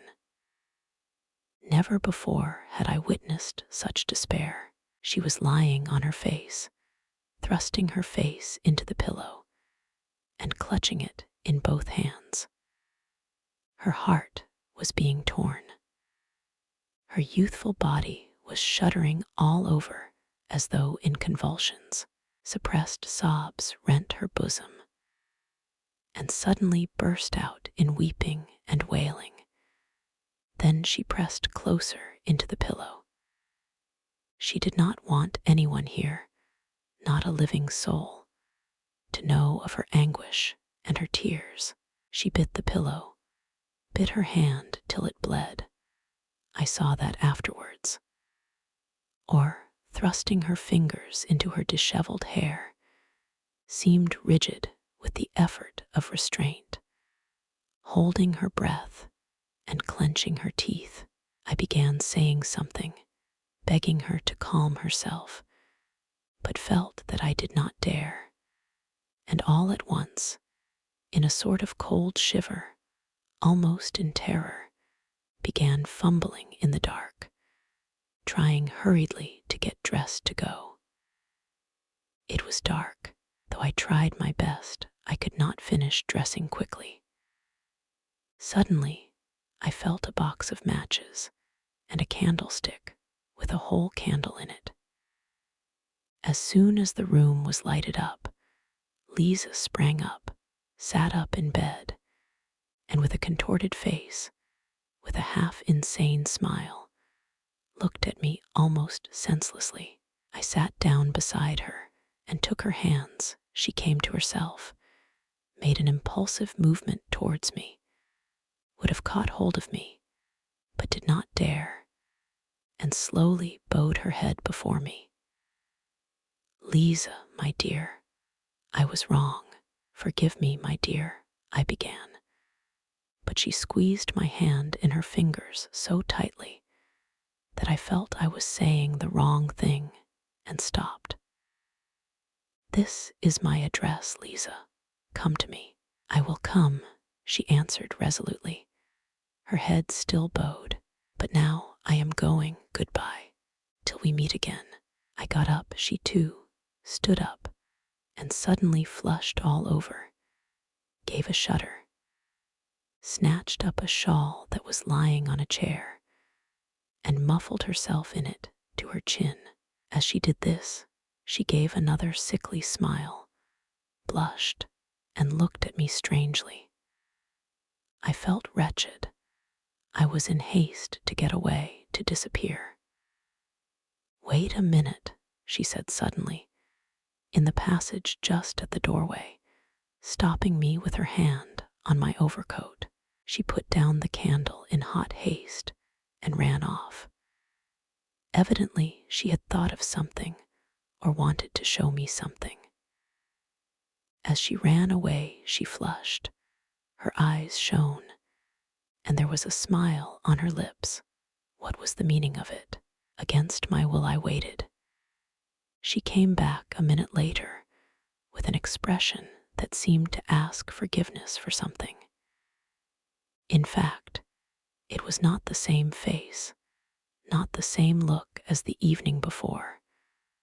Sullen, mistrustful, and obstinate, her eyes now were imploring, soft, and at the same time trustful, caressing, timid.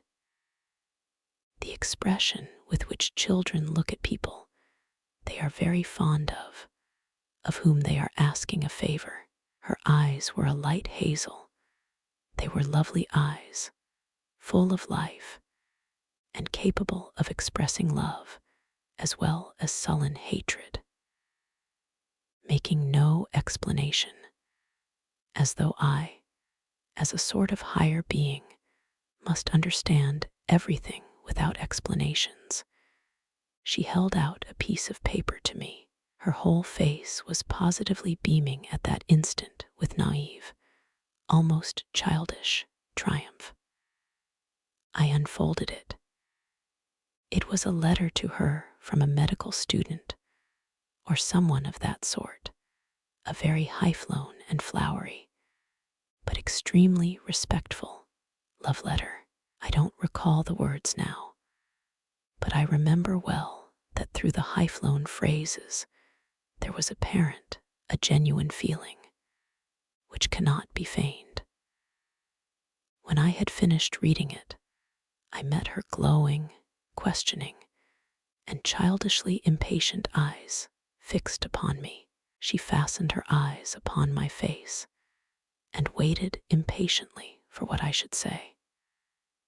In a few words, hurriedly, but with a sort of joy and pride, she explained to me that she had been to a dance somewhere in a private house, a family of very nice people who knew nothing, absolutely nothing, for she had only come here so lately, and it had all happened, and she hadn't made up her mind to stay, and was certainly going away as soon as she had paid her debt. And at that party there had been the student who had danced with her all the evening. He had talked to her, and it turned out that he had known her in old days at Riga when he was a child. They had played together, but a very long time ago, and he knew her parents. But about this he knew nothing whatever, and had no suspicion. And the day after the dance, 3 days ago, he had sent her that letter through the friend with whom she had gone to the party. And, well, that was all. She dropped her shining eyes with a sort of bashfulness as she finished. The poor girl was keeping that student's letter as a precious treasure, and had run to fetch it, her only treasure, because she did not want me to go away without knowing that she, too, was honestly and genuinely loved, that she, too, was addressed respectfully. No doubt that letter was destined to lie in her box and lead to nothing. But none the less, I am certain that she would keep it all her life as a precious treasure, as her pride and justification. And now, at such a minute, she had thought of that letter and brought it with naive pride to raise herself in my eyes, that I might see, that I, too, might think well of her. I said nothing, pressed her hand, and went out. I so longed to get away. I walked all the way home, in spite of the fact that the melting snow was still falling in heavy flakes. I was exhausted, shattered, in bewilderment, but behind the bewilderment, the truth was already gleaming. The loathsome truth. It was some time, however, before I consented to recognize that truth.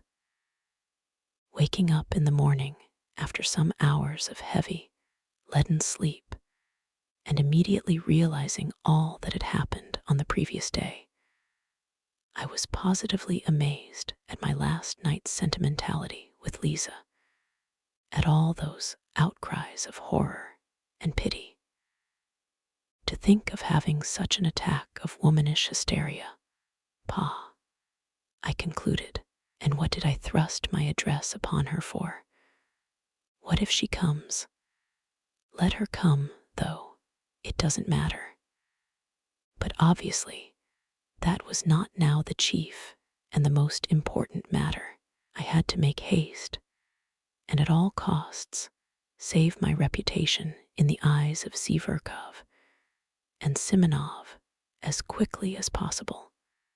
That was the chief business. And I was so taken up that morning that I actually forgot all about Lisa. First of all, I had at once to repay what I had borrowed the day before from Simonov.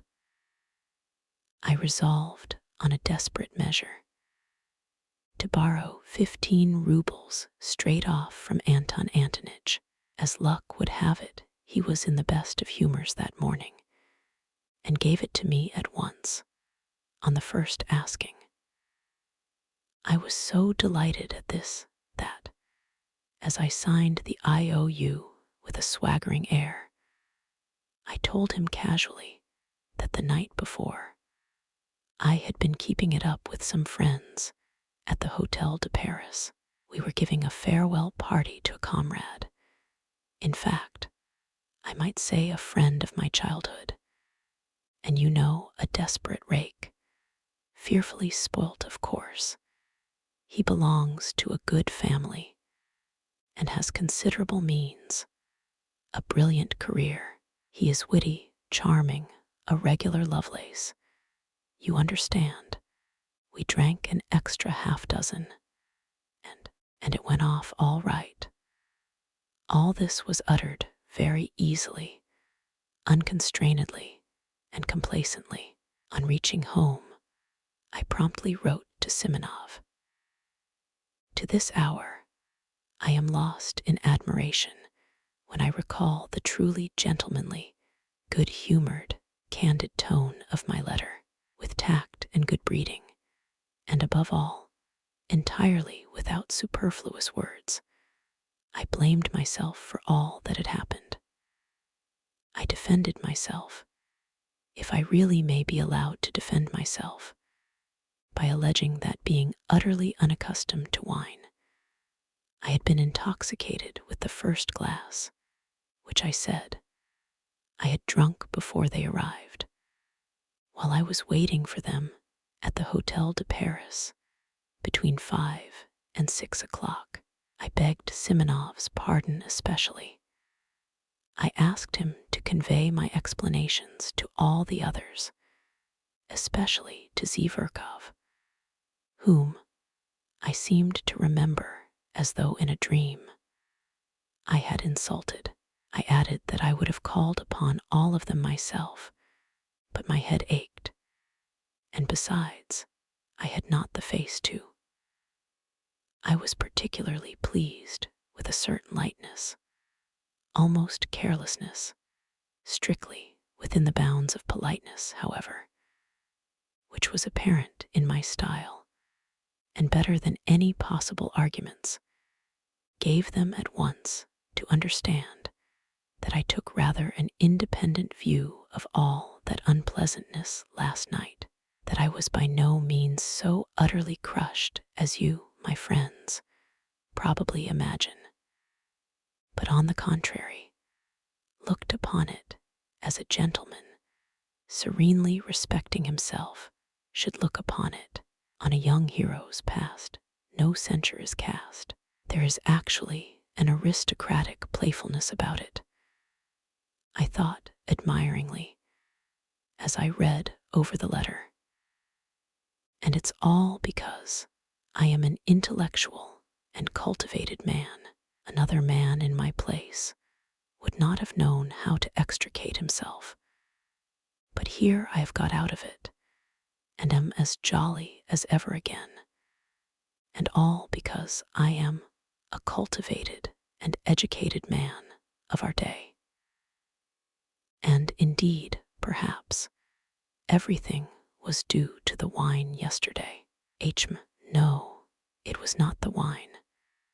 I did not drink anything at all between 5 and 6 when I was waiting for them. I had lied to Simonov. I had lied shamelessly. And indeed, I wasn't ashamed now. Hang it all, though, the great thing was that I was rid of it. I put 6 rubles in the letter, sealed it up, and asked Apollon to take it to Simonov. When he learned that there was money in the letter, Apollon became more respectful and agreed to take it. Towards evening, I went out for a walk. My head was still aching and giddy after yesterday. But as evening came on, and the twilight grew denser. My impressions, and following them, my thoughts, grew more and more different and confused. Something was not dead within me. In the depths of my heart and conscience, it would not die, and it showed itself in acute depression. For the most part, I jostled my way through the most crowded business streets, along Myashchansky Street, along Sadovy Street, and in Yusupov Garden. I always liked particularly sauntering along these streets in the dusk, just when there were crowds of working people of all sorts going home from their daily work, with faces looking cross with anxiety. What I liked was just that cheap bustle, that bare prose. On this occasion, the jostling of the streets irritated me more than ever. I could not make out what was wrong with me. I could not find the clue. Something seemed rising up continually in my soul, painfully, and refusing to be appeased. I returned home completely upset. It was just as though some crime were lying on my conscience. The thought that Lisa was coming worried me continually. It seemed queer to me that of all my recollections of yesterday, this tormented me, as it were, especially, as it were, quite separately. Everything else I had quite succeeded in forgetting by the evening. I dismissed it all, and was still perfectly satisfied with my letter to Simonov. But on this point, I was not satisfied at all. It was as though I were worried only by Lisa. What if she comes? I thought incessantly. Well, it doesn't matter, let her come. It's horrid that she should see, for instance, how I live. Yesterday I seemed such a hero to her, while now, it's horrid, though, that I have let myself go so. The room looks like a beggar's. And I brought myself to go out to dinner in such a suit, and my American leather sofa with the stuffing sticking out, and my dressing gown, which will not cover me, such tatters, and she will see all this, and she will see Apollon. That beast is certain to insult her. He will fasten upon her in order to be rude to me. And I, of course, shall be panic-stricken as usual. I shall begin bowing and scraping before her, and pulling my dressing gown round me. I shall begin smiling, telling lies. Oh, the beastliness. And it isn't the beastliness of it that matters most. There is something more important, more loathsome, viler. Yes, viler. And to put on that dishonest lying mask again. When I reached that thought, I fired up all at once. Why dishonest? How dishonest? I was speaking sincerely last night. I remember there was real feeling in me, too. What I wanted was to excite an honorable feeling in her. Her crying was a good thing. It will have a good effect, yet I could not feel at ease. All that evening, even when I had come back home, even after 9 o'clock, when I calculated that Lisa could not possibly come, still she haunted me. And what was worse, she came back to my mind, always in the same position. One moment out of all that had happened last night stood vividly before my imagination. The moment when I struck a match and saw her pale, distorted face with its look of torture. And what a pitiful, what an unnatural, what a distorted smile she had at that moment. But I did not know then that 15 years later I should still in my imagination see Lisa, always with the pitiful, distorted, inappropriate smile which was on her face at that minute. Next day, I was ready again to look upon it all as nonsense, due to overexcited nerves, and above all, as exaggerated. I was always conscious of that weak point of mine, and sometimes very much afraid of it. I exaggerate everything. That is where I go wrong, I repeated to myself every hour. But however, Lisa will very likely come all the same, was the refrain with which all my reflections ended. I was so uneasy that I sometimes flew into a fury. She'll come. She is certain to come, I cried, running about the room. If not today, she will come tomorrow. She'll find me out. The damnable romanticism of these pure hearts. Oh, the vileness. Oh, the silliness. Oh, the stupidity of these wretched sentimental souls. Why, how fail to understand? How could one fail to understand? But at this point I stopped short, and in great confusion indeed, and how few words, I thought, in passing, were needed. How little of the idyllic, and affectedly, bookishly, artificially idyllic too, had sufficed to turn a whole human life at once, according to my will. That's virginity, to be sure. Freshness of soil. At times a thought occurred to me to go to her, to tell her all, and beg her not to come to me. But this thought stirred such wrath in me that I believed I should have crushed that damned Lisa if she had chanced to be near me at the time.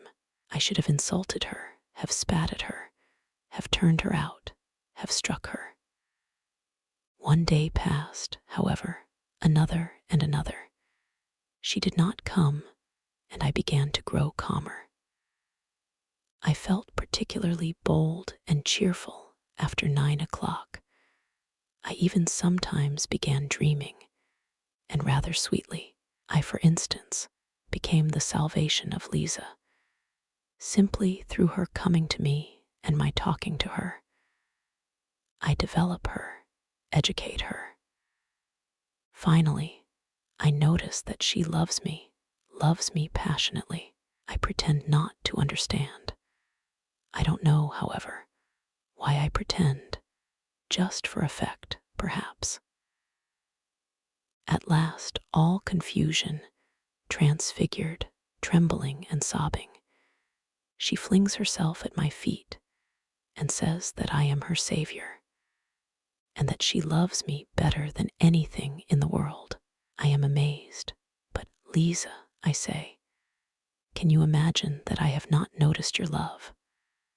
I saw it all, I divined it, but I did not dare to approach you first, because I had an influence over you, and was afraid that you would force yourself, from gratitude, to respond to my love, would try to rouse in your heart a feeling which was perhaps absent, and I did not wish that, because it would be tyranny. It would be indelicate, in short. I launch off at that point into European, inexplicably lofty subtleties a la George Sand. But now you are mine. You are my creation. You are pure. You are good. You are my noble wife. Into my house come bold and free, its rightful mistress there to be. Then we begin living together, go abroad, and so on, and so on. In fact, in the end, it seemed vulgar to me myself, and I began putting out my tongue at myself. Besides, they won't let her out, the hussy, I thought. They don't let them go out very readily, especially in the evening. For some reason, I fancied she would come in the evening, and at 7 o'clock precisely. though she did say she was not altogether a slave there yet, and had certain rights. So damn it all, she will come. She is sure to come. It was a good thing, in fact, that Apollon distracted my attention at that time by his rudeness. He drove me beyond all patience. He was the bane of my life, the curse laid upon me by Providence. We had been squabbling continually for years, and I hated him. My God, how I hated him. I believe I had never hated anyone in my life as I hated him, especially at some moments. He was an elderly, dignified man who worked part of his time as a tailor, but for some unknown reason, he despised me beyond all measure and looked down upon me insufferably. Though, indeed, he looked down upon everyone. Simply to glance at that flaxen, smoothly brushed head, at the tuft of hair he combed up on his forehead, and oiled with sunflower oil, at that dignified mouth, compressed into the shape of the letter V, made one feel one was confronting a man who never doubted of himself. He was a pedant to the most extreme point, the greatest pedant I had met on earth, and with that had a vanity only befitting Alexander of Macedon. He was in love with every button on his coat, every nail on his fingers, absolutely in love with them, and he looked it. In his behavior to me, he was a perfect tyrant. He spoke very little to me, and if he chanced to glance at me, he gave me a firm, majestically self-confident, and invariably ironical look that drove me sometimes to fury. He did his work with the air of doing me the greatest favor, though he did scarcely anything for me, and did not, indeed, consider himself bound to do anything. There could be no doubt that he looked upon me as the greatest fool on earth, and that he did not get rid of me was simply that he could get wages from me every month. He consented to do nothing for me for 7 rubles a month. Many sins should be forgiven me for what I suffered from him. My hatred reached such a point that sometimes his very step almost threw me into convulsions. What I loathed particularly was his lisp. His tongue must have been a little too long or something of that sort, for he continually lisped and seemed to be very proud of it, imagining that it greatly added to his dignity. He spoke in a slow, measured tone, with his hands behind his back and his eyes fixed on the ground. He maddened me particularly when he read aloud the Psalms to himself behind his partition. Many a battle I waged over that reading, but he was awfully fond of reading aloud in the evenings, in a slow, even, sing-song voice, as though over the dead. It is interesting that that is how he has ended. He hires himself out to read the Psalms over the dead, and at the same time he kills rats and makes blacking. But at that time I could not get rid of him. It was as though he were chemically combined with my existence. Besides, nothing would have induced him to consent to leave me.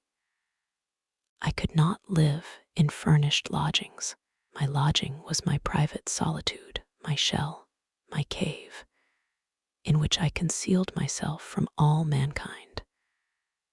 And Apollon seemed to me, for some reason, an integral part of that flat, and for 7 years I could not turn him away. To be 2 or 3 days behind with his wages for instance, was impossible. He would have made such a fuss. I should not have known where to hide my head.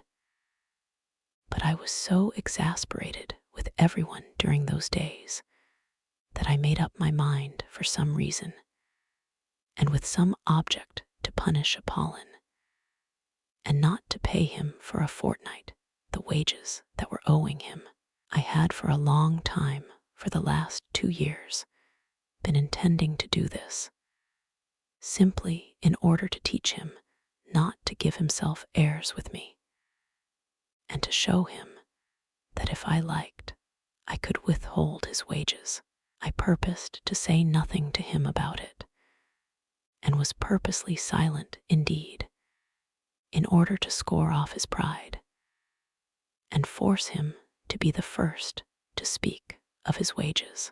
Then I would take the 7 rubles out of a drawer, show him I have the money put aside on purpose, but that I won't. I simply won't pay him his wages. I won't, just because that is what I wish, because I am master, and it is for me to decide, because he has been disrespectful, because he has been rude. But if he were to ask respectfully, I might be softened and give it to him. Otherwise, he might wait another fortnight, another 3 weeks, a whole month. But angry as I was, yet he got the better of me. I could not hold out for 4 days. He began, as he always did begin in such cases, for there had been such cases already. There had been attempts, and it may be observed, I knew all this beforehand. I knew his nasty tactics by heart. He would begin by fixing upon me an exceedingly severe stare, keeping it up for several minutes at a time, particularly on meeting me or seeing me out of the house. If I held out and pretended not to notice these stares, he would, still in silence, proceed to further tortures. All at once, apropos of nothing, he would walk softly and smoothly into my room when I was pacing up and down or reading, stand at the door, one hand behind his back and one foot behind the other, and fix upon me a stare more than severe, utterly contemptuous. If I suddenly asked him what he wanted, he would make me no answer, but continue staring at me persistently for some seconds. Then, with a peculiar compression of his lips and a most significant air, deliberately turn round and deliberately go back to his room. 2 hours later, he would come out again, and again present himself before me in the same way. It had happened that in my fury, I did not even ask him what he wanted, but simply raised my head sharply and imperiously and began staring back at him. So we stared at one another for 2 minutes. At last, he turned with deliberation and dignity and went back again for 2 hours. If I were still not brought to reason by all this, but persisted in my revolt, he would suddenly begin sighing, while he looked at me, long, deep sighs, as though measuring by them the depths of my moral degradation. And of course, it ended at last by his triumphing completely. I raged and shouted, but still was forced to do what he wanted. This time, the usual staring maneuvers had scarcely begun when I lost my temper and flew at him in a fury. I was irritated beyond endurance apart from him. "Stay," I cried in a frenzy, as he was slowly and silently turning, with one hand behind his back, to go to his room. "Stay, come back, I tell you." and I must have bawled so unnaturally that he turned round and even looked at me with some wonder. However, he persisted in saying nothing, and that infuriated me. How dare you come and look at me like that without being sent for? Answer. After looking at me calmly for half a minute, he began turning round again. Stay, I roared, running up to him. Don't stir there. Answer now. What did you come in to look at? If you have any order to give me, it's my duty to carry it out, he answered, after another silent pause, with a slow, measured lisp, raising his eyebrows and calmly twisting his head from one side to another. All this with exasperating composure. That's not what I am asking you about, you torturer, I shouted, turning crimson with anger. I'll tell you why you came here myself. You see, I don't give you your wages. You are so proud you don't want to bow down and ask for it. And so you come to punish me with your stupid stares, to worry me, and you have no suspicion how stupid it is. Stupid, stupid, stupid, stupid. He would have turned round again without a word, but I seized him. Listen, I shouted to him. Here's the money, do you see? Here it is. I took it out of the table drawer. Here's the 7 rubles complete. But you are not going to have it. You are not going to have it until you come respectfully with bowed head to beg my pardon. Do you hear? That cannot be, he answered, with the most unnatural self-confidence. It shall be so, I said. I give you my word of honor. It shall be, and there's nothing for me to beg your pardon for, he went on, as though he had not noticed my exclamations at all. Why, besides, you called me a torturer, for which I can summon you at the police station at any time for insulting behavior. Go summon me, I roared. Go at once, this very minute, this very second. You are a torturer all the same. A torturer. But he merely looked at me, then turned, and regardless of my loud calls to him, he walked to his room with an even step and without looking round. If it had not been for Lisa, nothing of this would have happened, I decided inwardly. Then, after waiting a minute, I went myself behind his screen with a dignified and solemn air, though my heart was beating slowly and violently.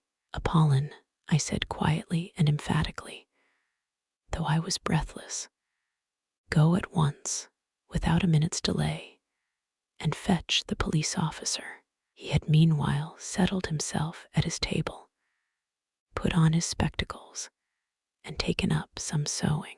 But hearing my order, he burst into a guffaw. At once, go this minute. Go on, or else you can't imagine what will happen. You are certainly out of your mind, he observed, without even raising his head, lisping as deliberately as ever, and threading his needle. Whoever heard of a man sending for the police against himself? And as for being frightened, you are upsetting yourself about nothing, for nothing will come of it. Go, I shrieked, clutching him by the shoulder. I felt I should strike him in a minute. But I did not notice the door from the passage softly and slowly open at that instant, and a figure come in, stop short, and begin staring at us in perplexity. I glanced, nearly swooned with shame, and rushed back to my room. There, clutching at my hair with both hands, I leaned my head against the wall and stood motionless in that position. 2 minutes later, I heard Apollon's deliberate footsteps. There is some woman asking for you, he said, looking at me with peculiar severity. Then he stood aside and let in Lisa. He would not go away, but stared at us sarcastically. Go away, I commanded in desperation. At that moment, my clock began whirring and wheezing and struck 7. 9. Into my house come bold and free, its rightful mistress there to be. I stood before her crushed, crestfallen, revoltingly confused, and I believe I smiled as I did my utmost to wrap myself in the skirts of my ragged, wadded dressing gown, exactly as I had imagined the scene not long before, in a fit of depression. After standing over us for a couple of minutes, Apollon went away. But that did not make me more at ease. What made it worse was that she, too, was overwhelmed with confusion. More so, in fact, than I should have expected, at the sight of me, of course. Sit down, I said mechanically, moving a chair up to the table, and I sat down on the sofa. She obediently sat down at once and gazed at me open-eyed, evidently expecting something from me at once. This naivete of expectation drove me to fury, but I restrained myself. She ought to have tried not to notice, as though everything had been as usual, while instead of that, and I dimly felt that I should make her pay dearly for all this. You have found me in a strange position, Lisa, I began, stammering and knowing that this was the wrong way to begin. No, don't imagine anything, I cried, seeing that she had suddenly flushed. I am not ashamed of my poverty. On the contrary, I look with pride on my poverty. I am poor but honorable. One can be poor and honorable, I muttered. However, would you like tea? No, she was beginning. Wait a minute. I leapt up and ran to Apollon. I had to get out of the room somehow. Apollon, I whispered in feverish haste, flinging down before him the 7 rubles which had remained all the time in my clenched fist. Here are your wages. You see, I give them to you. But for that, you must come to my rescue. Bring me tea and a dozen rusks from the restaurant. If you won't go, you'll make me a miserable man. You don't know what this woman is. This is everything. You may be imagining something, but you don't know what that woman is.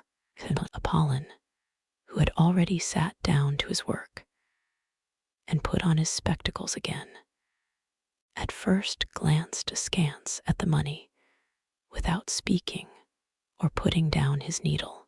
Then, without paying the slightest attention to me or making any answer, he went on busying himself with his needle, which he had not yet threaded. I waited before him for 3 minutes with my arms crossed a la Napoleon. My temples were moist with sweat. I was pale, I felt it. But thank God, he must have been moved to pity, looking at me. Having threaded his needle, he deliberately got up from his seat, deliberately moved back his chair, deliberately took off his spectacles, deliberately counted the money, and finally asking me over his shoulder, "Shall I get a whole portion?" deliberately walked out of the room. As I was going back to Lisa, the thought occurred to me on the way. Shouldn't I run away just as I was in my dressing gown, no matter where, and then let happen what would? I sat down again. She looked at me uneasily. For some minutes we were silent. "I will kill him," I shouted suddenly, striking the table with my fist so that the ink spurted out of the inkstand. "What are you saying?" she cried, starting. "I will kill him. Kill him," I shrieked, suddenly striking the table in absolute frenzy, and at the same time fully understanding how stupid it was to be in such a frenzy. "You don't know, Lisa, what that torturer is to me. He is my torturer. He has gone now to fetch some rusks, And suddenly I burst into tears. It was an hysterical attack. How ashamed I felt in the midst of my sobs, but still I could not restrain them. She was frightened. "What is the matter? What is wrong?" she cried, fussing about me. "Water, give me water, over there," I muttered in a faint voice, though I was inwardly conscious that I could have got on very well without water, and without muttering in a faint voice, but I was, what is called, putting it on to save appearances, though the attack was a genuine one. She gave me water, looking at me in bewilderment. At that moment, Apollon brought in the tea. It suddenly seemed to me that this commonplace, prosaic tea was horribly undignified and paltry after all that had happened, and I blushed crimson. Lisa looked at Apollon with positive alarm. He went out without a glance at either of us. "Lisa, do you despise me?" I asked, looking at her fixedly, trembling with impatience to know what she was thinking. She was confused and did not know what to answer. "Drink your tea," I said to her angrily. I was angry with myself, but of course, it was she who would have to pay for it. A horrible spite against her suddenly surged up in my heart. I believe I could have killed her. To revenge myself on her, I swore inwardly not to say a word to her all the time. She is the cause of it all, I thought. Our silence lasted for 5 minutes. The tea stood on the table. We did not touch it. I had got to the point of purposely refraining from beginning in order to embarrass her further. It was awkward for her to begin alone. Several times she glanced at me with mournful perplexity. I was obstinately silent. I was, of course, myself the chief sufferer, because I was fully conscious of the disgusting meanness of my spiteful stupidity. And yet, at the same time, I could not restrain myself. "I want to get away from there altogether," she began, to break the silence in some way. But poor girl, that was just what she ought not to have spoken about at such a stupid moment to a man so stupid as I was. My heart positively ached with pity for her tactless and unnecessary straightforwardness.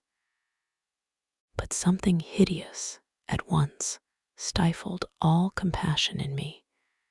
It even provoked me to greater venom. I did not care what happened. Another 5 minutes passed. "Perhaps I am in your way," she began timidly, hardly audibly, and was getting up. But as soon as I saw this first impulse of wounded dignity, I positively trembled with spite, and at once burst out. "Why have you come to me? Tell me that, please," I began, gasping for breath, and regardless of logical connection in my words. I longed to have it all out at once, at one burst. I did not even trouble how to begin. "Why have you come? Answer, answer," I cried, hardly knowing what I was doing. "I'll tell you, my good girl, why you have come," You've come because I talked sentimental stuff to you then, so now you are soft as butter and longing for fine sentiments again. So you may as well know that I was laughing at you then, and I am laughing at you now. Why are you shuddering? Yes, I was laughing at you. I had been insulted just before at dinner by the fellows who came that evening before me. I came to you, meaning to thrash one of them, an officer. But I didn't succeed. I didn't find him. I had to avenge the insult on someone to get back my own again. You turned up. I vented my spleen on you and laughed at you. I had been humiliated, so I wanted to humiliate. I had been treated like a rag, so I wanted to show my power. That's what it was, and you imagined I had come there on purpose to save you. Yes, you imagined that. You imagined that. I knew that she would perhaps be muddled and not take it all in exactly.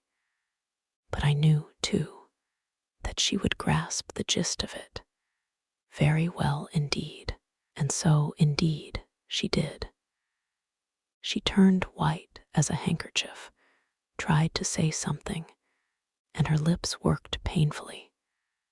But she sank on a chair as though she had been felled by an axe. And all the time afterwards, she listened to me with her lips parted and her eyes wide open, shuddering with awful terror. The cynicism of my words overwhelmed her. Save you, I went on, jumping up from my chair and running up and down the room before her. Save you from what? But perhaps I am worse than you myself. Why didn't you throw it in my teeth when I was giving you that sermon? But what did you come here yourself for? Was it to read us a sermon? Power was what I wanted then. Sport was what I wanted. I wanted to wring out your tears, your humiliation, your hysteria. That was what I wanted then. Of course, I couldn't keep it up then, because I am a wretched creature. I was frightened, and the devil knows why, gave you my address in my folly. Afterwards, before I got home, I was cursing and swearing at you because of that address. I hated you already because of the lies I had told you, because I only like playing with words, only dreaming. But do you know, what I really want is that you should all go to hell. That is what I want. I want peace. Yes, I'd sell the whole world for a farthing, straight off, so long as I was left in peace. Is the world to go to pot, or am I to go without my tea? I say that the world may go to pot for me so long as I always get my tea. Did you know that, or not? Well, anyway, I know that I am a blackguard, a scoundrel, an egoist, a sluggard. Here I have been shuddering for the last 3 days at the thought of your coming. And do you know what has worried me particularly for these 3 days? That I posed as such a hero to you. And now you would see me in a wretched torn dressing gown, beggarly, loathsome. I told you just now that I was not ashamed of my poverty, so you may as well know that I am ashamed of it. I am more ashamed of it than of anything, more afraid of it than of being found out if I were a thief, because I am as vain as though I had been skinned, and the very air blowing on me hurt. Surely by now you must realize that I shall never forgive you for having found me in this wretched dressing gown, just as I was flying at Apollon like a spiteful cur, the savior, the former hero, was flying like a mangy, unkempt sheepdog at his lackey, and the lackey was jeering at him. And I shall never forgive you for the tears I could not help shedding before you just now, like some silly woman put to shame. And for what I am confessing to you now, I shall never forgive you either. Yes, you must answer for it all because you turned up like this, because I am a blackguard, because I am the nastiest, stupidest, absurdest, and most envious of all the worms on earth, who are not a bit better than I am, but the devil knows why, are never put to confusion, while I shall always be insulted by every louse. That is my doom. And what is it to me that you don't understand a word of this? And what do I care? What do I care about you? And whether you go to ruin there or not? Do you understand? How I shall hate you now after saying this, for having been here and listening. Why, it's not once in a lifetime a man speaks out like this, and then it is in hysterics. What more do you want? Why do you still stand confronting me after all this? Why are you worrying me? Why don't you go? But at this point, a strange thing happened. I was so accustomed to think and imagine everything from books, and to picture everything in the world to myself, just as I had made it up in my dreams beforehand, that I could not all at once take in this strange circumstance. What happened was this. Lisa, insulted and crushed by me, understood a great deal more than I imagined. She understood from all this what a woman understands first of all, if she feels genuine love, that is, that I was myself unhappy. The frightened and wounded expression on her face was followed first by a look of sorrowful perplexity. When I began calling myself a scoundrel and a blackguard, and my tears flowed, the tirade was accompanied throughout by tears. Her whole face worked convulsively. She was on the point of getting up and stopping me. When I finished, she took no notice of my shouting. Why are you here? Why don't you go away? But realized only that it must have been very bitter to me to say all this. Besides, she was so crushed, poor girl. She considered herself infinitely beneath me. How could she feel anger or resentment? She suddenly leapt up from her chair with an irresistible impulse and held out her hands, yearning towards me, though still timid and not daring to stir. At this point, there was a revulsion in my heart too. Then she suddenly rushed to me, threw her arms round me, and burst into tears. I too could not restrain myself and sobbed as I never had before. They won't let me. I can't be good. I managed to articulate. Then I went to the sofa, fell on it face downwards, and sobbed on it for a quarter of an hour in genuine hysterics. She came close to me, put her arms round me, and stayed motionless in that position. But the trouble was that the hysterics could not go on forever, and I am writing the loathsome truth, lying face downwards on the sofa, with my face thrust into my nasty leather pillow. I began by degrees to be aware of a faraway, involuntary, but irresistible feeling that it would be awkward now for me to raise my head and look Lisa straight in the face. Why was I ashamed? I don't know, but I was ashamed.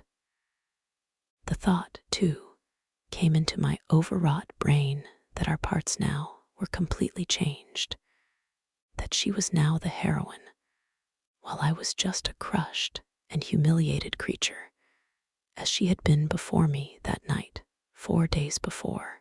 And all this came into my mind during the minutes I was lying on my face on the sofa.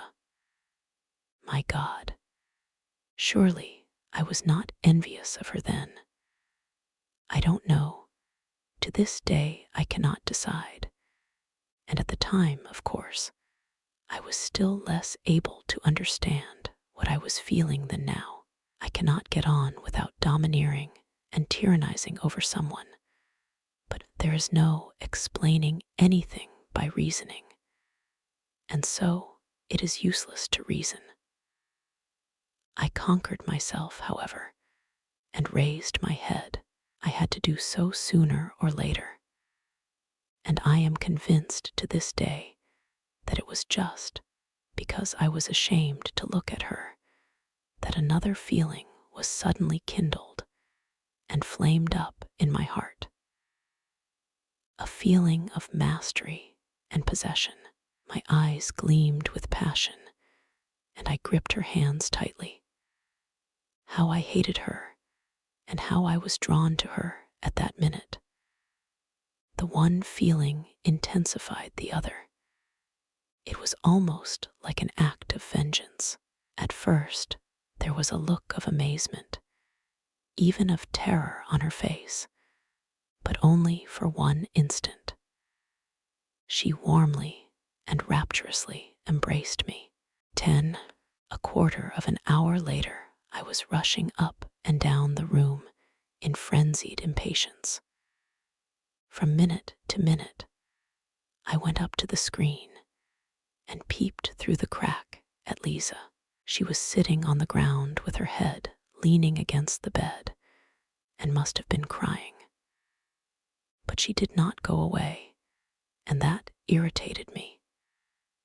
This time she understood it all. I had insulted her finally, but there's no need to describe it. She realized that my outburst of passion had been simply revenge, a fresh humiliation, and that to my earlier, almost causeless hatred was added now a personal hatred, born of envy, though I do not maintain positively that she understood all this distinctly. But she certainly did fully understand that I was a despicable man, and what was worse, incapable of loving her. I know I shall be told that this is incredible, but it is incredible to be as spiteful and stupid as I was. It may be added that it was strange I should not love her, or at any rate appreciate her love. Why is it strange? In the first place, by then I was incapable of love, for I repeat, with me loving meant tyrannizing and showing my moral superiority.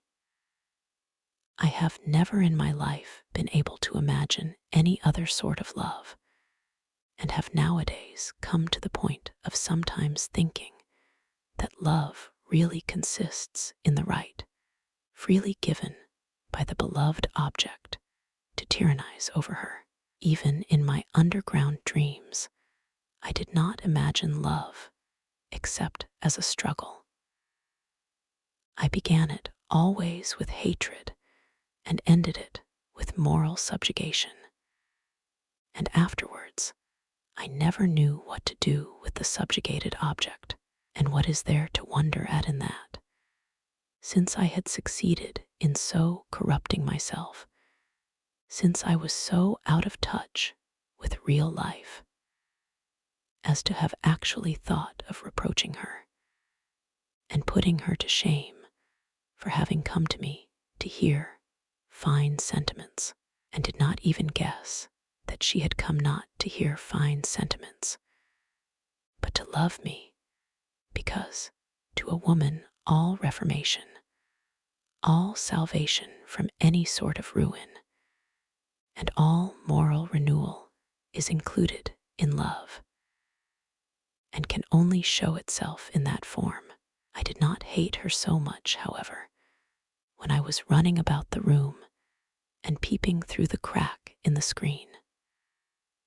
I was only insufferably oppressed by her being here. I wanted her to disappear.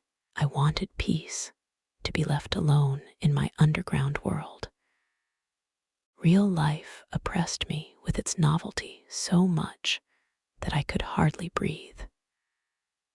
But several minutes passed, and she still remained, without stirring, as though she were unconscious.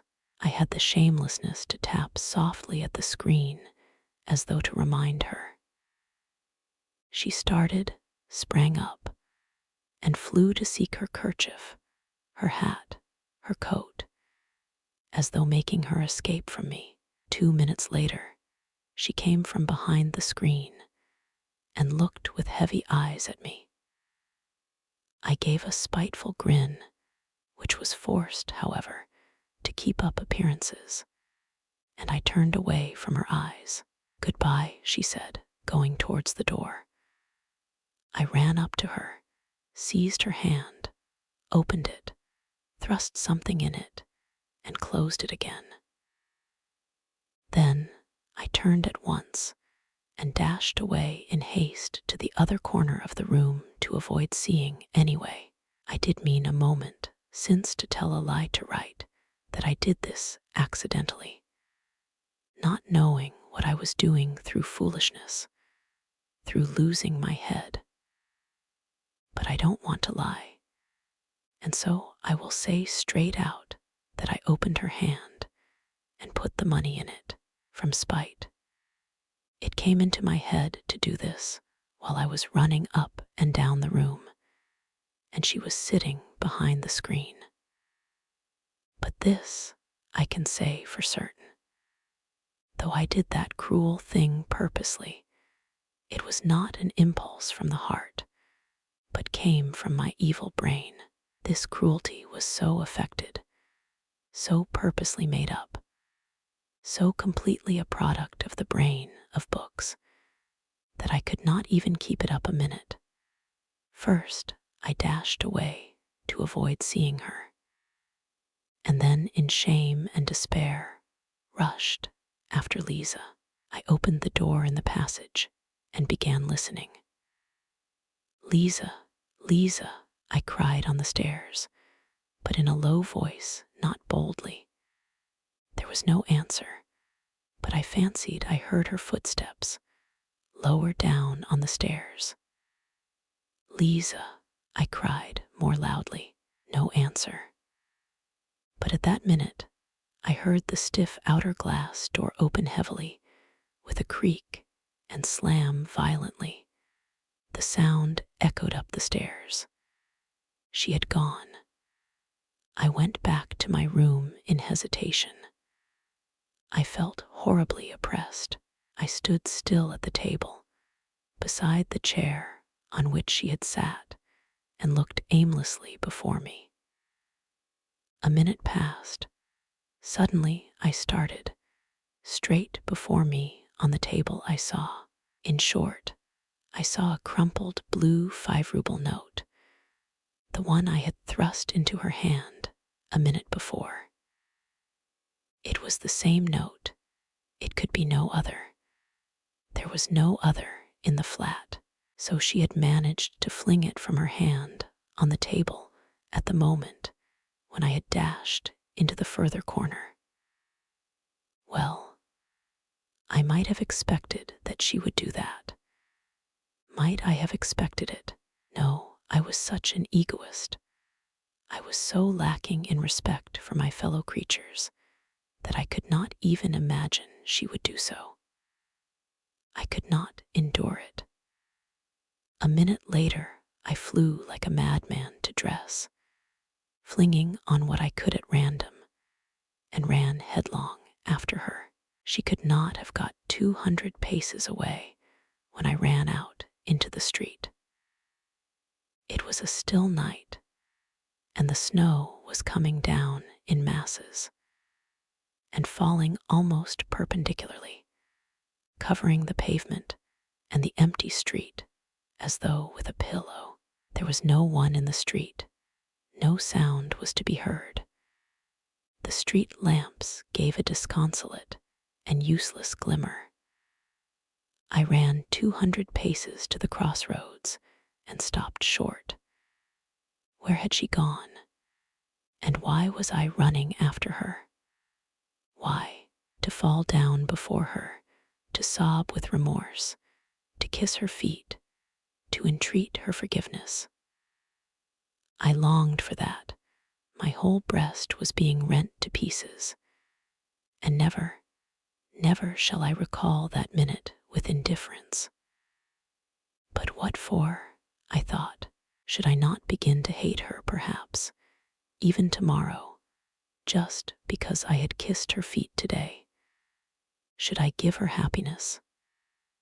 Had I not recognized that day, for the 100th time, what I was worth? Should I not torture her? I stood in the snow, gazing into the troubled darkness, and pondered this. And will it not be better? I mused fantastically, afterwards at home, stifling the living pang of my heart with fantastic dreams. Will it not be better that she should keep the resentment of the insult forever? Resentment, why, it is purification.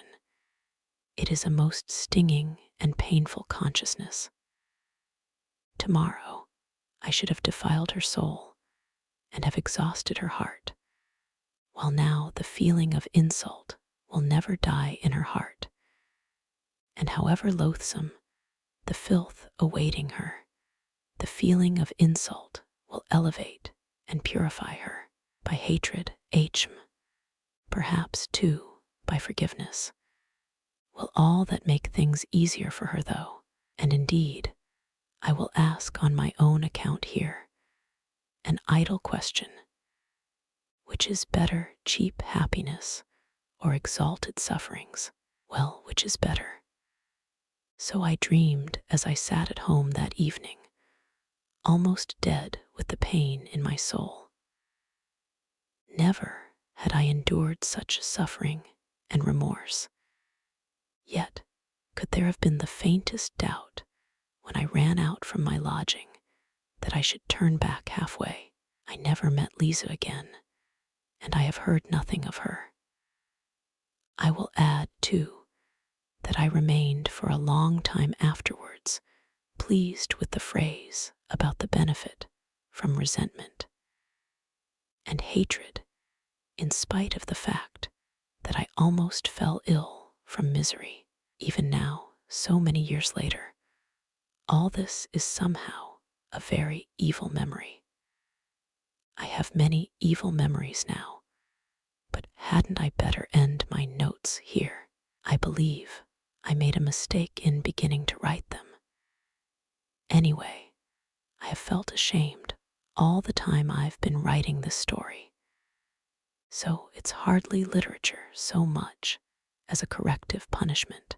Why, to tell long stories, showing how I have spoiled my life through morally rotting in my corner, through lack of fitting environment, through divorce from real life, and rankling spite in my underground world, would certainly not be interesting. A novel needs a hero, and all the traits for an anti-hero are expressly gathered together here. And what matters most, it all produces an unpleasant impression. For we are all divorced from life. We are all cripples, every one of us, more or less. We are so divorced from it that we feel at once a sort of loathing for real life, and so cannot bear to be reminded of it. Why, we have come almost to looking upon real life as an effort, almost as hard work, and we are all privately agreed that it is better in books. And why do we fuss and fume sometimes? Why are we perverse and ask for something else? We don't know what ourselves. It would be the worse for us if our petulant prayers were answered. Come, try. Give any one of us, for instance, a little more independence. Untie our hands. Widen the spheres of our activity. Relax the control. And yes, I assure you, we should be begging to be under control again at once. I know that you will very likely be angry with me for that, and will begin shouting and stamping. Speak for yourself, you will say, and for your miseries in your underground holes. And don't dare to say all of us. Excuse me, gentlemen, I am not justifying myself with that all of us. As for what concerns me in particular, I have only in my life carried to an extreme what you have not dared to carry halfway. And what's more, you have taken your cowardice for good sense and have found comfort in deceiving yourselves, so that perhaps, after all, there is more life in me than in you. Look into it more carefully. Why, we don't even know what living means now, what it is, and what it is called. Leave us alone without books, and we shall be lost and in confusion at once. We shall not know what to join on to, what to cling to, what to love and what to hate, what to respect and what to despise. We are oppressed at being men with a real individual body and blood. We are ashamed of it. We think it a disgrace and try to contrive to be some sort of impossible generalized man. We are stillborn, and for generations past have been begotten, not by living fathers, and that suits us better and better. We are developing a taste for it. Soon we shall contrive to be born somehow from an idea. But enough. I don't want to write more from underground. The notes of this paradoxalist do not end here, however. He could not refrain from going on with them, but it seems to us that we may stop here.